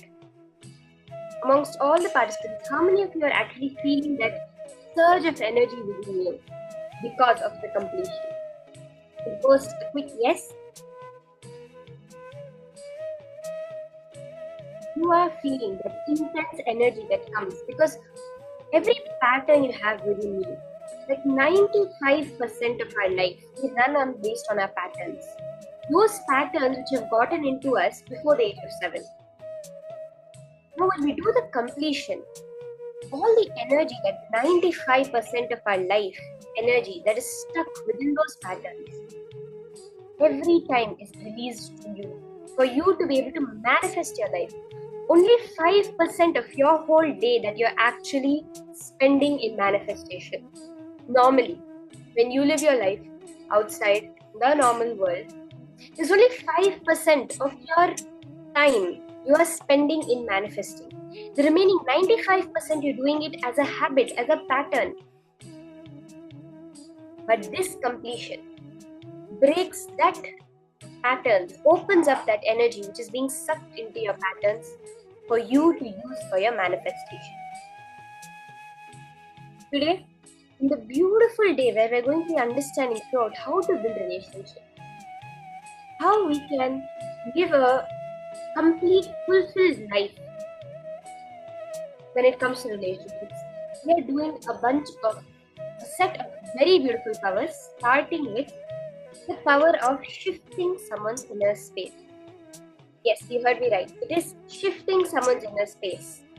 We just heard from Swamiji how when someone holds enmity towards you, when the minute you drop the enmity, they become irrelevant. Because when your inner space shifts, their inner space has to shift as you are the one projecting them out there. How many of you are understanding this? It's a very subtle concept which we have to grasp very importantly. Anything that happens in our life externally, it may be some fight that's happening, it may be a case that's happening on you, it may be even the good things where you're enjoying having a lot of fun with your friends, you're passing an exam, you're acing at your job, you're about to get a promotion, or else your colleagues are not very happy with you, they think that you're being really bossy. Whatever it may be, these situations outside are a result of the space you hold inside. Take it like this. In your dream, let's say in your dream, you're walking on the street and someone comes and slaps you. When you wake up, you're not going to go and fight with that person because you understand it's your manifestation, right? You created it in your dream for whatever reason. The same way, even in this reality, you are creating what you perceive. Only when we wake up from this reality, we will realize it. But now, when we live by that truth, you will see very, very clearly every time you shift your inner space, every time you have a cognition change, how life starts responding to you differently. Are we ready? In this power, they are going to be having that shift in another person. You're going to be connecting to any one person. Please, you can connect to someone who is not within the program, or you can connect to someone who's there in your Zoom itself. This power, you're going to be shifting their inner space. With this power, any situation in life that comes up, anything that happens where you're feeling it's not going the way you want it to, you'll be able to instantaneously shift it and manifest your life exactly as you want it. Are you ready?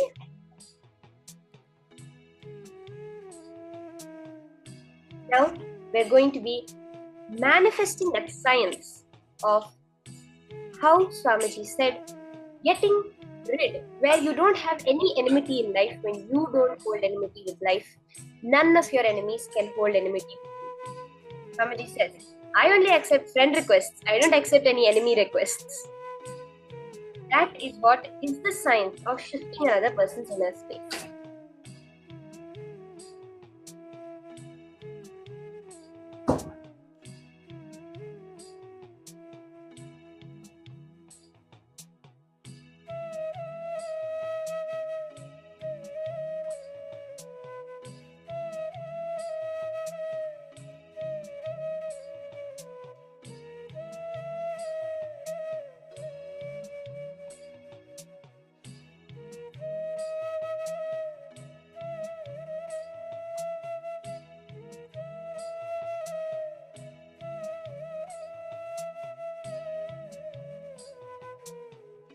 Now, let's start. Connect to a partner. There's a very clear science that we're going to be doing for the manifestation of this power. First, connect to a partner and request their consent. Understand? This, when you're doing this power manifestation, requesting your partner's consent is very important. Now, I said, like in your life, your people outside of you, their spaces will shift. When you're doing that, it's only your inner space that you're shifting. As this power we're doing, when we're connecting particularly to a person, you're going to help them shift their inner space to manifest a certain reality that they want to in life.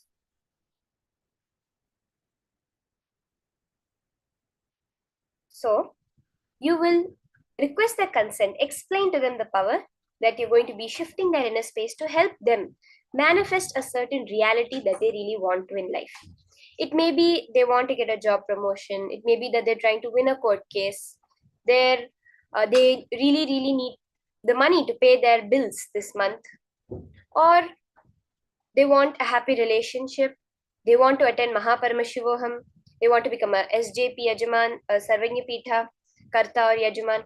Any reality that you want to manifest for them, that they want to manifest in their life, but they're somehow not able to. They need some shift. They're trying to start a new business, but somehow it's not happening. It's not starting off. Or they've started a business and it's not taking off. They're not able to get much profit from it. Anything as simple as this that they want to manifest in their life. You can ask one thing that your friend or your partner who you're connecting to wants to manifest in life. Let's start. Connect to your partner and ask them one thing that they want to manifest.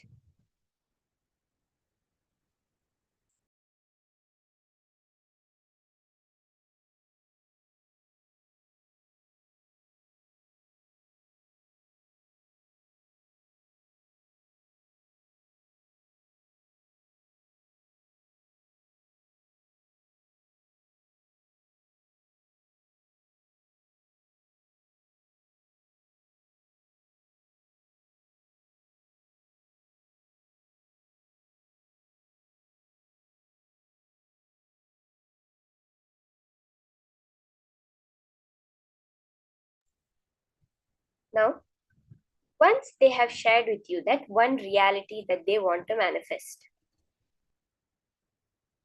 first let's listen. Let's understand the whole process before we start the manifestation. I see some of you are already starting. Just now, let's listen and understand the whole process, this whole science that we're going to be doing. Every power manifestation is a pure science. First, you're going to scan what is the thought current that is stopping them to manifest. See, anything that's not happening in reality is a result of our inner space. This is a very clearly even scientifically proven, which is when life is not moving around you, because you're not able to believe that it can move. There is some thought current within you that is not allowing it to happen. Now, you're going to scan for your partner and identify what that thought current is. They may be able to, they may be knowing it or they may not be knowing it right now. For example, they want to manifest they want to manifest a Sarvanyapitha payment. which they're not able to. For example, the thought current that may be appearing in your third eye is postponing. They're having a deep incompletion, a deep pattern of postponing, where every time something comes up, they feel it's okay, let me do it tomorrow, let me do it a little later, not right now. So you can share whatever appears in your third eye with them. Or else something may come up like they have fear about doing. They have some kind of fear in relating with life and opening up towards life. Like this, any pattern may appear. Then ask them if they're able to relate with it. Okay, this is the first part which we're going to be doing. Scanning what is the thought current that is becoming an obstacle for them. Then holding that, whatever that pattern is there within them, holding that in your inner space. What is that reality they want to manifest? Hold that within you and chant the Mahavakya. Visualize Swamiji. Open the Living Enlightenment book. Please have a copy of the Living Enlightenment book either online or physical with you. She will give you the answer. The Living Enlightenment book, Swamiji has said, is a goddess, is a living deity. She will give you the powerful cognition which will exactly shift your partner's inner space. That powerful cognition, when you feel the shift within you, surrender that powerful cognition in your Ananda Gandha and feel that shift in your understanding of life. Then, when you share your powerful cognition with your partner, automatically within them, the shift has to happen. Are we understanding? Let's start. Now, start and scan the exact thought current that is an obstacle right now for them to manifest the reality that they want to. Start.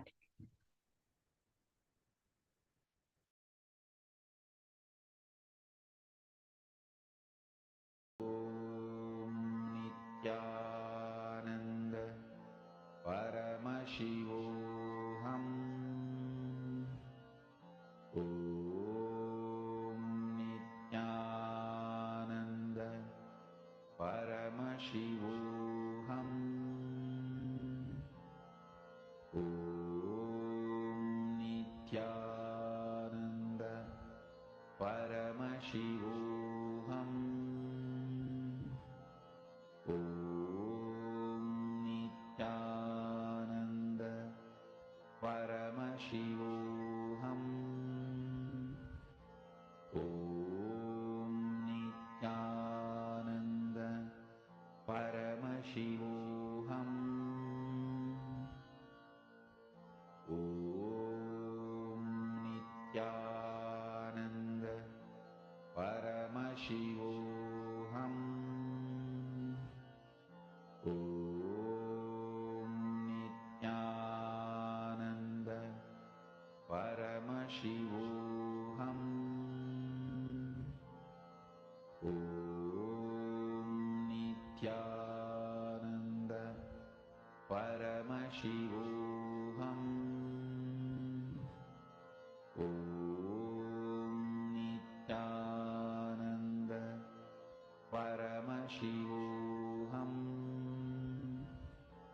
Om Nithyananda Paramashivoham. Om Nithyananda Paramashivoham.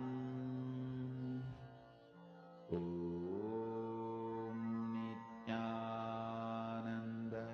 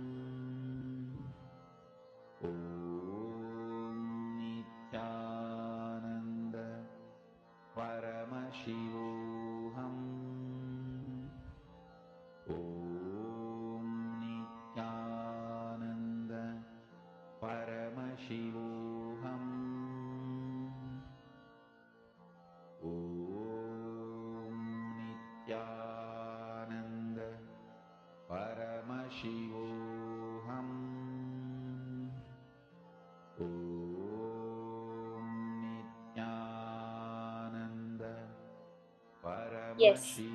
Now you can share with your partner whatever the impossibility, the pattern within them that you were able to see. Share it and help them guide through it, how they are able to see it in their life. Make them understand how the pattern is there in their life, and once they're seeing, they're able to relate with it. They're able to see that as a strong incompletion within them. Now we're going to shift their inner space to manifest their reality. How? Keep the living enlightenment book with you, either the soft copy or the hard copy. Chant the Mahavakya, sit straight, close your eyes.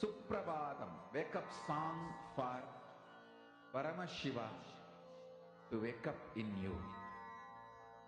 Just remember this one powerful cognition. This Mahavagya puts me in Samadhi. This is spiritual lullaby for Samadhi. And Suprabhatam, wake up song for Paramashiva in me. For Paramashiva to manifest. With this one spiritual powerful cognition, chant this Mahavagya.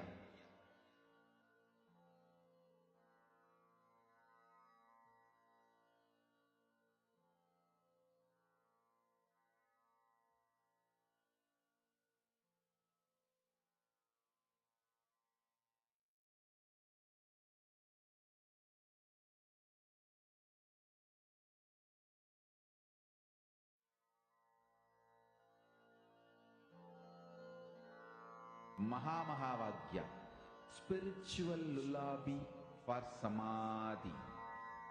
And Suprabhatam, wake up call, wake up song for Paramashiva. For Paramashiva to manifest. With this one spiritual powerful cognition, chant this Mahavagya. Om Nithyananda Paramashivoham. Om Nithyananda Paramashivoham. Om Nithyananda Paramashivoham. Om Nithyananda Paramashivoham. Om Nithyananda Paramashivoham. Om Nithyananda Paramashivoham. Om Nithyananda Paramashivoham. Om Nithyananda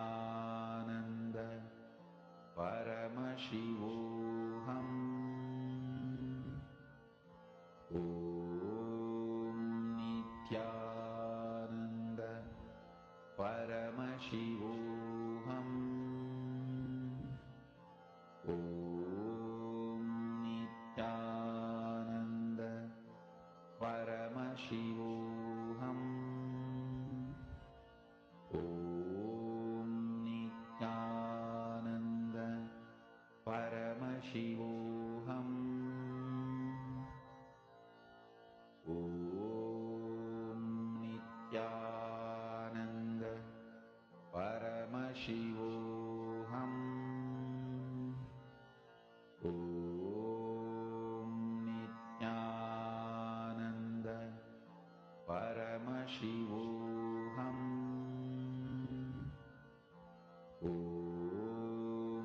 Nithyananda Paramashivoham.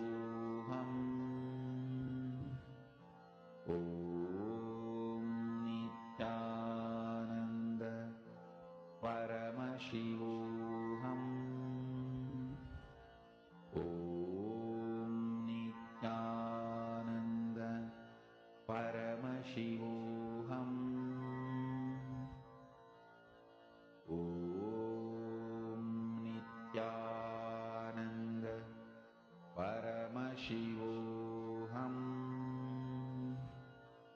Om Nithyananda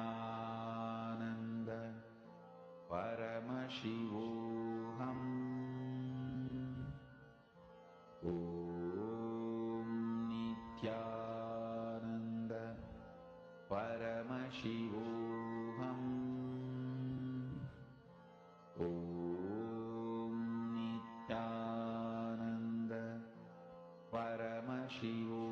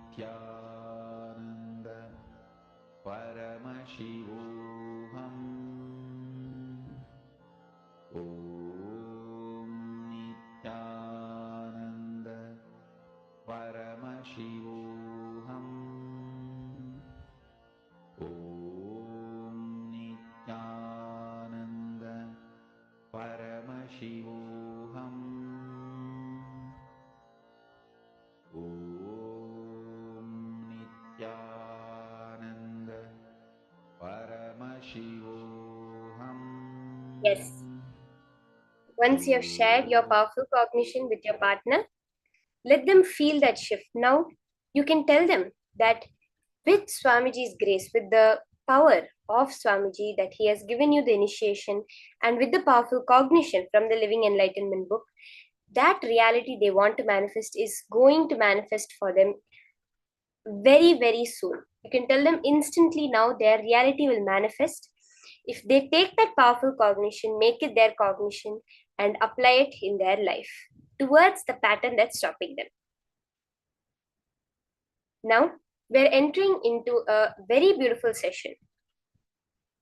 How many of you have a kind of way of relating with people in life where you feel it's not the way you want it to be? You have like some kind of incompletion, some kind of fight that constantly arises within a certain relationship in your life. There is a same back and forth that goes on which does not allow you to expand in that relationship. How many of you have felt that? I'm sure many of you would have surely felt that, where you feel that, when you relate with people, somehow there is always the same kinds of conversations, the same kinds of fight that keeps getting rehashed and rehashed and rehashed. That is because in life, are we seeing our relationship as patterns or as possibility? Are we seeing the person as we have seen him yesterday? When, let's say, I'm relating with my friend. Now, am I seeing my friend the way she was yesterday? Let's say yesterday we had a fight over which restaurant we should go and eat in. Am I seeing her from the same eyes that, oh, she never agrees to anything I say, only I have to do what she says? If you look at her from that pattern, you will recreate that within her. But when you do the completion, look at her as a completely new person. See, every time you see someone, every time you relate with someone, you would have seen your dog or your pet if you have one. You would just have gone out the door and come back to be so happy to see you, to be jumping all around you. It would not even have been 5 minutes since you met it last. That is the space where you see constantly everybody in your life is a possibility. Nobody is the same even for 2 seconds. There's a saying that you can never put your leg in the same river twice. Swamiji says you can never put your leg in the same river even once, because by the time you've put your leg in, already the water has changed. That way, when nobody can be the same, even now when you're talking to them, the next statement, they're not the same. Constant expansion is happening within them. When you start perceiving life like this, life will start perceiving you that way. Where Swamiji tells you have to live around people that are constantly seeing you as a possibility. This is what we're going to be understanding, this science of relating to life and being related to by life as a possibility. Relationships, patterns, or possibilities. Let's now hear about this from Swamiji.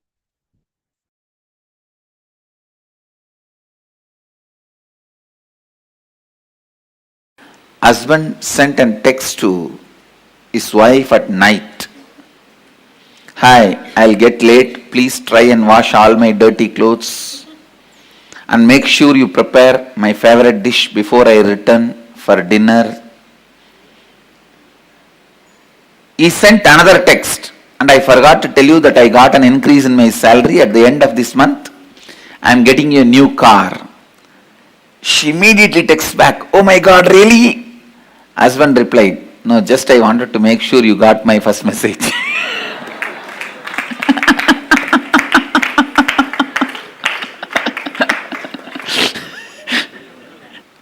Husband texts to wife on cell. Hey, what are you doing, darling? Wife, I am dying. Husband jumps with joy, but types, sweetheart, how can I live without you? Wife texts back, you idiot, I am dyeing my hair. Husband, bloody English language.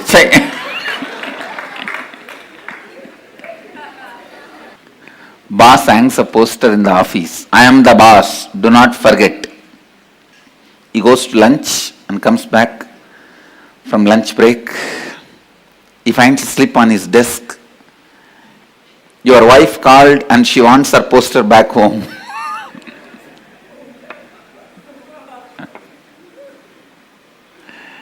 Understand, relationships can either lead to more and more imprisonment in your patterns or liberation.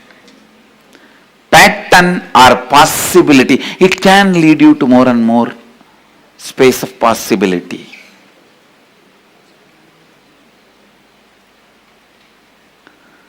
The first and foremost fundamental relationship that exists for you is the relationship between your pattern and your possibility. Please understand. Listen, I am not talking about with whom you relate, with what you relate. I am not talking about your relationship with your husband, wife, brother, sister, father, mother. I am not talking even about all that. I am talking about from which space you start relating. I tell you, if you relate from the space of possibility, even if you live with a large family, you are a great sannyasi, enlightened being.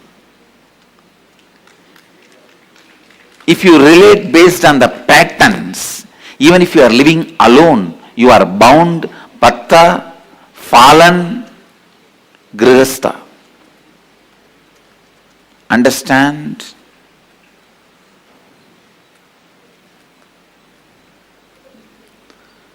Grihastha or sannyasi, bound or liberated, is no way connected to the number of people you live with or relate with. It connects with the space from which you operate. If you see every human being as a possibility, for that, you also should see you as a possibility. Understand? When you see you as possibility, you will see everyone as a possibility. When you see everyone as a possibility,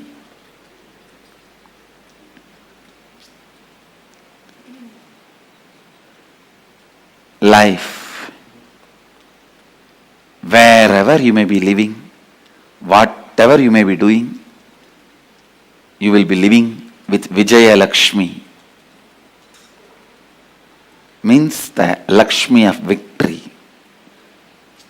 Don't say my neighbor house is Vijaya Lakshmi. My neighbor name is Vijaya Lakshmi. When I said the word Vijaya Lakshmi, I meant the Lord, the deity of victory, the goddess of victory.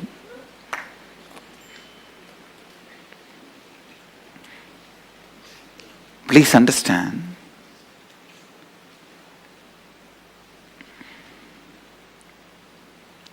How you see you, how you see others, how you see you and how you see others.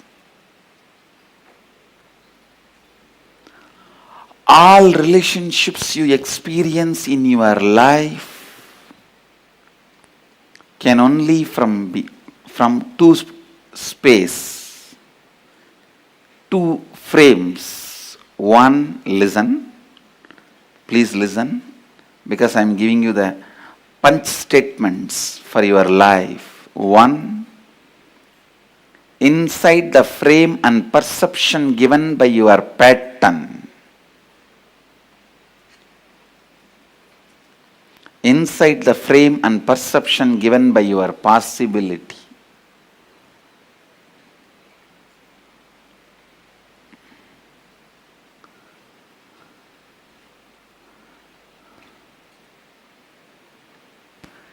When you are able to see people as possibility, you will have tremendous patience. You will wait, and go on reminding. I am nothing but a reminder.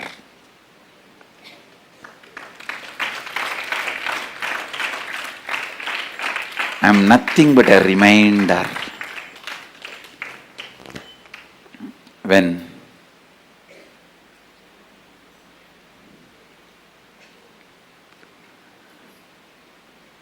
you see the possibilities, I can say in a way, eternal reminder. When I see the possibilities,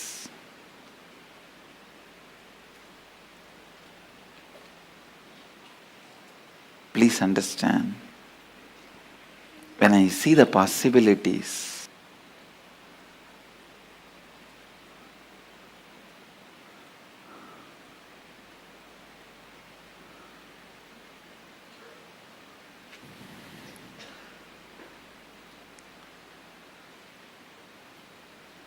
your cognition starts functioning based on compassion.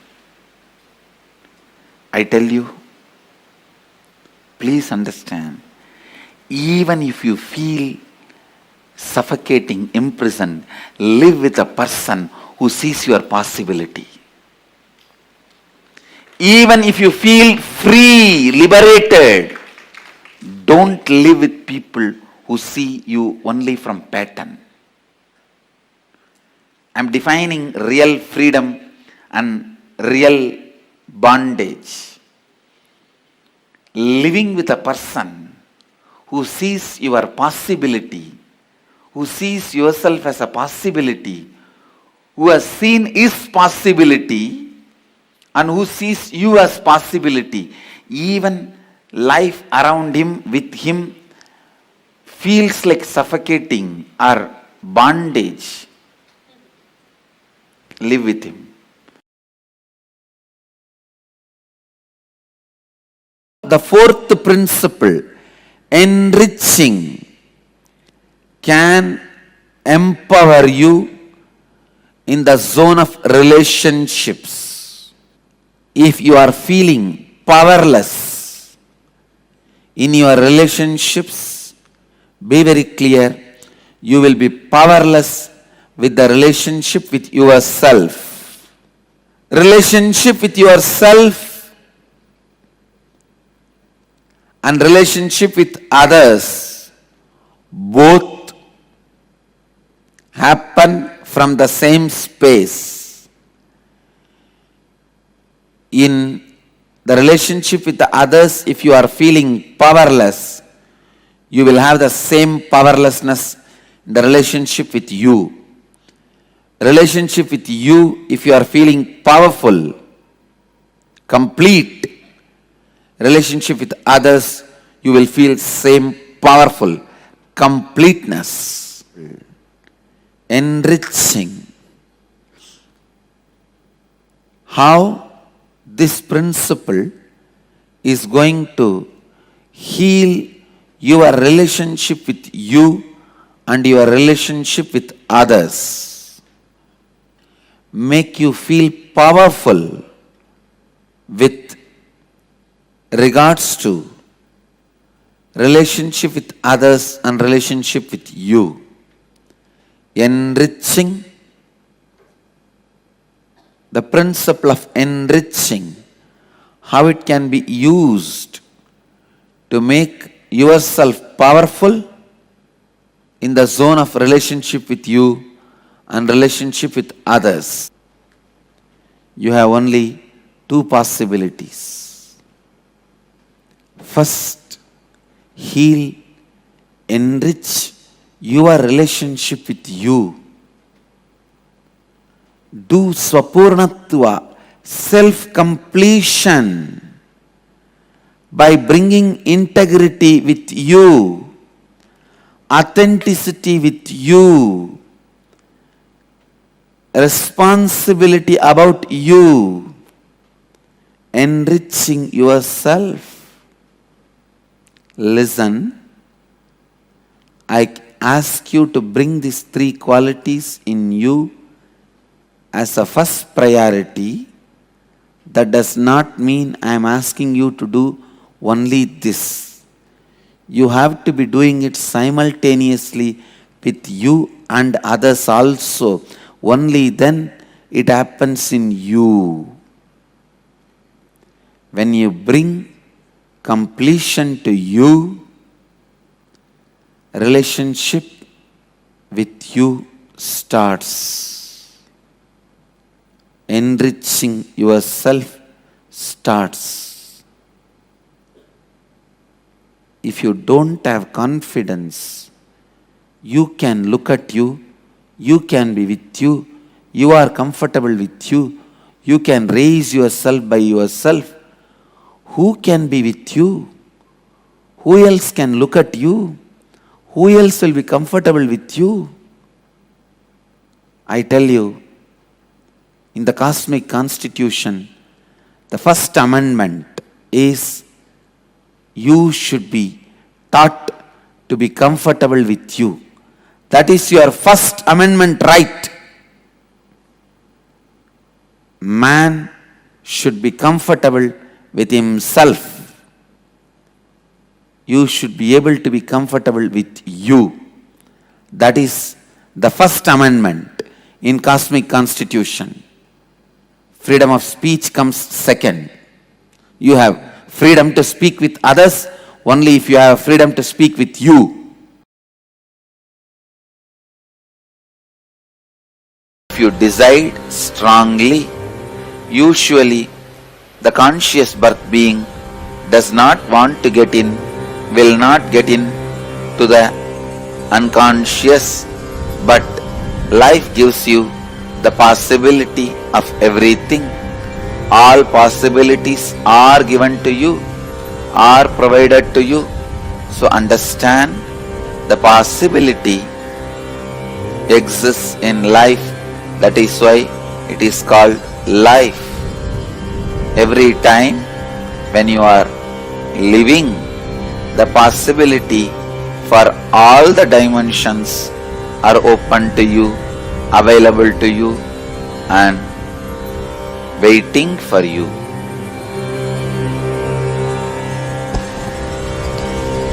The next question is from Mary Bernard. Nithyanandam Swamiji, you have already spoken of the destructiveness of suicide. Some states and countries allow patients who are suffering with a terminal illness to practice assisted death. It is strictly regulated. Usually the family gathers around the patient and some kind of painless lethal injection is given as per the patient's wishes and instruction. Could you comment on this? Cosmos does not agree this mercy killing. As Mahadeva already read out, it will be considered either suicide or murder. If the patient agrees, it will be considered as suicide. The patient does not agree, it will be considered as murder. But all the people who help and make this happen will be treated for murder in the cosmic law.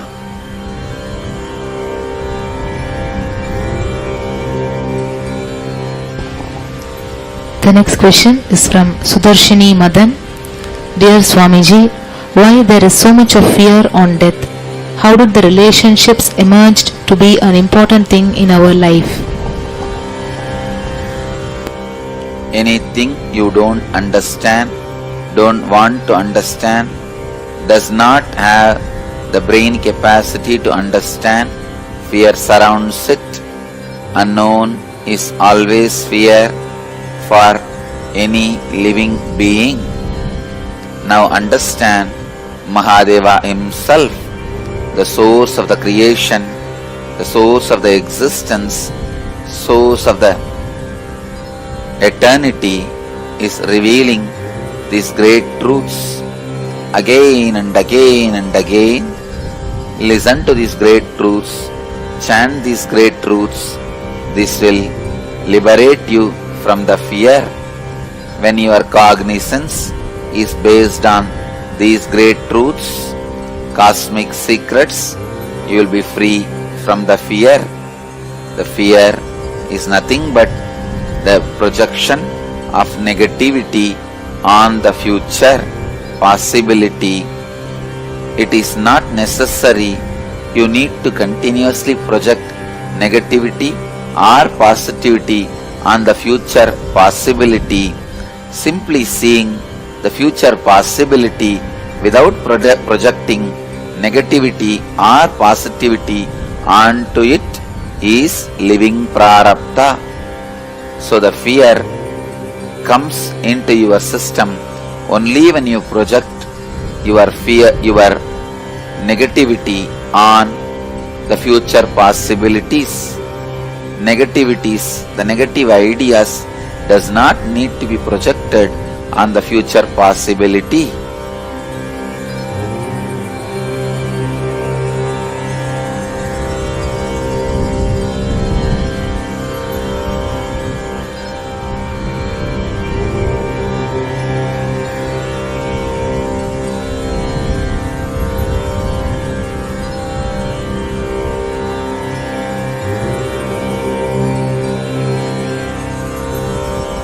Relationships gives you the feeling it is very important in the life, because through every relationship you try to have extended life. While you are living, whatever your body and mind cannot do for your interests and pleasure, you try to fulfill through the body and minds of your relationships. And same way, whatever they cannot fulfill through their body and mind, they are trying to fulfill through your body and mind. So mutually each other helping to fulfill the other's interests through body and minds of each other is relationships. If both of you understand the interests of each other and ready to support each other's fulfillment, it is called successful relationship, there comes love, compassion, sacrifice and spiritual growth. But if both of them are not understanding the real agendas of others, interests of others, continue the relationship, maybe because one person has hidden interests, hidden agendas which he does not want to reveal it to the other, or which he himself is not aware. When this kind of situations arise, relationship breaks or relationships continue to exist with being exploited, with exploitation. These kind of relationships lead to the most grave sin of keeping the other person as slave. Whenever the slavery happens, Cosmos strongly condemns it. So no slavery is allowed in the Cosmos. Cosmos is strictly against slavery because slavery is equivalent to the murder of partial time. In slavery, even if the other person has their body and mind, it is equivalent to they are killed, they are murdered, because that body and mind is not useful to that person anymore. So, relationship with an open, mutual interest should be encouraged, and it supports both the beings to evolve towards the fulfillment and finally the understanding how many bodies and minds you may use to fulfill your interests, that your interests are not going to lead you to your restful awareness. So that understanding may help you to renounce all the interests and even your own body and mind and settle down in restful awareness. So this understanding will naturally be leading you towards enlightenment. Going smoothly towards that understanding will be happening through the right understanding relationships. The relationships with the mood of exploiting other person with a hidden agenda without you revealing it to the other person about your interests, or you yourself may not knowing it by yourself, will lead to more and more destruction, depression. If the relationships continues, it will be the sin of slavery. If it breaks, it will be giving you a great divide, depression, feeling of emptiness. So the science of relationship is trying to have more body and minds to fulfill your interests, and trying to give the other person also your body and mind to fulfill his interests. As long as it is mutual, it is with a deep understanding, it should be encouraged, supported and blessed.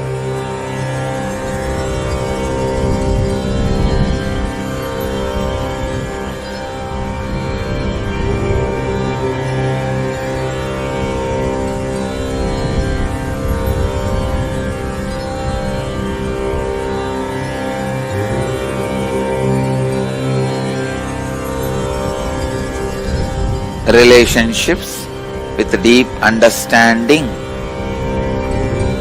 with each other is equivalent to the conscious birth.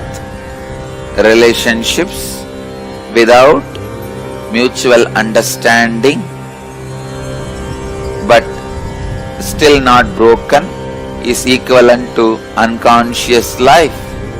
Relationships without mutual understanding broken is equivalent to death. All unconscious life will be afraid of death and end in death. Same way, all relationships which does not have mutual understanding will constantly have fear of being broken. Finally, it will break and bring tremendous suffering to both the persons who are involved in it.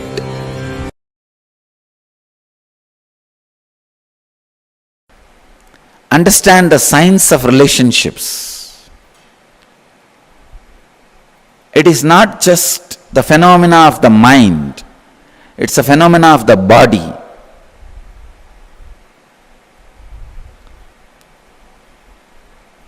Do not collapse relationships. Please understand. Do not illogically collapse relationships. It will directly affect some part of your body.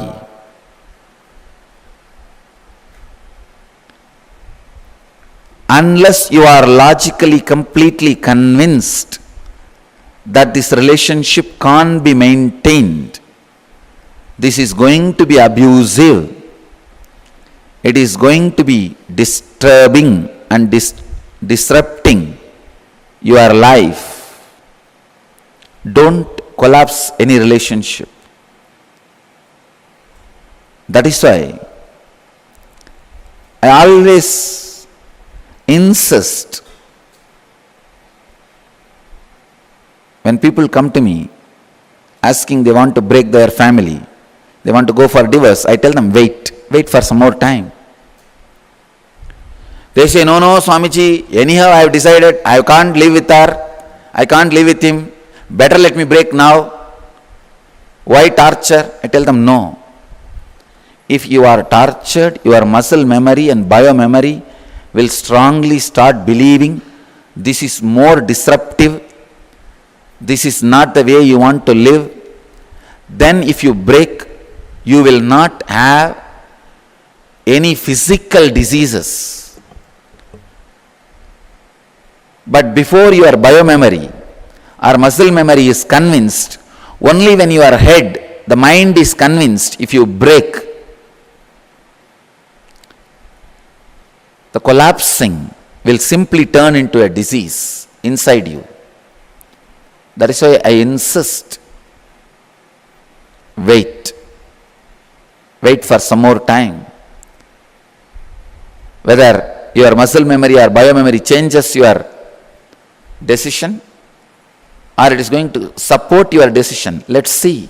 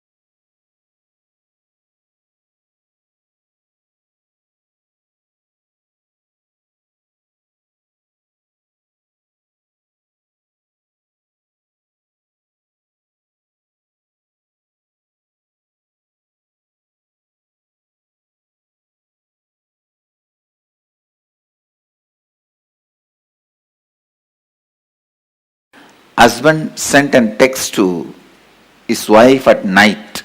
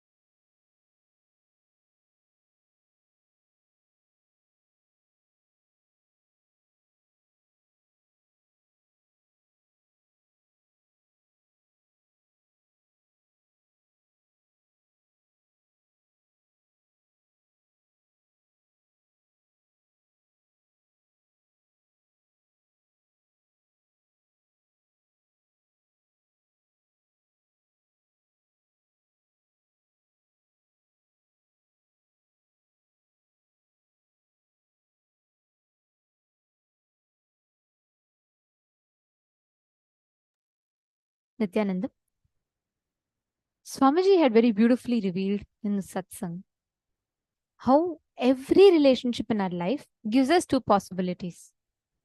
It can become a possibility for us where we experience new breakthroughs, new shifts, or it can be a patterns in us, being in that same continuous rut. Every relationship is both a pattern or a possibility. But how we make it, are you going to keep it as a pattern or are you going to keep it as a possibility, is in your hands. Swamiji has revealed a very, very important truth here.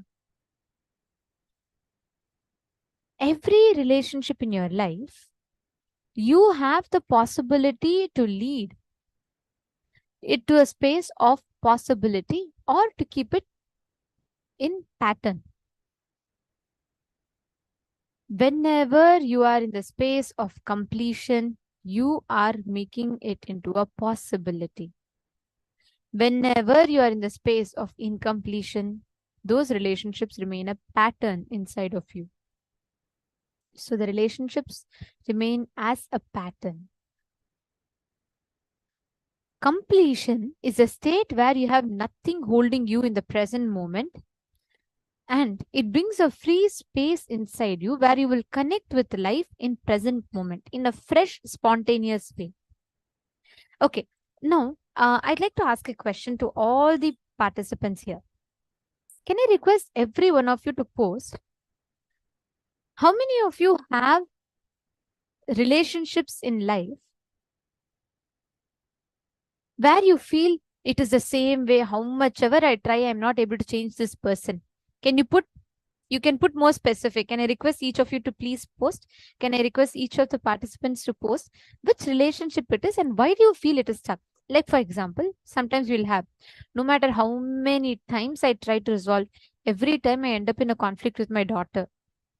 No matter how much I change, my spouse does not understand me. How many of you have such relationships in your life where you feel, you know, how much ever you tried, it is not working out?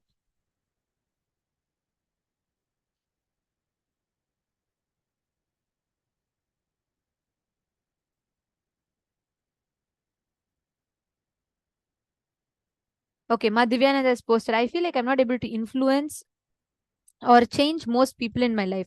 Only person I can influence a bit slowly is my father. Okay. Ma Diana saying, okay, never, I don't know when I should give up. Okay. Okay, Ma Christina, great. All the others, come on. Ma Navamani, Ma Uma Subramanyam.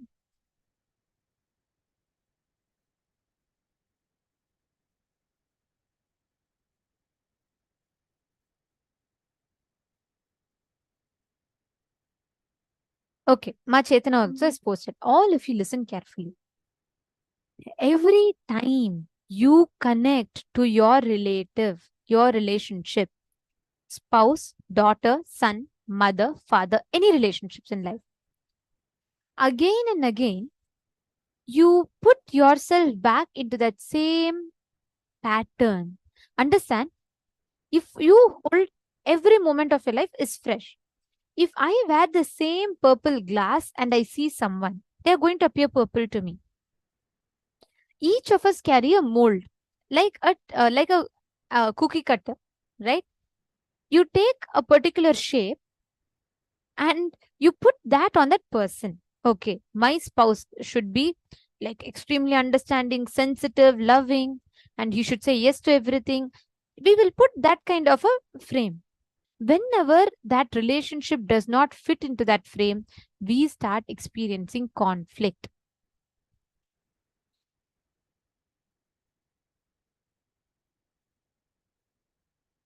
Ma Krista, you have brought up a very important point.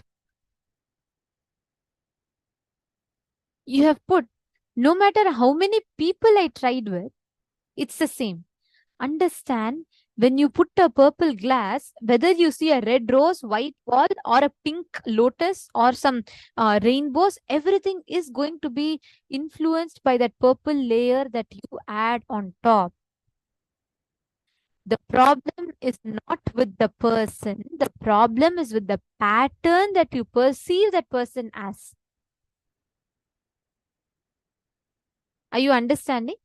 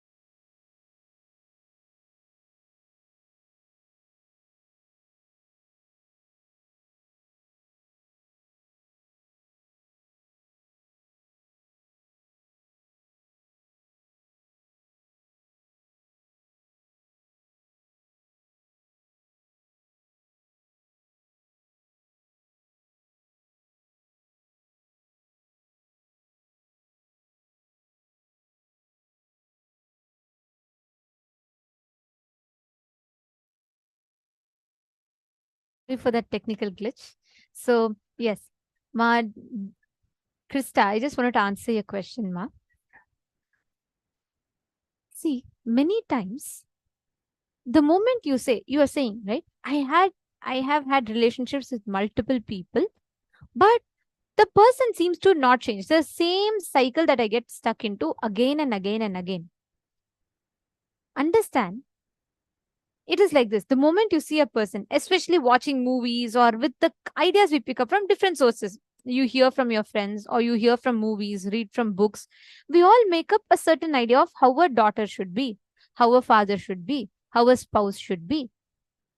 We create a frame. We try to go on imposing that frame on anyone that comes into our life. sometimes you will see somebody is looking as if like they fit into that frame. But as you start getting closer and closer, that's what is like the Swamiji will say, that's the mirage effect. Like how when you're traveling from far, you look like a beautiful puddle or something is there. But when you travel closer and closer and closer, you'll realize it was just a mirage. Same way, when in the relationships, in the beginning, it'll all be good, it'll all be flowery, nice, beautiful. And as you start getting into that relationship, that is when all the patterns start getting triggered. And then you will start feeling, oh, this is not the person I loved. But unfortunately, you loved your idea about that person, not that person.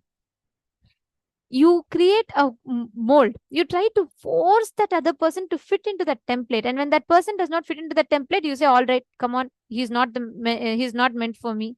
Then come on, take that frame and go and try to force another person into it. No, life, you cannot fit people into the frames that you want them to fit into. If I am going to wear a purple glass, whether I see Ma Chetana or whether I see Ma Navamani or whether I see Ma Vani Goyal, all of them are going to appear purple to me.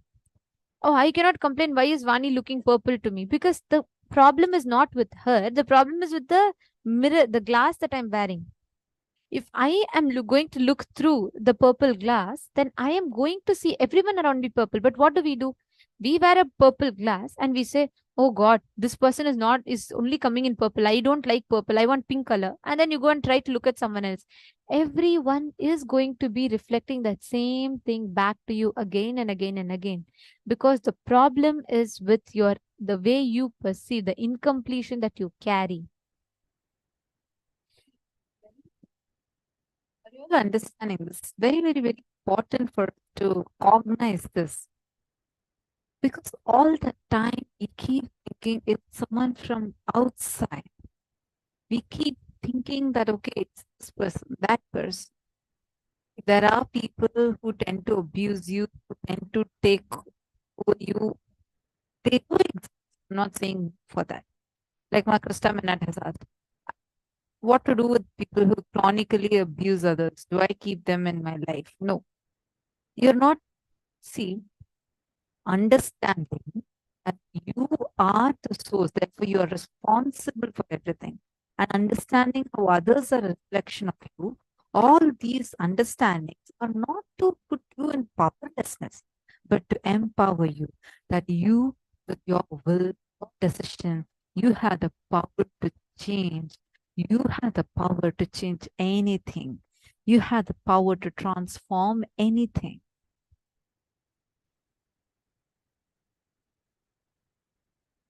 I hope it's... Ma Kela Brosad also has posted. I just wanted to add to that. Ma Kela Brosad has posted, no matter how great my hygiene is, theirs never changes. She's saying the only solution is to stop living with them. I do carry the cognition that most men have bad hygiene because I have witnessed it over the years. There have been few exceptions. My fiance has had great hygiene. My male relatives, not at all. Please understand, Ma Kela, as long as you carry that cognition, anyone you look at, you're going to look at from that perspective only. So what happens? See, if that is the purple glass that you are wearing, that is what Swamiji tells. You are looking at everyone as a pattern. You are judging everyone based on your pattern of your previous judgments, based on your previous few incidents. The person who you met 5 years before who was not hygienic, the person who you met 5 months before who was not hygienic, and the person who you met 5 minutes before was not hygienic are all not connected. They are independent occurrences in your life. You're clutching all of them and coming to a conclusion, all men are not hygienic and therefore I'm going to be incomplete. No. But that is how we all carry pattern-based relationships in life.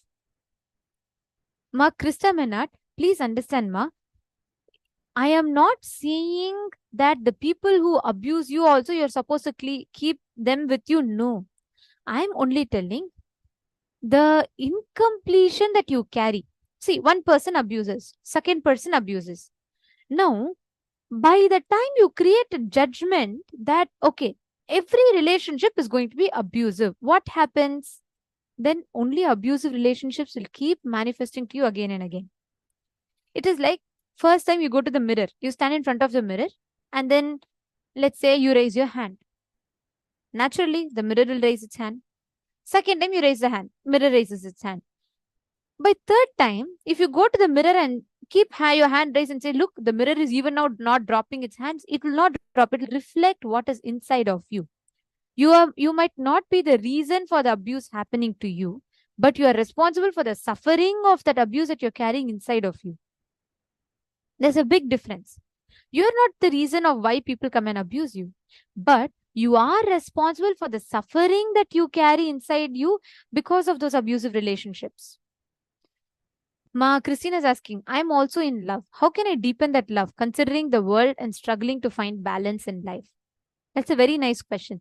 Actually, you will be learning about that further, but just to give you a brief answer about that in this thing. The moment you stop trying to fit another person into your mold, you will start really experiencing love. We always try to fit. Okay, you have a certain idea about your boyfriend. You want him to fit that mold. Okay, he should care. He should spend so much time with me. He should give this. He should do this. You carry a certain amount of like an idea or a judgment. Okay. Now, based on that idea, based on that judgment that you carry, as long as that person seems to fit, you will be okay. The moment that person is leaving, is not fitting in that frame, you start falling into incompletion. You need to understand everyone cannot fit into your frame. You trying to fit someone else into your frame is violence. Start completing with that, you will really experience love. Christina, you would have formed certain opinions, judgments, and ideas, right? Only when you drop those judgments and start discovering that person for who they are. As long as you have some reason of why you love them. I love them because they look like this. I love them because they speak like this. All of that is temporary. Everything. If your love is based on an ephemeral quality of someone, it is not love. The moment you find out the eternal component, means I like that person, with out of that space of completion, then that relationship will give you real love. You're understanding, Mama Christina?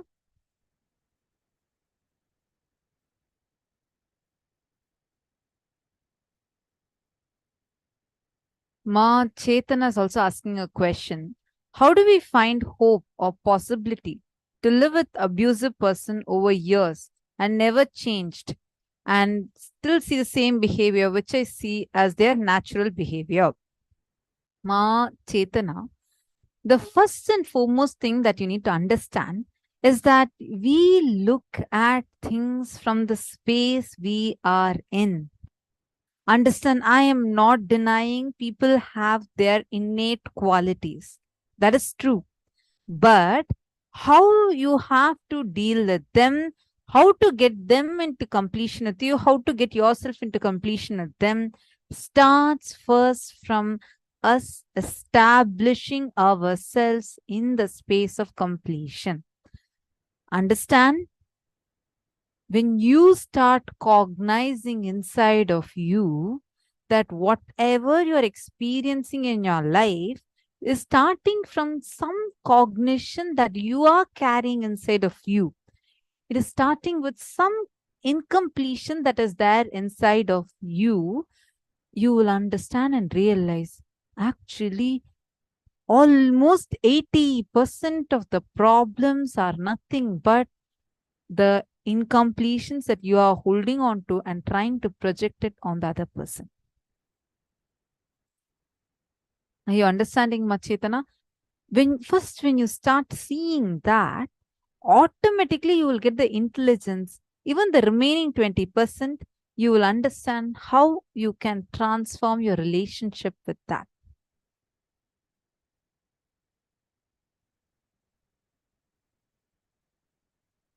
Sneha Patel is asking, what to do when you stop seeing any good in them and also wonder what got you into this relationship?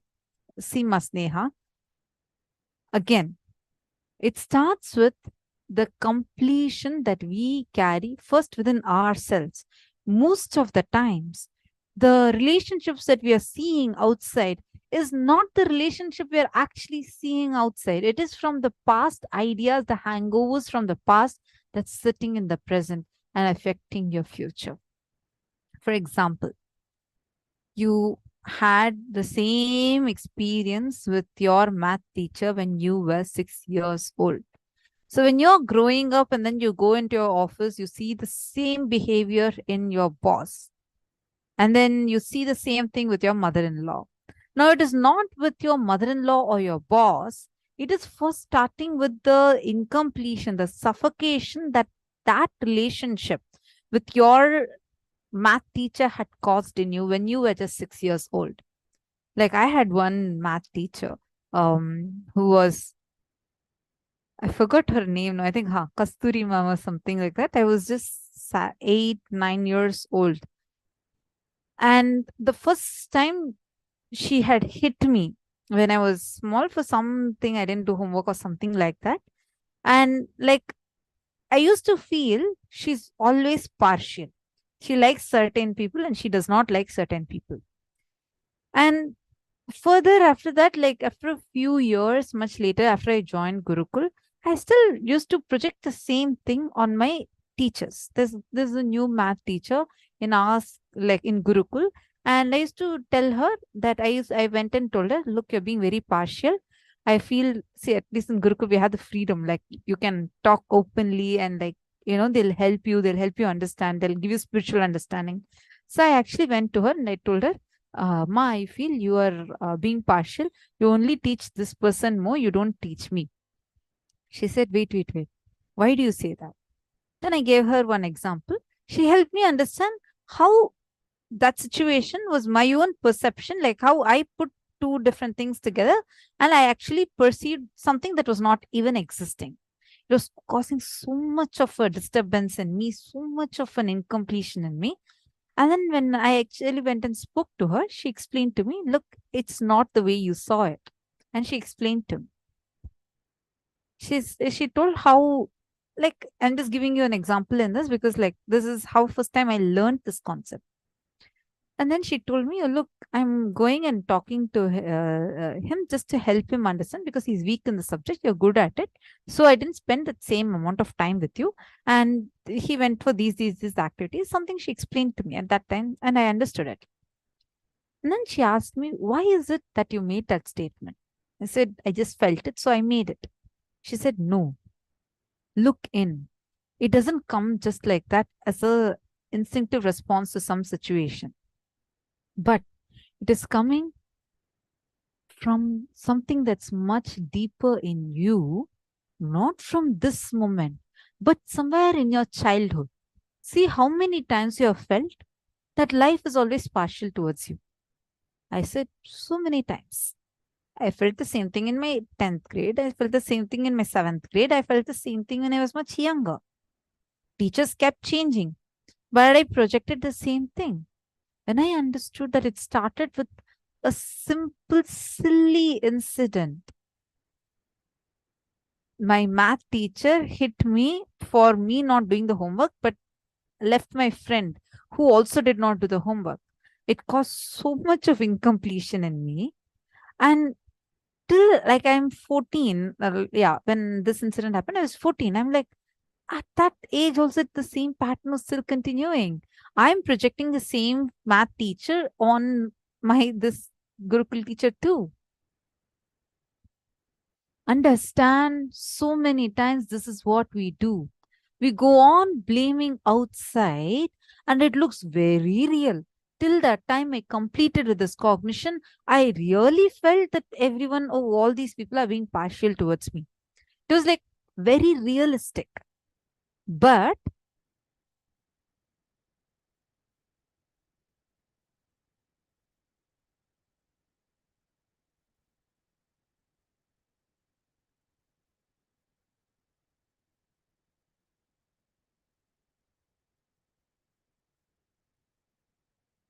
no sound, sorry. Nithyanandam, are you able to hear me? Nithyanandam?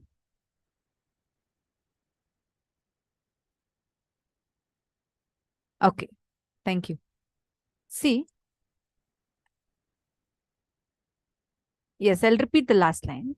See, most of the time, you are holding on to certain cognitions, incompletions from the past, and you're projecting that. It'll appear very real, very factual.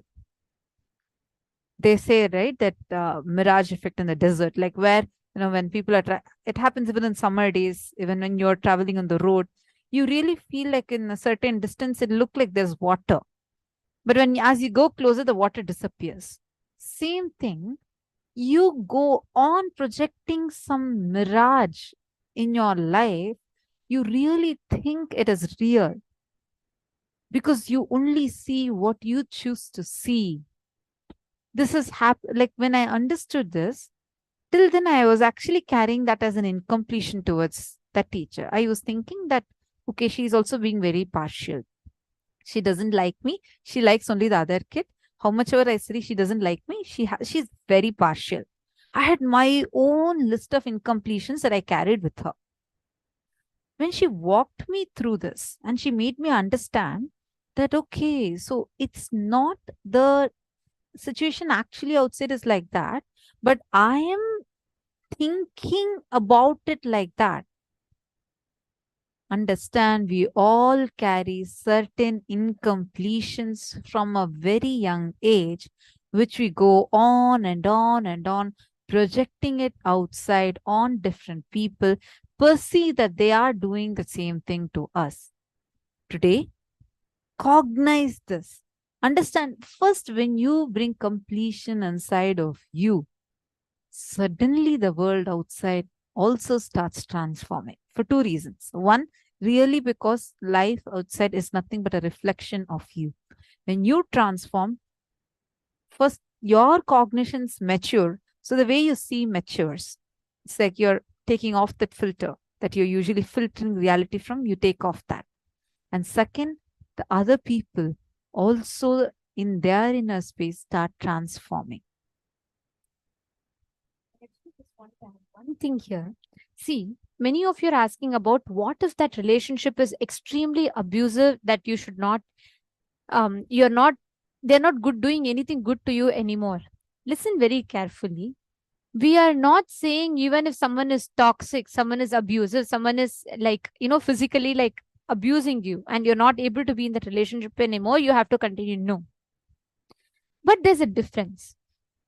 Many times, like Ma Krista Manad, in the example that you had mentioned, no matter how many spouses, like how many different times you got into different relationships, but you saw all your spouses that you have been into relationship with are exactly in the same point it ends.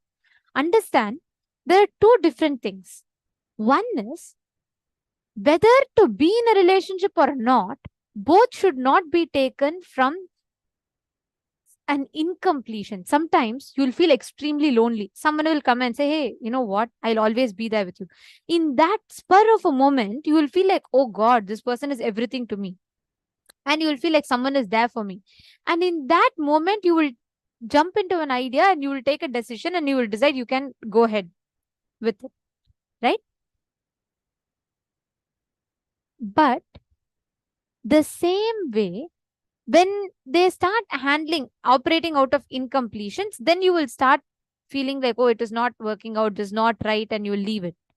But both are wrong. You cannot take a yes or no for a relationship out of incompletion, even if it is an relationship where you feel that person is the best. Take the decision out of completion, not in your temporary high or a temporary low. Because both times your illusions, life will like exaggerate the situation 10 times more than what they are. Okay, let me ask you all this question. How many times each of you have had arguments or some conflict in your relationship where you felt, oh, is it just this? If I would have been a little bit more calmer, I think I could have handled it better. I think this whole argument was not really worth it. How many of you have felt like that? Can you put yes in the chat? You will suddenly have a big fight. But after the fight, you'll feel like, after all, I don't think this much was needed. How many of you have had like that? Okay, Marcus is saying, of course. Come on, can I request everyone to put? How many of you have had? Okay, so many of you are putting Masuka Yoga, Madhyana, Majayanti. Okay, listen very carefully. Whenever you are fighting at that time, you will actually feel it is legitimate. You will feel like, oh God, what I'm saying is right. This person is doing wrong to me. This can't happen. This can't happen. That one thing will ring 100 times in you. You will react so much. You will come to drastic decision. You'll say, let me divorce. But end of the day, in that spur of the moment, because your one incompletion got triggered, you will just fall into that rut, that cycle, and you will destroy that whole relationship. When I say you, I don't just mean your side. Sometimes it happens from the other side also. That is why it is crucial to have the space of completion. Sometimes in a joy, temporary joy. Today, if you see so many young kids who get into relationship, why do they get into relationship? They see a movie, they listen to that, that romantic songs in the movie, and how that hero sees the heroine and gives her a rose and all that, and looks so flowery and nice to them. They really start liking that concept of love so much. Any boy that walks on the road and just comes and tells them sweetly 2 words, that actually that person falls for it. Whether boy or girl, it's the same. And after some time, they will get into breakups and all that, because both sides will not even be ready. Both are wrong. You breaking a relationship or forming a relationship in your temporary high or low is wrong. Come to the space of completion. Make sure you're dropping all that incompletion, suffering, pain that you carry in you. From that, the decision you make will be the right decision. Are you understanding? Are all of you understanding? Okay. Now, this one cognition, Swamiji is saying, right? This is what is judging a relationship as pattern. You have a pattern. You create a pattern. Okay. People will come, let's say when you are young, okay? Your mom gives more chocolates to your brother than you. At that moment, you start developing the pattern. People like my brother more than me. People don't like me. After that, you may grow up and you may really feel like your mom was just trying because he was a young kid after all. But you may not hold that incompletion with your mother. As you grow up, you will start holding that incompletion with your teacher. You will see in your school, from that same frame, you will look at it. Okay, how is life not being fair to me now? One incident is where your teacher would have told another kid, your project is very nice. That's all. You will form a conclusion. See, even my teacher does not like me. She is giving more love to her than me. After some time, as you grow up in your college, your friends, you will feel your best friend is not really valuing you. You are only going behind her, but she doesn't care about you. She only wants to be with others. After you grow up with your boyfriends, or after you grow up with your fiance, then your husband, then your children, the person, the people whom you have the judgment about varies, but your judgment remains the same. You always feel life is very unfair to you. That is how we all form incompletions. That is what is called as judging relationships as patterns and not as possibility. So many decisions to divorce, to break the relationships, fight. Today, whenever I read the news, it is so saddening to see people get so irritated, angry. They suspect their husband and wives and they get into relationships or break the relationship. Sometimes it goes to the extent of physical assault to the other person. That extent it goes because it starts building like this. It starts building as minor irritations. I remember this one incident Swamiji shares always has made a big impact in me. And I keep sharing this incident. One day, a person came to Swamiji for darshan. He came to Swamiji and he said, Swamiji, I can't handle this anymore. Please bless me to have a divorce with my wife. And Swamiji tells, this incident is actually there in the Guaranteed Solutions book. Swamiji will tell this man that, hey, you know what? I only bless people to form relationships. How can I bless to break a relationship? You tell me what the issue is. Let me find out what we can do, how we can resolve it. He tells, no, Swamiji, you don't understand. My spouse, you can't, nobody can handle my spouse. She's most violent person. Then Swamiji says, all right, I'm not saying a yes or no to it. Let us understand. You tell what exactly your problem is. And this man goes on telling Swamiji, it is not possible. You don't know, Swamiji. Just my wife tried to kill me. Swamiji said, why? What happened? Why are you feeling that? He tells that because when she was coming today, when I was sitting and I was waiting to go to the office and I was telling her I am stressed, and she comes and she was giving me the coffee and she poured the coffee on me. Swamiji said, okay, how did it happen? No, Swamiji, you don't know. She said it is a mistake, but I don't think it's a mistake. You don't know, Swamiji, on the day we were getting married also, there is a game, actually in Hindu marriages, right? Just to get that comfortability between the spouses, they'll have a game where in a water pot, the spouse, both the husband and wife to be, should go and search for a ring. So this man brings up that incident. He says, no, Swamiji, you don't know, even that day she scratched my hand. Swamiji said, clutching one or two incidents, that one and another incident, this man has come up to a conclusion that the wife is trying to even kill him. He is so deluded by his incompletions. For him, it seems legit. He feels like, yes, she's been harmful to me. She is not doing this. She's not cooperating. And today she's pouring coffee. Tomorrow she may pour acid. He actually told this to Swamiji. Swamiji asked him, maybe she poured coffee by accident. He told Swamiji, no, Swamiji, you don't know. Today she's pouring coffee. Tomorrow she'll pour acid on me. And he wants to take a divorce because of this incident. Understand, it is always it is like this. It builds up like this. Sometimes it becomes too late. It is not one side, it is both sides. Husband feels like this. Wife, we don't know what she will be having. Wife will also have the same incompletions. But because the science of completion is not practiced, we come to drastic conclusions. We decide to end relationships. We decide to break another person. We decide to even destroy our lives. Swamiji was saying, Swamiji said, I felt so sorry for this man. His incompletion was so much. He was so deluded, he could not see the reality.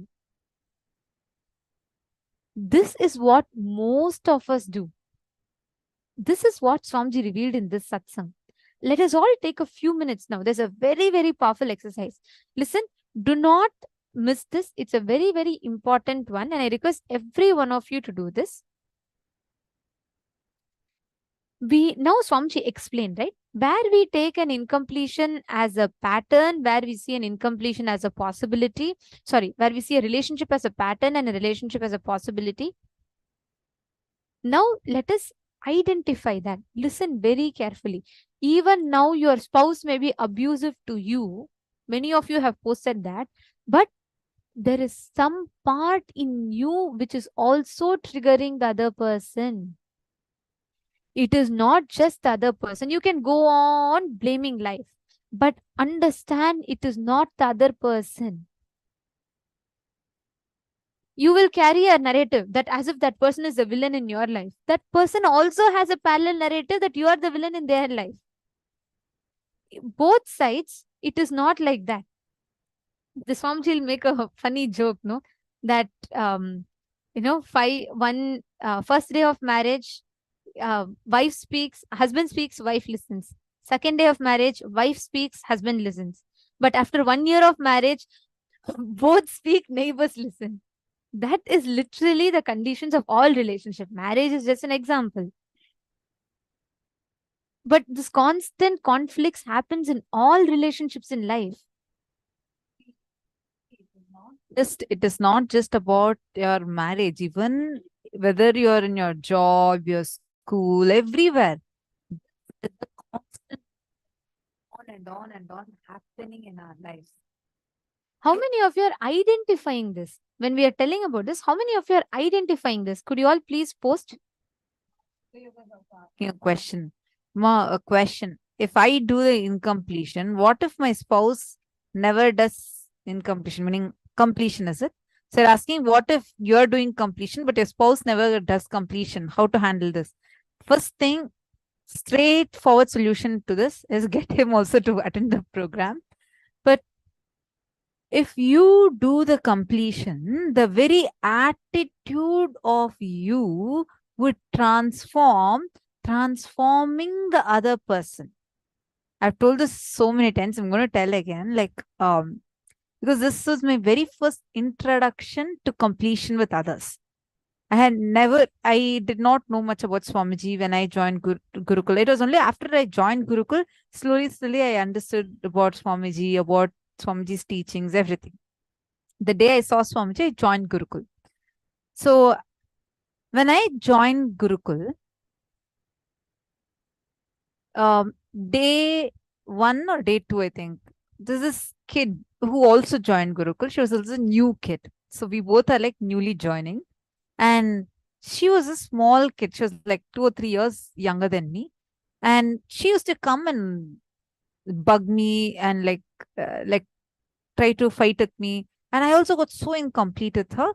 And we both were fighting with each other. And I just didn't like to go near her. So I used to keep avoiding her. Wherever if she comes, I'll just turn away and go somewhere. This went on for 3-4 days. And then that day I started calling her as a bully. I used to keep telling her, you're bullying. And I used to keep moving away. And I used to get so incomplete. That night, one of the balasans, Gurukul balasans, asked me what's going on, why am I getting so incomplete and having a conflict with that other kid. I told her, look, this is what these are the things she did. And I'm so upset. She keeps coming and troubling me. She asked me, did you try completion? I asked her what that was. She explained to me the process. She said, you just do the completion and see. Definitely, she will not trouble you again. I was like amazed. I asked her what completion was. She explained to me the steps. So that night, this whole discussion happened at night. So I was like just about to go to sleep. So I closed my eyes. I started reliving, doing the completion process. And next morning, I felt so fresh throughout the time. Even in my dream, I'm sitting and completing with her.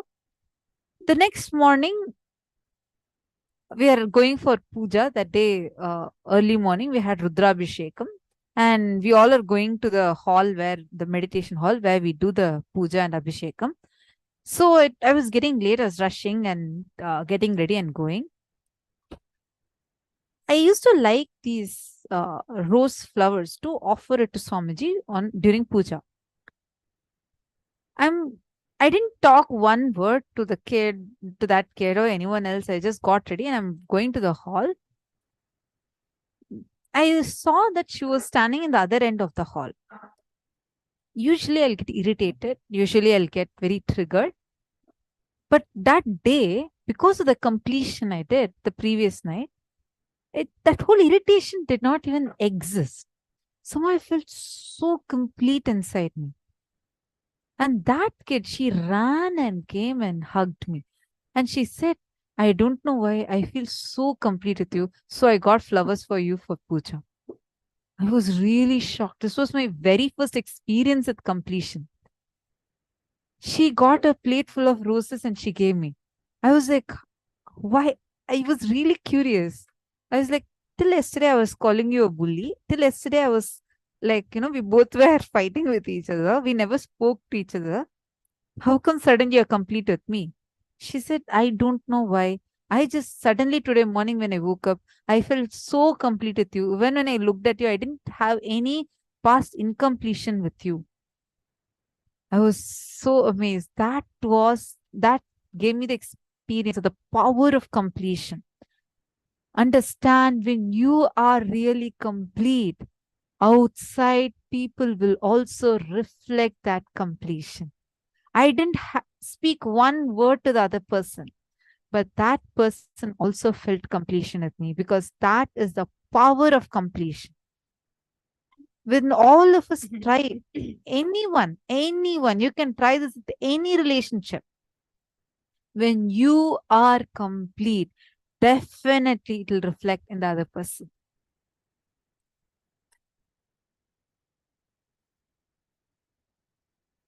Seema, one more thing.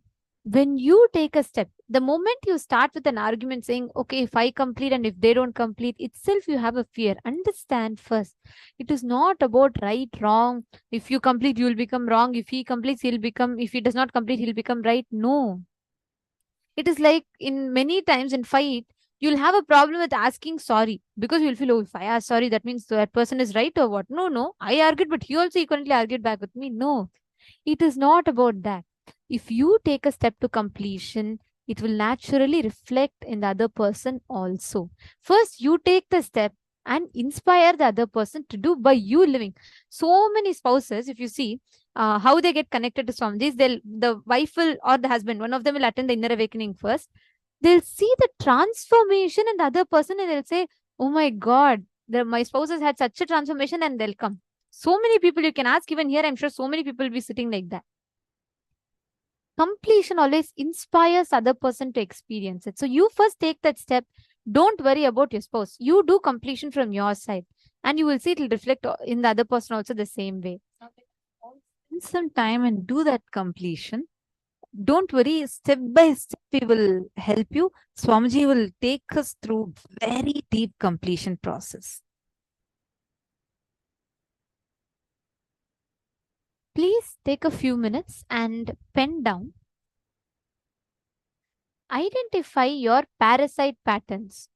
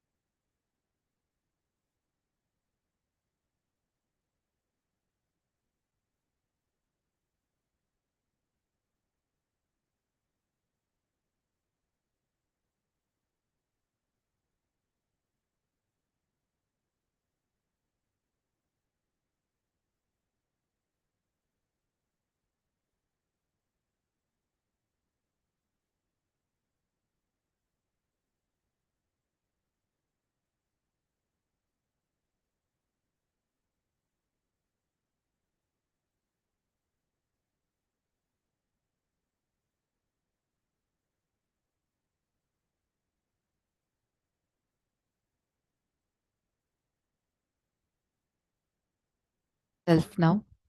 Identify your parasite patterns. Patterns of self-doubt, self-denial, self-rejection, self-criticism, self-hatred, being skeptical and believing it is impossible. Look into your life and see if you can recollect situations or incidents in your life where you experience the words, emotions, feelings, and experience of your parasite patterns. Please sit for a few minutes and pen down these situations and experiences.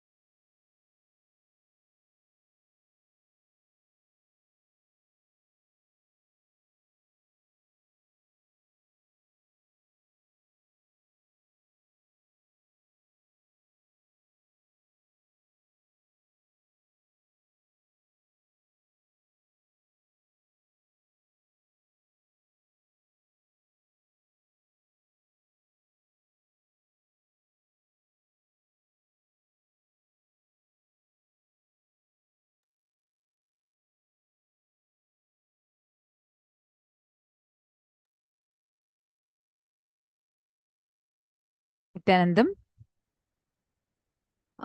Ma Krista Menat. Not really, ma. See, this is just a first step.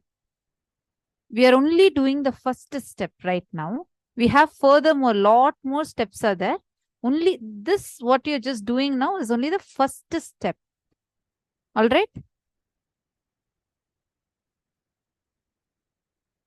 Now, take a few minutes. You're going to be sitting with the Atmamurti or as the mirror into whose listening you're completing with that situation or incident and completing with that pattern as well.